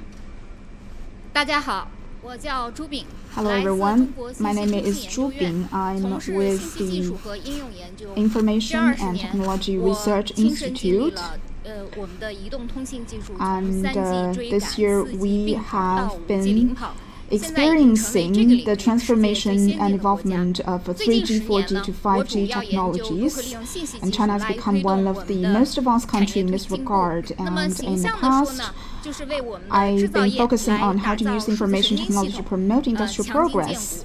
That is like a digital nerve system for the manufacturing industry, and I'm greatly inspired by the 20th National Congress, and we believe that China will become a strong country in manufacture and digital technologies. Hello everyone, my name is Zhang Liangang from Shandong Port Group. I'm a scientific and technological worker from the frontline production. I'm very proud that we have already constructed this automated terminal in the world. It's the most efficient terminal, and there are no staff on the door, and all of this equipment are running on itself, and you don't even need to turn on the light at night, and everything is working smoothly with the lights off. This is a very special and particular thing, and you are all welcome to come and see it. Thank you. Now the floor is open to questions. From Phoenix TV.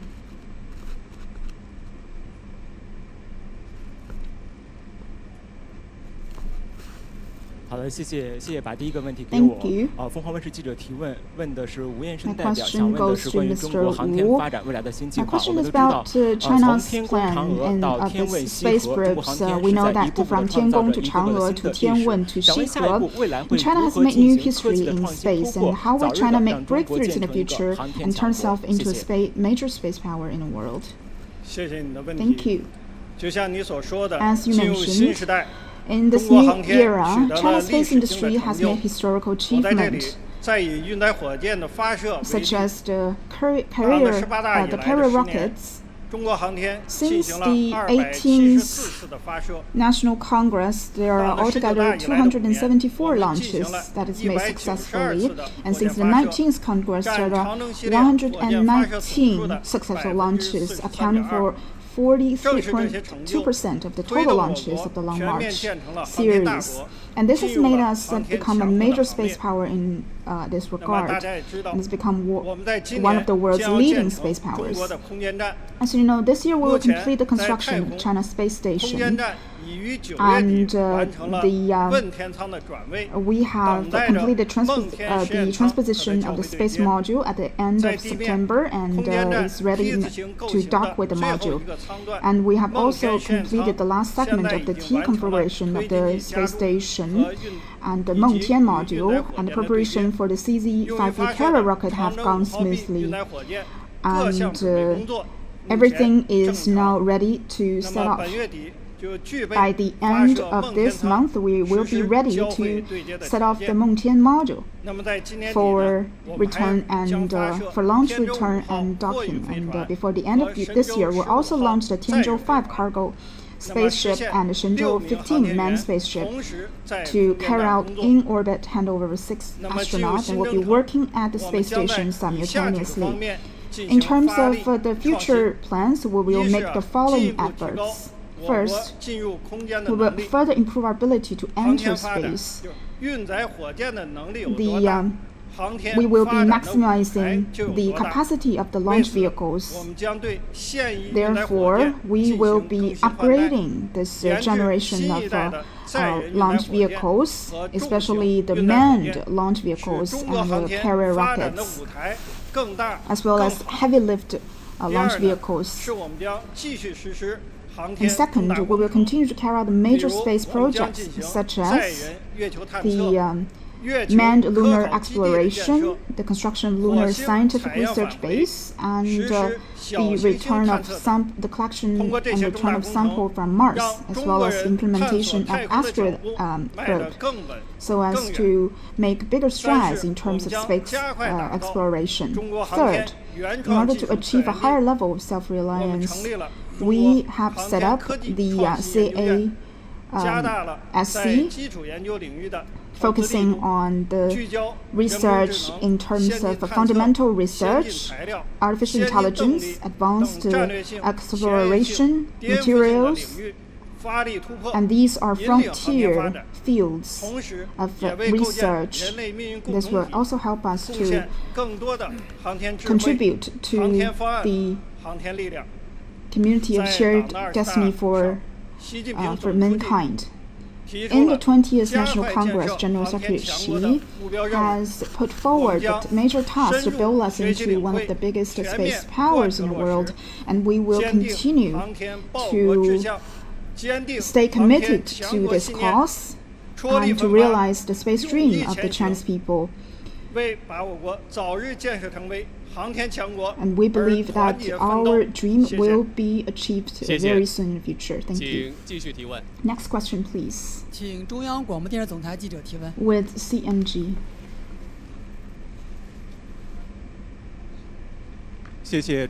Thank you. With CMG and CCTV, my question goes to Ms. Zhu Ming.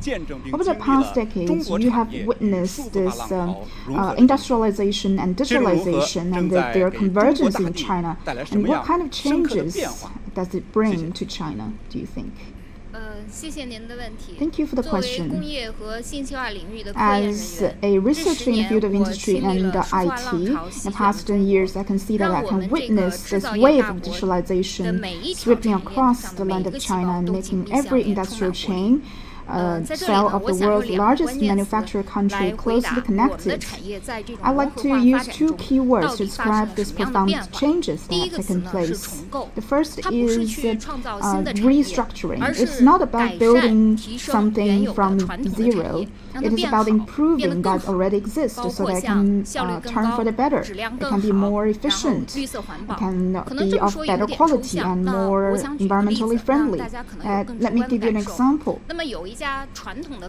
There is this traditional company that has made a smart manufacturer workshop, and this kind of connectivity between different equipment and production chain has helped the production efficiency of the enterprise improved by about 30%, and also the pollution has been reduced by 25%, and the PM 2.5 of the city is down by 15%. So it's a win-win situation for both the economy as well as the reporter.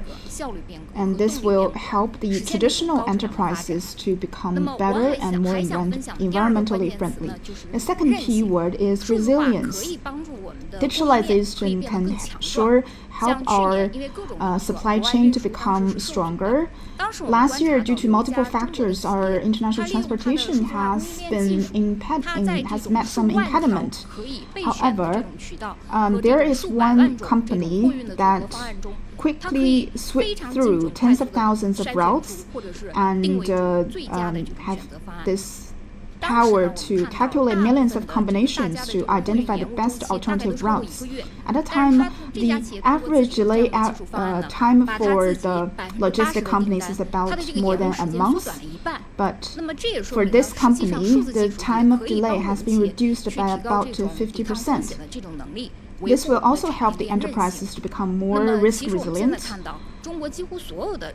And actually, in the current time, almost all of China's company is undergoing digital revolution, and this has helped us to build a very sound base for digitalization of the whole country. We are now also researching on our own technological route and transformation structure. The enterprises are also exploring new possibilities and discover their own weaknesses to make up for them, and they have put forward different plans. I believe that is due to this synergy that's been formed that make it possible for China to realize digital transformation, and it also what makes us confident to stay at the front line and the starting line with other developed countries. The 20th National Congress has made it clear that the primary task is high-quality development and the real economy, as well as this new type of industrialization. Digitalization is an indispensable part to that notion. So as a scientific researcher, we will surely speed up innovation in this cause to meet new challenges and to encounter and address the challenges with the enterprises so as to contribute to the realization of a strong digital country and digital China. Thank you. Next question, please. 请科技日报记者提问。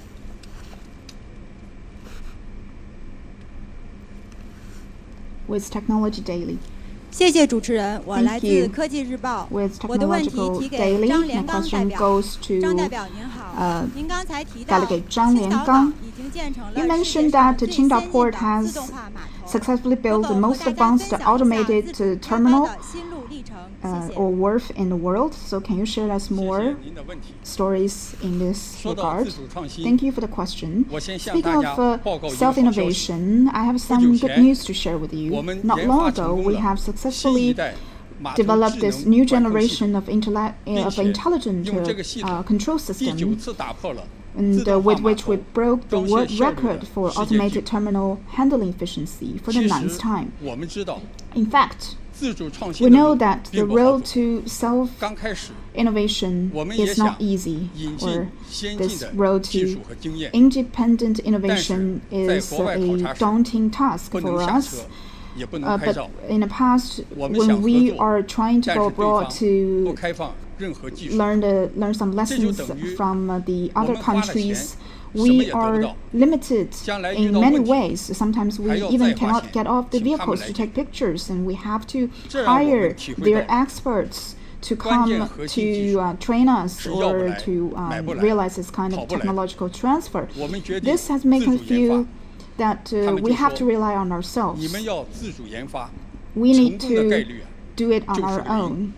And when I heard the news, they were mocking that the chance of success of you doing this on your own is 0. And we were deeply hurt, and I think this just makes us want to do it more. We want to prove that this is the chance to do that. It's not 0. We can do it. Because the automated terminal system is a very huge and complex system. There are a lot of problems to be addressed. We have held more than 3,000 technological seminars. We are carrying out discussions sometimes over the night. We have been made many failing attempts, and sometimes even to the point of collapsing. However, we stuck with it. In the end, not only did we did it, but it's more advanced and smarter than the other countries.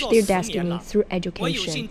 In 10 years' time, I was lucky to participate in the development of my hometown, and I witnessed the transformation. My village fellowmen got rid of poverty, and children in the mountainous areas got access to premium education. I am convinced that we must be deeply rooted down in order to spring up.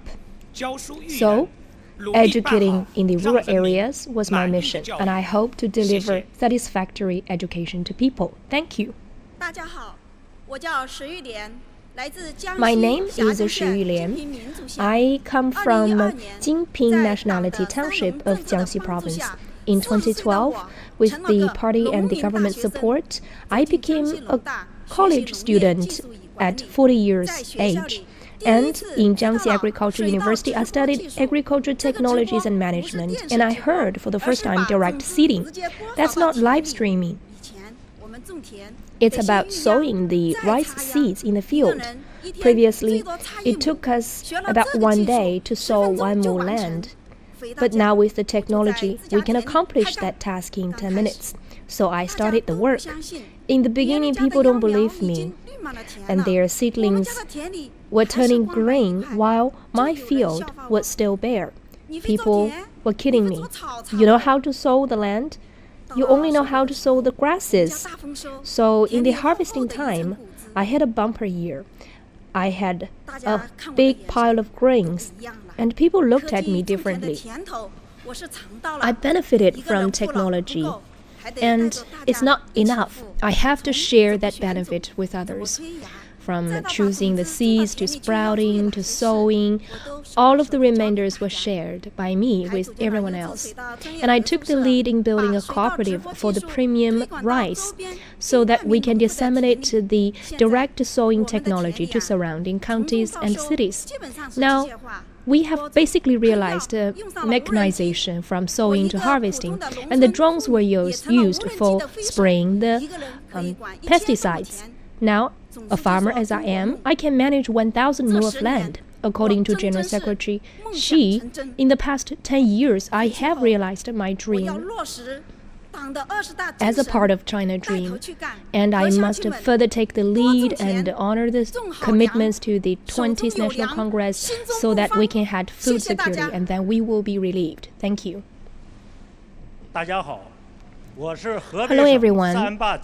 I am the party secretary of Saihanba Mechanized Forest Farm in Hebei Province. I'm very excited and exhilarated. Saihanba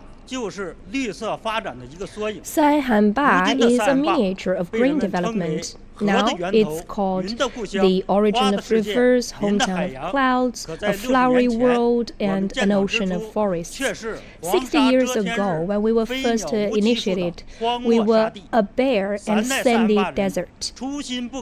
3 generations remained true to their mission and sacrificed, treated every tree like their children, and created an immense forest miracle.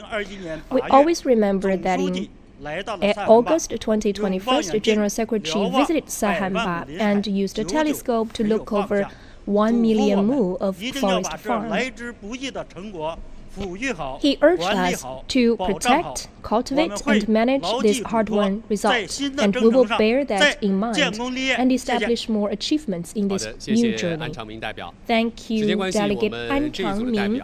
And in the interest of time, we allow 2 questions for this group.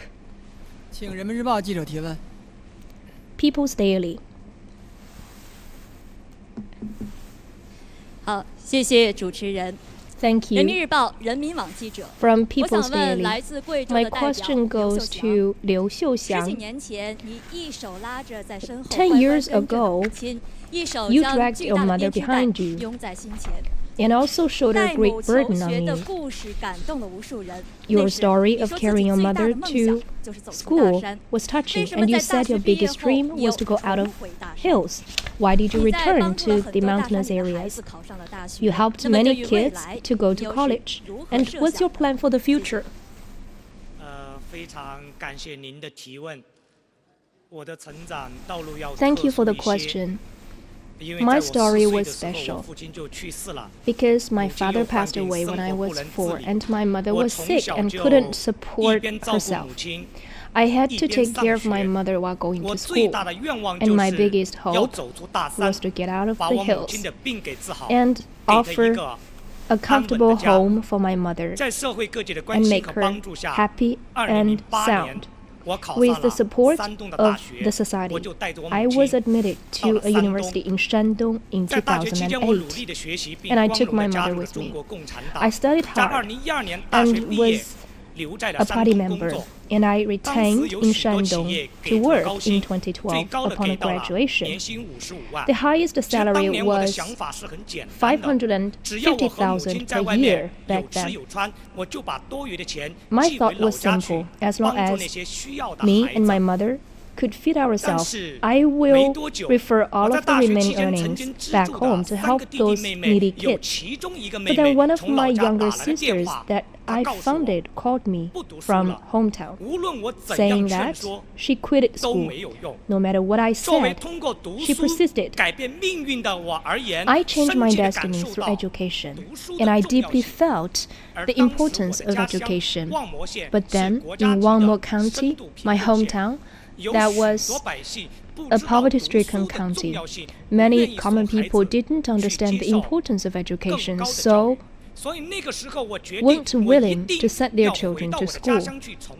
I was determined to go back in the educational undertaking. And with my personal example, I would love to guide more kids to study hard. I thought, as long as I can change one destiny, that's fair enough. So after coming back, I found that the kids were at a loss, and they lacked self-confidence. They didn't know what education can bring to them. After graduation from junior high, many of the kids would choose to get married or work elsewhere. To better help those kids, in addition to giving lectures and lessons, I initiated a village tour campaign. In different forms, I give the encouraging lectures in order to instill some confidence into the kids.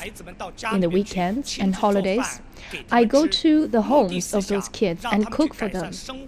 I hope to help them improve their life and feel the warmth in the home. Also, I rode my motor and toured around the village to lobby the kids to go to school. Of course, I was rejected frequently. The parents and the kids lacked understanding and support of me. I have rode on 8 motors in those years to lobby the kids. But finally, we successfully sent 1,800 kids back to school. And we also funded 4,200 poor students. In that past 10 years, with the increasing party and government investment in village education, my hometown has undergone great transformations in education. The most beautiful houses and the best environment could be found in schools. In 2012, there were only 70 students in my county that were admitted to colleges, but now in 2022, that number was 1,300.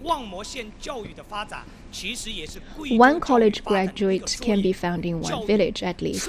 Wangmo County educational development is a miniature of education in Guizhou. Education completely cut off the intergenerational transmission of poverty and enabled kids in the mountainous areas to have better way out and more options. I believe that more of those college graduates would be happy to come back to the village and develop the village. So, one person's campaign of village tour has been turned into a group of people's endeavor. Now, speaking of our plan, I was listening attentively just now to the report by General Secretary Xi Jinping, and that remarks injected endless power into me. My dream is to deliver a better future to the kids living deep in the mountains, and I hope that those mountainous areas could be the highland of education. More importantly, I hope that there will be more support and care from different circles of lives in the society. Coming back, I will timely share the spirits and instructions of this Congress to our teachers and students, and we will execute the instructions accordingly. I would very much love to thank everyone for your concern and your help. In the future, I will continue to fight hard with my fellow teachers, and I would love to safeguard the dreams of the kids living deep in the mountains. And here, I sincerely call upon everyone to forget me as an example of carrying my mother to the campus. I am now just a common person and a common teacher living in the mountainous areas. Thank you. Next question, please. From the Dragon TV.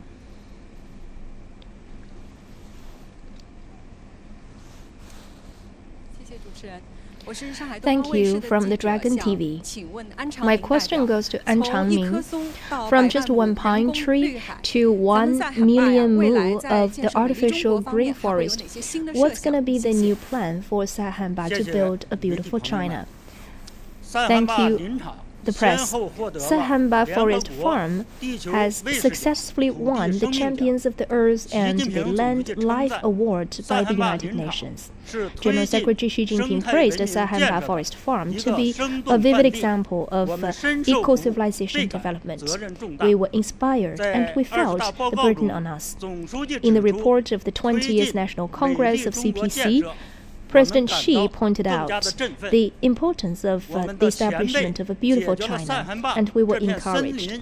Our ancestors have solved the issue of Sahanba starting from scratch, and when it comes to us, we must pursue high-quality development. Now, we are creating intelligent forest farm, that is to build a file for every tree, recording the age, height, location, and growth status of every tree, with details. We must get complete idea about the information concerning 300 million trees in Sahanba. With fine and intelligent management, we will build beautiful Sahanba and lead the way of building a beautiful China. There is a slogan in our farm. It's nothing to enjoy the benefits given by the ancestors and living now for the descendants, and it's only talent to repay the ancestors and leave something for the generations to come, and that's what we are going to do, leaving something for the descendants to come with a vast land of greenness. After 60 years, there will be a big spectacle of the forest farm. I would love to thank this group of delegates. Thank you for your dedication. Thank you. 好，我们有请下一组党代表。 Next group of delegates, please.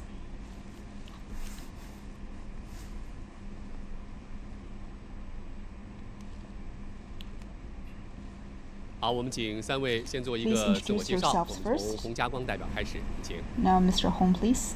大家好，我是 Hello, everyone. I'm Hong Jiaguang.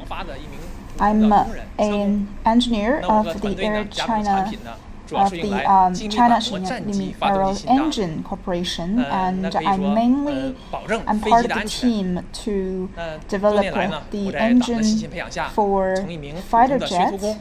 And thanks to the party, I have grown from an ordinary apprentice to a craftsman of our country, and we believe that we will continue to make new improvement and provide a strong Chinese heart for domestic fighter plane and contribute to building China through science and technology. Hello everyone, I'm Yang Langlang.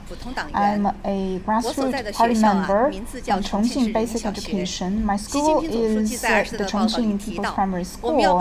General Secretary Xi mentioned in this 20th Party Congress report saying that we need to rely on education, especially primary education. This is our fundamental task to build a strong country. We need to help the students to fasten their first button, which means to help them to take the first steps, the strong and solid step. And as an educator in this business, in teaching for more than 30 years, I feel honored to be a delegate for this Party Congress, and I will fulfill my duties and will never fail the expectations and trust of the party. Thank you. My name is Zhou Lei, and I'm a scientific researcher engaged in research of application of quantum communication technologies. When I was a student, I was very much impressed by the older generation of scientists and dreamed that I could be one of them one day. So I have participated in the construction of the world's first 1,000-kilometer level quantum secure communication trunk, the Beijing-Shanghai line, and also development of Mozi, the world's first first scientific experimental satellite. We will try to harness the power of quantum to be part of our efforts to build China into a modern country. And in the past, we have built a fiber network with total length of more than 10,000 kilometers, and we have also addressed the problems in terms of telephone security and email security, so that this kind of technology has actually been applied in people's daily life. As a delegate of the 20th Party Congress in the field of science and technology, I feel responsible to continue to pursue the dreams of serving the country with science and technology, to develop more independent, advanced technologies and contribute to the development of the Chinese economy. Okay, thank you. Now the floor is open to questions with Guangdong TV. Hello everyone. My question goes to Ms. Yang Lanlang. In the 20th Party Congress report, General Secretary pointed out that education is very important and it's a fundamental of the country and the people. So what is your take on that? Yes, in the report, General Secretary pointed out that to build the country into a strong country of education and technology is the key to China's development.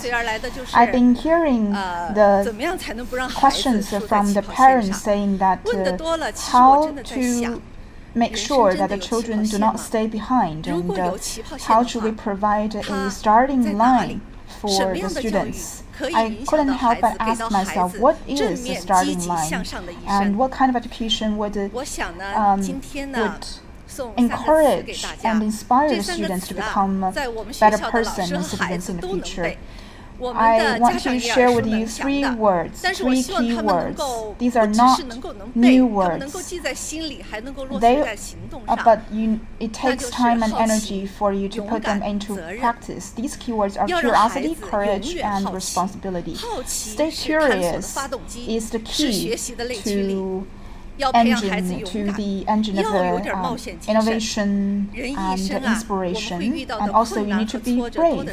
You will be encountering many difficulties in the future, and in the face of them, do not be afraid and do not hide and do not give up easily. I think it's important to give children a certain sense of responsibilities. For example, they can carry their own school bags to start with. They will not affect their physical development, I can assure you. I think it's important for them to bear responsibility for now and bigger responsibilities in the future. So start with small things in daily life. I believe that this kind of starting line is important for the kids to develop. But I believe that it's not enough. Take my school, Chongqing People's Primary School, as an example. We were actually founded in 1946 at the foot of Taihang Mountain, and then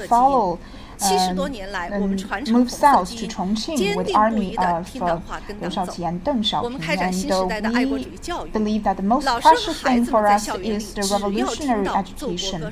Our kids are all very patriotic. Wherever you are, whatever they are doing, when they hear national anthem and see the national flag raising, they will be standing still and salute. I believe that the lesson of the revolutionary lesson is important for the kids, and you also need to practice the revolutionary spirits in your daily life. And this has to be part of the important part to the primary education. I believe that this revolutionary tradition must be carried through all of these schools and all different stages of education. And the party members should play a leading role in this, especially in the countryside, even the most remote mountainous areas. And we helped more than 100 rural schools. The longest time when we work in this rural school was in one of the primary schools, and it takes about 260 kilometers for us to walk during this whole task. I believe that education is very important, but in terms of education, it's all about details, it's all about the nuances. But it's an important part to the future of our country. As a grassroots educator and also a party delegate, I feel responsible to bring back the spirit of the 20th Party Congress and also bring the expectations of the General Secretaries to my colleagues and the children. And I think we need to work harder to fulfill the sacred mission of teaching and educating people and make new progress in the future and realize our biggest value as an educator. Next question, please. 请工人日报记者提问。 With the Workers' Daily. 谢谢主持人，工人日报记者提问。我的问题呢是提给洪家光代表的。我们都知道呢，航空发动机呢是衡量一个国家综合国力的重要标准之一。您呢一直在发动机的工艺装备制造上呢有攀高峰。那么您your craftsmanship in terms of development of aero engines and what role does craftsmen play in terms of the marching towards the innovative country. Thank you. We know that the engine is the heart of a fighter jet. It contains tens of thousands of parts. A small error can cause serious consequences. So there are more than 1,000 blades that has to be perfectly attached to the disc.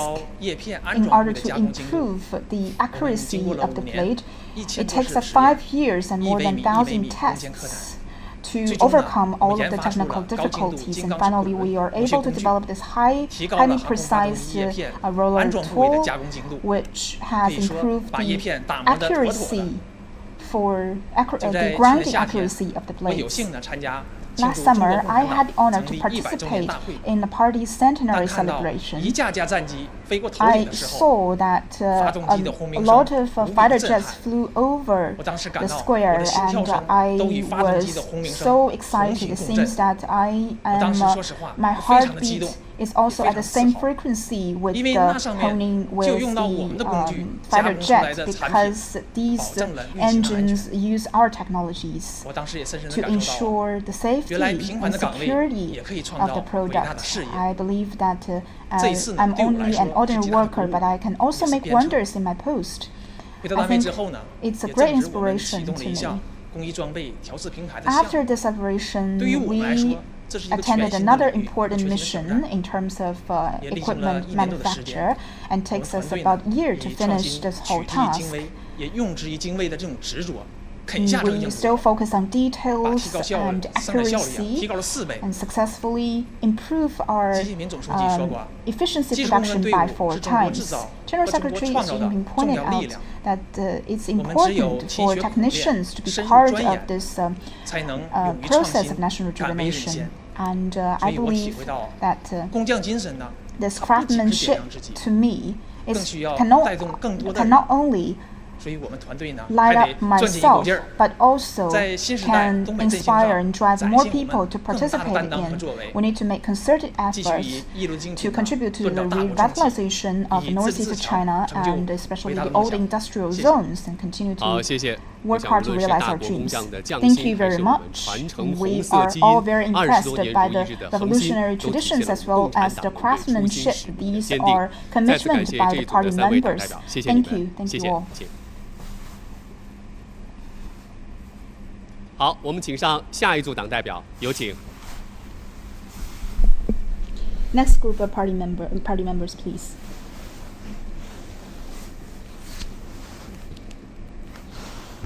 好，我们请4位先做一个自我介绍。There are 4 delegates in this group. 开始，请。Delegate Zhou Haijiang. 大家好，我是周海江， Hello everyone, my name is Zhou Haijiang. I come from Hongdou Group in Wuxi, Jiangsu Province. Hongdou Group used to be just a small manual workshop. Now it grows into the top 100 of private enterprises in China, especially in the last 1 decade. Hongdou Group has been enlarged from 35 billion to 77 billion in terms of the revenues. That's doubling the previous performance. And also we contributed to 6.4 billion taxation. We created over 100,000 jobs opportunities. As to myself, I've been appointed as the delegate for 4 times as a private entrepreneur. I fully can feel the concern and care from the party and the country towards private enterprises and entrepreneurs. In the future, we will make more efforts and work towards the first-rate enterprise to repay our country and society. Thank you. Hello, everyone. My name is Li Guozhang. I am the party secretary and president of Hingfa Group in Hubei province. We are a fine chemical enterprise along the Yangtze River. On April the 24th, 2018, General Secretary Xi Jinping inspected Hubei. His first stop was our company, and he specified his requirements as to scientific development and sustainable development, and emphasized that we must go all out to protect the mother river, Yangtze River. And we will bear that in mind and take actions. We took tough decisions and demolished 32 sets of equipment operational along the Yangtze River. Of course, we were painful because they were very valuable, but for Yangtze River protection, that's worthwhile. And we also returned 950 meters long of coastal lines, all for the greening of the Yangtze River. We blocked all the draining exits and invested 1.2 billion to establish the sewage recycling equipment so that no one drop of sewage will flow back to the Yangtze River. We've went through the growing pains to conquer the constraints caused by the chemical industry to Yangtze River. We resorted to scientific innovation and green transformation. We also found new growth points and supported the localization of chips with our raw materials, filling the blank in China. That's about our investment of 5.3 billion of the microelectronic materials. Last year, we set up the Three Gorges Lab, specializing in the rare chemical materials. We are now also developing the black phosphorus products, selling the chemicals at a price of precious metals. So we welcome you to tour around Yangtze River and our plant. It's all clear waters and green mountains. Today, the 20th National Congress successfully came to a close, and in the report, we will continue to implement the instructions of green development and technological innovation. And especially in terms of new materials, we will step up our inputs so that we can become a world-class chemical industry. And we would love to contribute to the world-class chemical industry development. Thank you, Delegate Li Guozhang. You brought us to the Yangtze River with your introduction of green development of Yangtze River. The next one is Zhang Yan. Hello everyone, my name is Zhang Yan. I come from Sichuan Opera Troupe. Speaking of Sichuan Opera, we are impressed by face changing. But instead, Sichuan Opera is a very rich and complete system of performance involving 5 vocal tunes. It's one of the first intangible cultural heritages in China, and it's undoubtedly the cultural treasure. Now, for some time, traditional operas are plagued by revitalization and winning people's hearts, and the party and the country put high premium on that, especially since the 18th National Congress, with a series of policies in order to develop the traditional culture in inheritance. And we have created more traditional operas. Many previous generations of artists have done a lot so that the traditional culture can be shared more on a wider basis. Next, Shi Jingtong. Hello everyone, my name is Shi Jingtong. I come from Shibadong village as the party secretary in Hunan province, and we are a good example of precise poverty alleviation, which has delivered transformation to Shibadong village. to share with you one good news. Now, those youngsters of age in our village have found their partners, and many youngsters have come back to Shibadong village from Shanghai and Zhejiang. Some of them choose to be the tour guides, some as cages in the village, and some others set up their own business. Now, Shibadong village is growing more dynamic. Before I came to Beijing these days, 1,000 mu of kiwi has been all sold out. That alone is expected to deliver 1,200 RMB yuan of revenue per capita. Welcome to Shibadong village to look at our new appearance and the happy lives led by the people. Thank you. Thank you. Oh, now the floor is open to questions. From Tanzania. Thank you. Tanzanian Ephraim Bahem. I work with the Mwananchi Communications Limited. My question is, there is the notion that in China the development of enterprises are closely associated with the CPC. I want to know how Mr. Joe responds to that. And in addition to that, maybe if you can tell us how does the Chinese government promote private investment? Thank you. 有观点认为，在中国，企业发展与中国共产党紧密相连。请问周代表怎么看？中国政府在促进民间投资方面有何举措？谢谢这位外国朋友。如果朋友们到我们宏德集团工厂去走一走的话， Thank you for the question. And if you visit Hongdou Group, I think the demonstration post as the party members post will firstly come into view. And among our management, 90% are party members. So I was asked frequently, how do you develop Hongdou Group from a small workshop to be the first 100 private enterprises in China? What's your secret? I said I had no secret. I just give full play to the pioneering role of the CPC party members and the stronghold role of the party organization. And also, we have solidly taken some steps to implement the principles and policies of the party and the country. Those are our biggest opportunities. And when we grew stronger, we could better serve the national development concepts and policies, which are our due responsibilities and obligations. To share with you two examples. First of all, we echo the call of BRI initiative by working together with Cambodia. We co-established the Sihanoukville Special Zone. In that park, with an area of 11 square kilometers, we have invited in 170 enterprises from China, Europe, the US, and ASEAN countries. We have created almost 30,000 job posts, and the employees' revenues have been up from less than $300 per year to $300 per month. Their cottages have been transformed into brick houses. Some employees have bought motorcades and cars and are living a well-off life. So they spoke very highly of this special park. They said that this park is their golden ball because it has driven the local economic development. We also have set up a team of volunteers.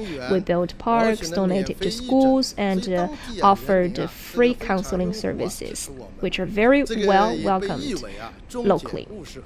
So that's a very good example and template for China and Cambodia cooperation. To give you another example, we hope to be deeply involved in high-quality growth to better serve the national development outlook. If you take a tour in our plants, I think your traditional idea about the apparel manufacturing industry will be turned. Because from sorting to tailoring to production, all the steps could be accomplished by AI, and efficiency has been boosted by over 32%. If you tour around the smart factory of the sportswear, from giving orders to production to delivery, the whole process takes only 48 hours. That's a great improvement of our competitiveness. So, thanks to the policy dividends added by intelligence and greening technologies, we have benefited. Even in face of many uncertainties like the global economic downturn, we can still maintain steady and sound development. That's why we have the confidence and capability, and we are never afraid of hardships. The report of the 20th National Congress is motivating, and in the future we will continue to implement the comprehensive and new development concepts and dig deeper into the real economy. I believe that all the private enterprises will surely make greater and due contributions to high-quality growth. Thank you. 好的，谢谢，请继续提问。 Next question, please. 请湖南省花园县融媒体中心记者提问。 Let's give the floor to Hualien County Convergence Media in Hunan Province. 好的，谢谢主持人。 Thank you. 施金通代表您好，我是湖南省江西州花园县融媒体中心的记者。 I am a reporter from the Convergence Media of Hualien County. 到18洞村采访。 I've interviewed in Shibadong village before, and I witnessed in person the great changes in Shibadong village. President Xi Jinping has mentioned in the 20th National Congress report that village rejuvenation and the priority to agriculture and rural areas will help to consolidate the achievements of poverty alleviation. So my question is, in that endeavor, what's the plan of Shibadong village as to the village rejuvenation? Thank you.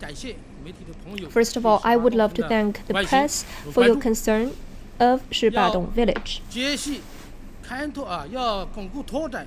As to how will Shibadong village consolidate the achievements of poverty alleviation and restart the village rejuvenation journey, I think industry comes first. As is known to all, kiwis produced in Shibadong village, and we can also offer the oil seeds, Miao ethnic embroidery, spring water, and so on. But those industries are not separated in their development. Instead, we encourage integrated development of the three industries. And we are now creating 3 colors village industries, referring to red color, green color, and ancient colors. Shibadong village is also the communication base of poverty alleviation campaign in China. We endeavor to build a red landmark here in our village in this new era. Through studies and communication, we will tell the red stories.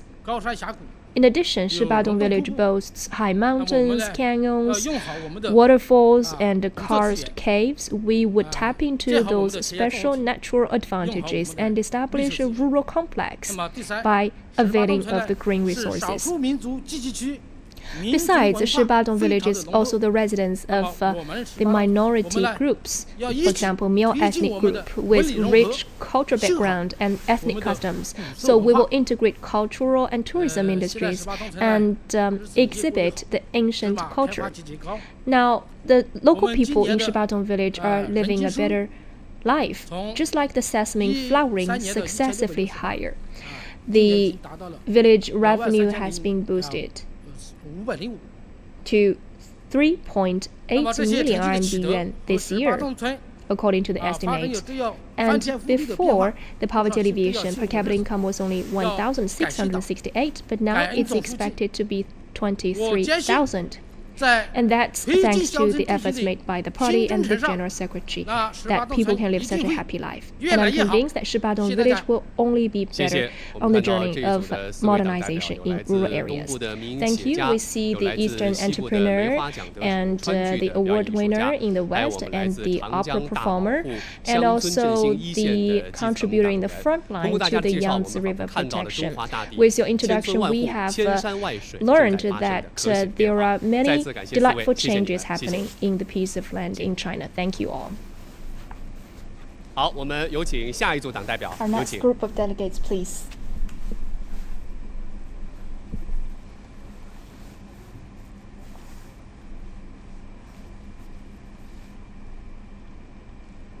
好，我们请这一组的党代表先做一个自我介绍，请杨艳峰代表先开始。First, 杨艳峰。 大家好， Hello 我叫 everyone. 杨艳峰， My name is Yang 来 Yanfeng. 自宁夏回族自治 I'm a 区，是一名公交车 bus 驾驶 driver from 员。 Ningxia Huiyan Autonomous 我的家乡 Region. 有个闽宁镇， In my hometown, there's a town called Mining Town, which was actually named by General Secretary Xi Jinping as an important immigrant town. In the past, we do not have access to bus service, and you have to rely on bicycles if you want to go to the cities. But with the development of urbanization, and we have constructed the first bus line, and I was the first bus driver. I was so proud. And the bus lines have connected people, and now they have they can take the buses to go to work, to go to hospitals, and to go to shopping. And their life has become more convenient, and their life is surely turning for the better.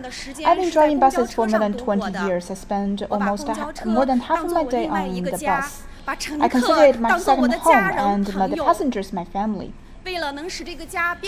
There is nothing I can't do to make this family more warmer, and I prepare this medical box with the motion sickness medicine and painkillers and other drugs that are commonly used.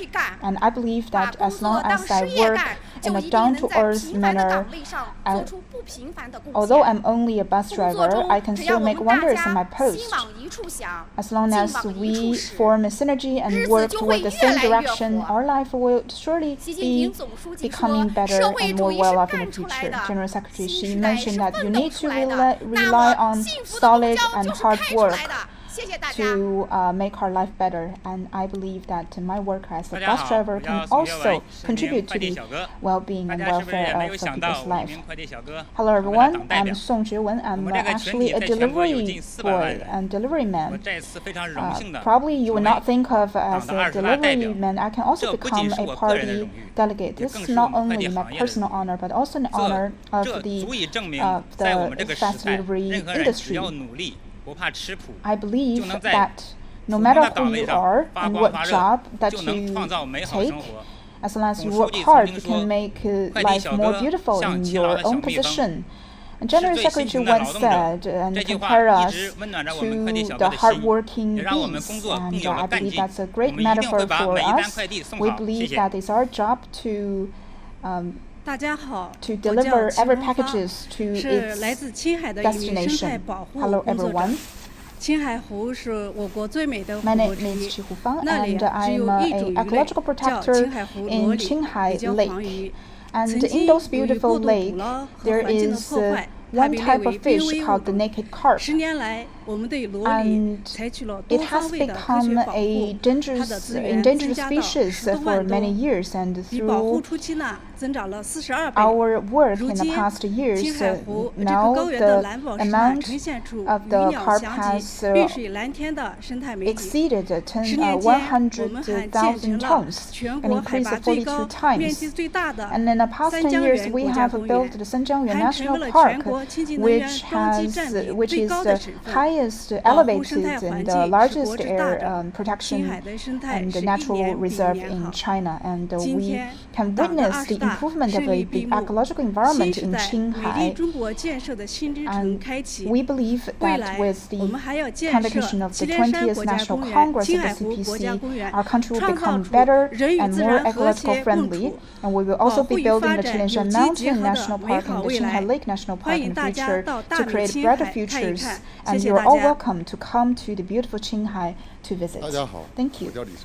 Hello everyone, my name is Li Shaojie. I'm with the 19th Bureau of the China Railway. I'm also a railway constructor.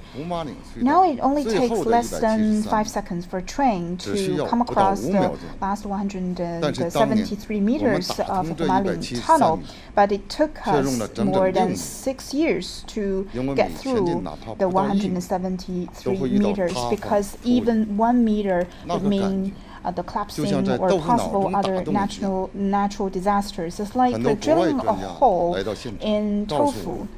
Many foreign experts came to the scene to inspection and then tell us that this is mission impossible. But in the end, we rely on ourselves to overcome this major problem and technical challenges in the world. It took us 6 years to get through the 173 meters.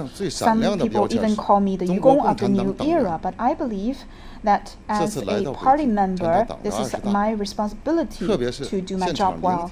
And this time I have this opportunity to come to Beijing to listen to General Secretary Xi's report in the 20th National Congress. And I feel greatly honored and inspired and will continue to drive to build China into a strong power in transportation. Now only one question is allowed.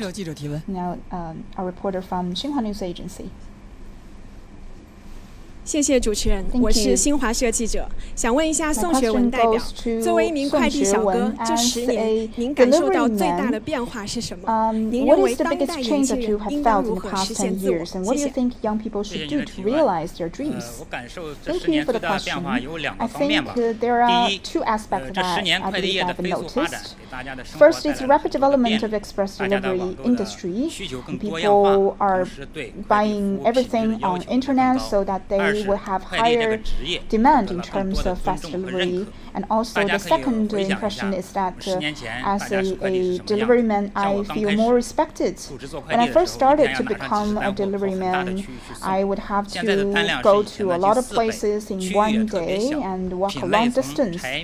But currently, we believe that the goods that I deliver cover all aspects of life, and the customers will also trust us more. I think one thing that impressed me the most is that one of the customers actually give the key to his storage to me. This key is to a warehouse worth tens of millions of dollars of commodities. And I felt highly responsible, and I woke up that morning really early to check out the situation at the warehouse. But I feel that I have the sense of being trusted.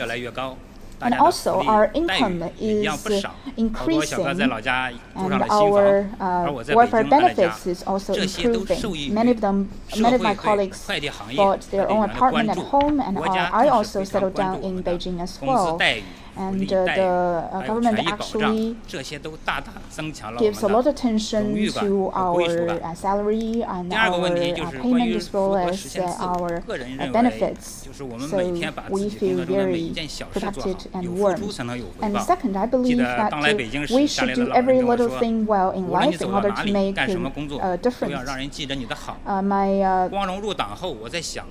hometown people, my family members tell me that you need to be a good person and good party member, and so that every day I try my best to do my job well and to deliver every package to its designated destination. And I think it's not only my responsibility to deliver the package, but also to provide the best services to the customers as well. As a common delivery man, and I believe that I can also make a difference in my own position. Thank you all. You are all grassroots workers, and I feel very impressed by your speeches and answers. You are grassroots party members and outstanding representative of the CPC. Thank you. 好，我们有请最后一组党代表。Now let's invite the last group of delegates.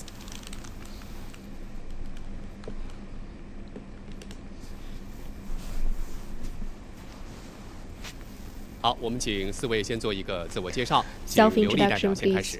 Madam Liu Li. 大家好，我叫刘丽， Hello everyone, my name 是 is 大 Liu 庆 Li. 油田的 I 一 am 名 an 石 oil 油工 worker 人， in Daqing oil 参加 field. 工作29年来， I've been 在 working 党 for 组织的 29 关怀培 years 养下， and with 在 the 大庆 care 精 and 神、铁人 cultivation 精 of 神 the 激励下， CPC and 我坚 with 持 the 就要当个 inspiration 好工 by 人的 the 初心， Iron Man spirit 全 and 心钻 Daqing 研 spirit. I 累计研 insisted 发 on 技 being 术 a 革 good 新 oil 成果 worker. 200余项， I dived into 获 my 得国家 researches and 及首部 has 级 won 奖项 200 technological innovation results and 38 national and provincial level awards. So I grew from just an oil worker to be the great country craftsman and national model worker award winner. And as a first-line oil worker, to be here in the 20th National Congress, that's the glory for all oil people. And I deeply feel the mission on us oil workers and the pride as an oil worker. Hello everyone, my name is Zhang Xinqing. I come from Xi'an of Shanxi Province. I am a bench worker from China North Industries Group. My vice bench is quite special. It's to produce a high accuracy measurement instrument. Even though the products are small, but we serve the big-sized military equipment to produce more steady measurement instruments. I used to practice drilling on 3,000X. I could precisely drill through the egg shells, but the membranes remain intact. And the precision of my operation could be 1 per 1,000 mm. That's about 1/60th of one hair. The subtlety matters to the national instruments. When I saw that the equipment produced by us were reviewed by the reviewing stand on the occasions of the September 3rd military parade and the 70th anniversary of commemoration of the founding of PRC. Happiness, joy, and pride arose spontaneously. To be a delegate in the National Congress, that's a great encouragement, and I will take the lead to implement the spirits of the 20th National Congress and contribute to the modernization of national defense technologies. Hello everyone, my name is Peng Qiuxiang, and I am a civil court judge from Maomingshan district of Guangdong province. Maybe in your impression, we judges all sit on trials, but in reality, we spend a lot of time in the field. Sometimes to just mediate one small dispute, we may have to climb over 2 mountains, and to deliver one judgment, we may spend half a day on the road. As a representative and a delegate on behalf of the grassroots level, I will continue to march on the road in order to deliver warmth and power of justice so that the common people can feel that justice and fairness are just around us. Thank you. Hello everyone, my name is Zhang Liming. I come from State Grid. I am a monitor of the power distribution rescue team. My work could be said as the ambulance of power grid, because every rescue worker is like the general medical practitioner.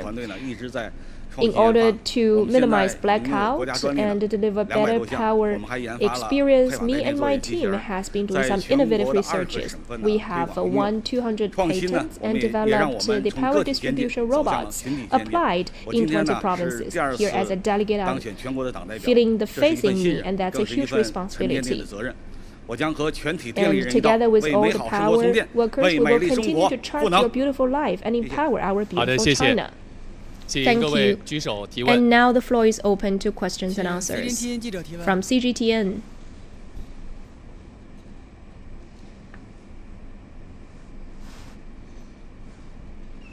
谢谢主持人，总台 CGTN 记者，我想请问刘丽代表， The question is 能 from 源安全 CGTN, 全 and my 球关注， question 而大 goes to 庆 Liu 一直 Li. 是中国重 Energy 要的能 security is 源 a 产 global 区。 concern. 跨越 Daqing 了 oil 半个 field 多 is 世 an 纪， important 大 energy 庆是不 production 是 area 老 in 了？还 China. 能不能稳 After 定 half 产 a 油，甚至 century, 核 is 石化 Daqing 目前 oil 一 field 直是 growing 国际 old? 关 Can 心的 it 问题。 steadily 那 produce 您可以 oil? 和 And 我们 when will 讲 it 讲 be 那里 depleted? 的 That's 发 a 展 global 情况。 concern. 谢谢。 Could you share with us about the local condition?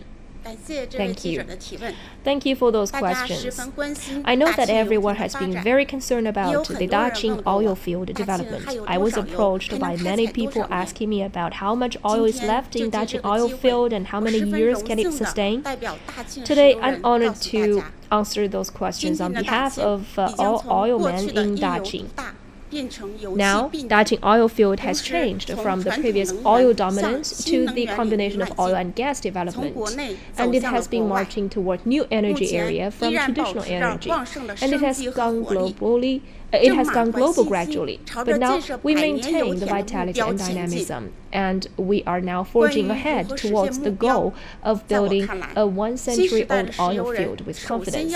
As to how to hit that goal, the first thing to do is inheritance. We will share the burden and win credit for the nation. With or without conditions, we have to step up. The Daqing spirit and Iron Man spirit are imprinted in our genes and our blood. I was born in Daqing, and I grew up in the oil field.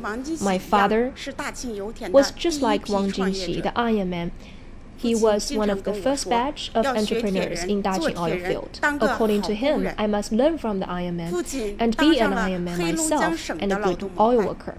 My father was selected the Heilongjiang provincial model worker, and I became a national model. Now, I am honored to be the delegate. On behalf of all oil workers here, I believe my previous generation must be very proud of me standing here. The oil workers in this new era have to continue innovation. 6 decades ago, just because of the formation pressure, the oil could easily gush out here and there in the Daqing oil field. But now it's growing harder. We have to rely on technological innovation to have breakthroughs. The oil exploration and development theories and technologies in Daqing oil field have won 11,000 technological achievements and 3 special prizes of National Scientific and Technological Progress Award. The sandstone oil field development level has been world-leading, and that's the secret of the flourishing Daqing oil field. I took the lead to establish a workshop. Together with my colleagues, we made breakthroughs. With 200 experiments, we developed the packing box for the pump to well, and that could shorten the operational time from 40 minutes to 10 minutes and save 11 degrees of electricity per day per well. For such similar small steps toward innovation, we have 1,000 of them. We have created 120 million yuan of revenues, and there are 90 more such similar innovative workshops in Daqing oil field. As an oil worker in this new era, we have to bear in mind the instructions by General Secretary Xi Jinping and carry forward the Daqing spirit and Iron Man spirit and build a century-old oil field. And we will step up the oil and gas exploration so that we can cling to energy security. With our actual deeds, we will contribute more to the nation's energy security and building a modern socialist country in all respects in the oil sector. Next question, please. 请法制日报记者提问。 Jurisprudence Daily.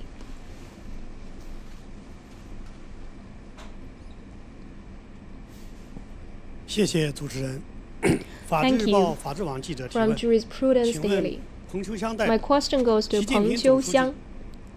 General Secretary Xi Jinping emphasized in the report of the 20th National Congress that we must make efforts so that our common people can have access to fairness and justice in every judicial case. How can the grassroots mountain area court implement that call? Thank you for the question, and I would love to take that question as a practitioner of the grassroots level court. I have 18 years of experience of working in the grassroots level court trials. I have endured a lot of hardships. For example, in the typhoon days, to deliver those rejected response materials to the parties, I was drenched. And to be honest, I felt some grievances before, and I came from the rural areas, so I could relate how eager were those people living in the remote mountainous areas for convenient and efficient judicial services. And I could never forget those longing eyes of those civilians in the mountainous areas. In order to minimize the errands by the civilians, in Guangdong Maoming, we established convenient judicial service centers covering 136 villages and townships. Previously, the people from mountainous areas may spend 3 to 4 hours on the road in order to go to our courts. Now, they could choose to go to the remote services of the People's Court or judicial service centers just in front of their doorsteps for any litigation. That's very time-saving and cost-saving. To expedite some simple cases, in 2017, Xinyi Court has reformed the streamlining procedure. Compared to the urban areas, of course, the conditions in the rural areas were poor, and that makes it more difficult to expedite the case handling. But it matters to the interests of our civilians. So as a CPC member, I have to rise up to the challenges. Then I took my team around 20 townships in the city to get an idea about their needs and the features of the cases. With many pilot cases, we have taken many new methods, for example, the expedited judgment, simplified judgment documents, the delivery to the doorsteps, and electronic deliveries in order to meet the needs of different groups of people. And that has accelerated judicial reform in the mountainous areas. I remember that I used to handle a land compensation distribution dispute from the preparation to the signature of mediation statement. It took us only 2 hours, and the parties, when signing the statement, happily said to me that I thought it took us several months to handle this issue, but now it took me only 1 trip to solve that issue. And that sentence was very inspiring. Just now, the 20th National Congress came to a successful close, and in our future practices, we will continue to implement stringent and just judicial services in order to add more spices to the acceleration of building a just and efficient and authoritative socialist judicial system, and every person can feel justice and fairness in every judicial case. And the last one question is allowed in the interest of time. From Jiangsu TV.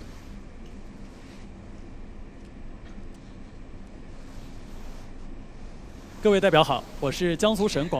everyone, I come from Jiangsu TV. My question goes to Zhang Liming. You took your team to innovate 500 power-related technologies and has won 200 national patents. As a power sector worker, why do you attach so much importance to innovation? Thank you for the question. Of course, I'm lucky, because in this era we respect knowledge, talents, and innovation and labor, so that the first-line blue-collar workers have the confidence and passion to dive into innovative undertakings. Take me as an example. Hotline work is very dangerous and arduous task. I've always been thinking about the replacement by robots. There have been a lot of such explorations overseas. They use the insulative hydraulic mechanical arms added by the remote control. But for hydraulic mechanical arms, they are very heavy themselves with the lacking of precision, so they haven't been applied on a wide basis. And then it hit me, why about using the electric arms? So with the support of the State Grade and Tianjin Municipal Party Committee and People's Government, I tapped into my experience of hotline work to conquer the difficulty of the mechanical arm insulation under 10,000 volts of pressure and the difficulty of electromagnetic interference. We have developed automatic power distribution robots in a hotline mode, and that's being disseminated in 20 provinces and replaced 17,000 manual work. It's touching that in 2019, General Secretary Xi Jinping visited Tianjin, and I reported to him about our power distribution robots, generation number 2.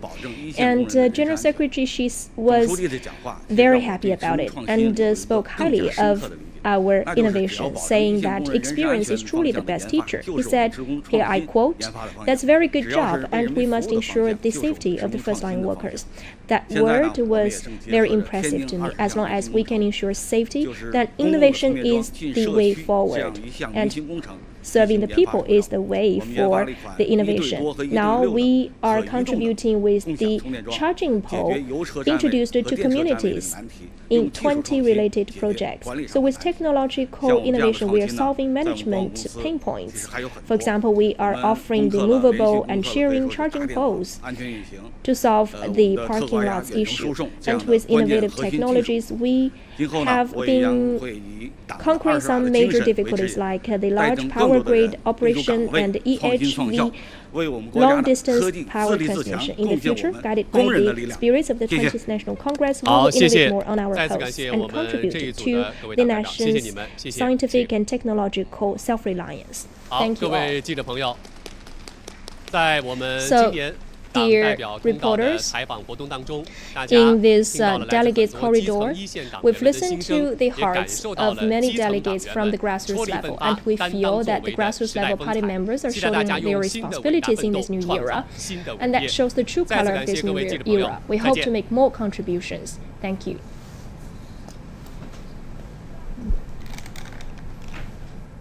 We were watching live feed of the delegates corridor where the party members, the delegates from across the nation shared their experiences, expertise, as well as their sense of pride in their own careers and really their commitment to their job and also their sense of pride, their innovation in their job, memorable moments. They add up and together they will mean great achievements for the nation's development. I always find it so fascinating listening to the delegates because they're no longer just names on a roster. You know, these are real people that are carrying out their duties as party delegates at an important party congress at this time.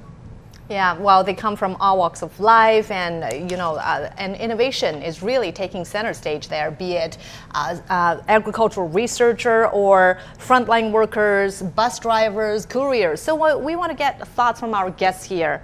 And hold on your thoughts, gentlemen. Let's talk to our reporter Dai Kai-yi. He's been covering the corridor from the Great Hall of the People. Well, Kai-yi, we were listening to delegates expressing their thoughts in their respective professions. What are some of the major takeaways that you are learning there?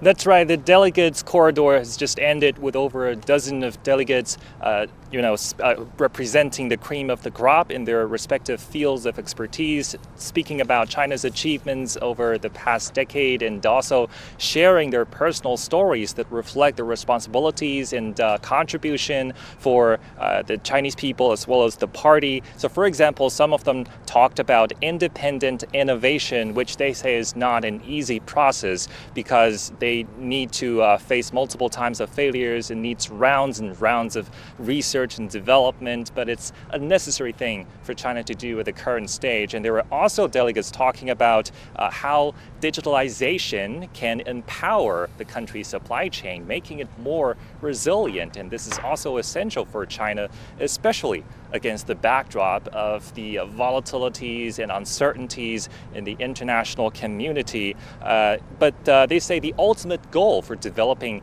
a digital economy is to serve the brick and mortar ones. And there were also topics like education in remote villages and underdeveloped counties were covered at the corridor. So covers a wide range of topics, really, as delegates come from all walks of life, and the stories they share, the promises they make are all part of the country's plan going forward in the next 5 years and beyond. As the report of the opening session puts forward concepts and visions like a Chinese path to modernization, high quality development, as well as high standard opening up, things of that nature. So there are almost 2,300 delegates attending here in the Chinese capital. Again, they all feel proud and excited to be here witnessing one of the most important events for the country's ruling party. Back to you in the studio, Dongning. Thank you so much, our Dai Kai-yi, for us there covering the session. And let's pick up our studio conversation with Professors Wang Xingsong and Liu Baocheng. Gentlemen, it is really nice to hear directly from the delegates, isn't it? Obviously, they shared a lot about their individual jobs, their professional endeavors, but it also offered us great insight into respective sectors, the bottlenecks in their work, and as Mangmang said, innovation they were trying to implement in different sectors. There are high hopes and expectations for a new chapter as it is unraveling in front of us. Professor Wang, let me start with you. What is your takeaway from that corridor? Well, my major takeaway is very similar to what Zhong Shuyi just said about this is an opportunity for the party's delegates to meet the press, meet the general public as real persons instead of just names on the roster. And by telling their individual stories, they really sharing their daily experience of contributing to make this country a better nation with the entire general public, and which I think is very inspiring by hearing many of the stories. I was especially stricken by stories coming from the grassroots workers and frontline employees like high school teacher and village chair and party branch secretaries and such. For example, these people, their stories share one common topic, which is how China has transitioned from primarily agrarian society to a modern society that features a very high percentage of urbanization. And during this entire process, we need talents, we need infrastructure, and we need the opportunities given to these educated kids and talents to return to where they come from so that they can continue to renew the development and move the cycle on and on. For example, this high school teacher, and he's now a vice president of a high school, he actually grew up in this rural village without a very decent livelihood, but he ended up having a very good career prospect after he entered college, after he graduated from college. But instead of taking a high-paying job in urban city in the eastern coast, he actually returned to where he came from, that rural place. And he wanted to sort of carry on this dream of growing up and with a strong social mobility with the other kids who are still living in the area. So that's a very inspiring story, telling all the people in China that we can all make this country a better nation by contributing our own part, but just keep reminding ourselves, never forget the original aspirations. So that's the major takeaway I got. Yeah, and we could feel that innovation is really taking center stage there, be it space science or, agricultural researches and, that little parts from manufacturers. I want to get your thoughts on this, Professor. Why is innovation being elevated to such a high level?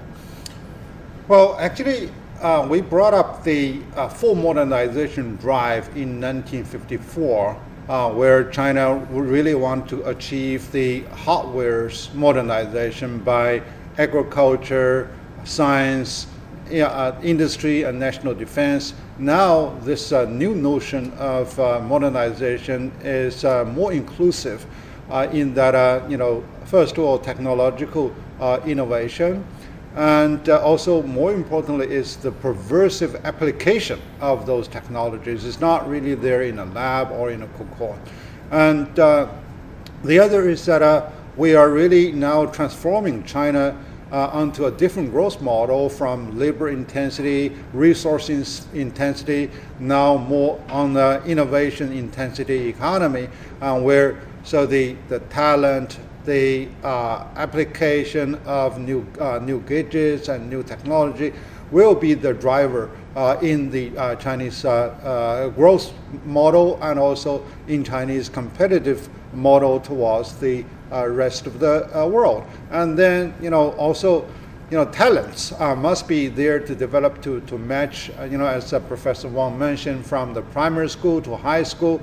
And I could have expected a university representative over there, and also, this is really the chain.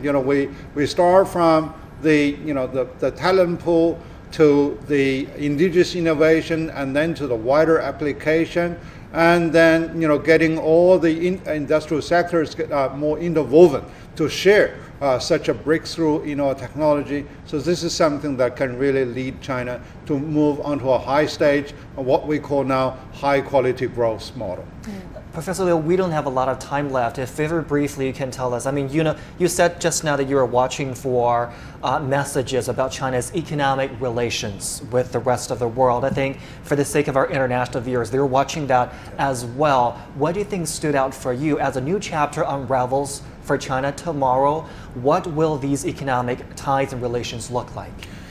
Well, these delegates really gave me more confidence because, for any type of relations, it's not there you beg for a favor, but more, you get stronger with your economic, strength, and also with your innovation, frontier, and then, you earn the respect.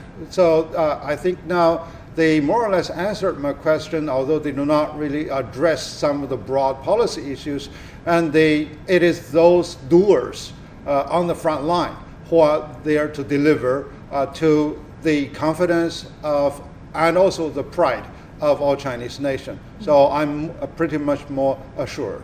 And we will keep counting on those frontline workers for an even brighter future here in China. Professors Liu and Wang, thank you so much for your time and your expertise. Thank you. The 20th CPC National Congress has come to a close. It's elected the 20th Central Committee and the 20th Central Commission for Discipline Inspection.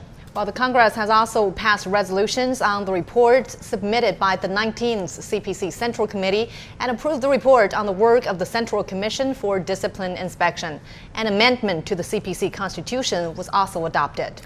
The CPC, as the world's largest governing party, vows to hold high the great banner of socialism with Chinese characteristics and to strive in unity to build a modern socialist country in all respects. As the entire party embarks on a new journey for this goal and the rejuvenation of the Chinese nation, the party says it will break new ground, forge ahead, and make even more achievements for China and the people. And that wraps up our special coverage today. I'm Zhongshi in Beijing. I'm Wang Mengmang. Thanks so much for watching. Goodbye.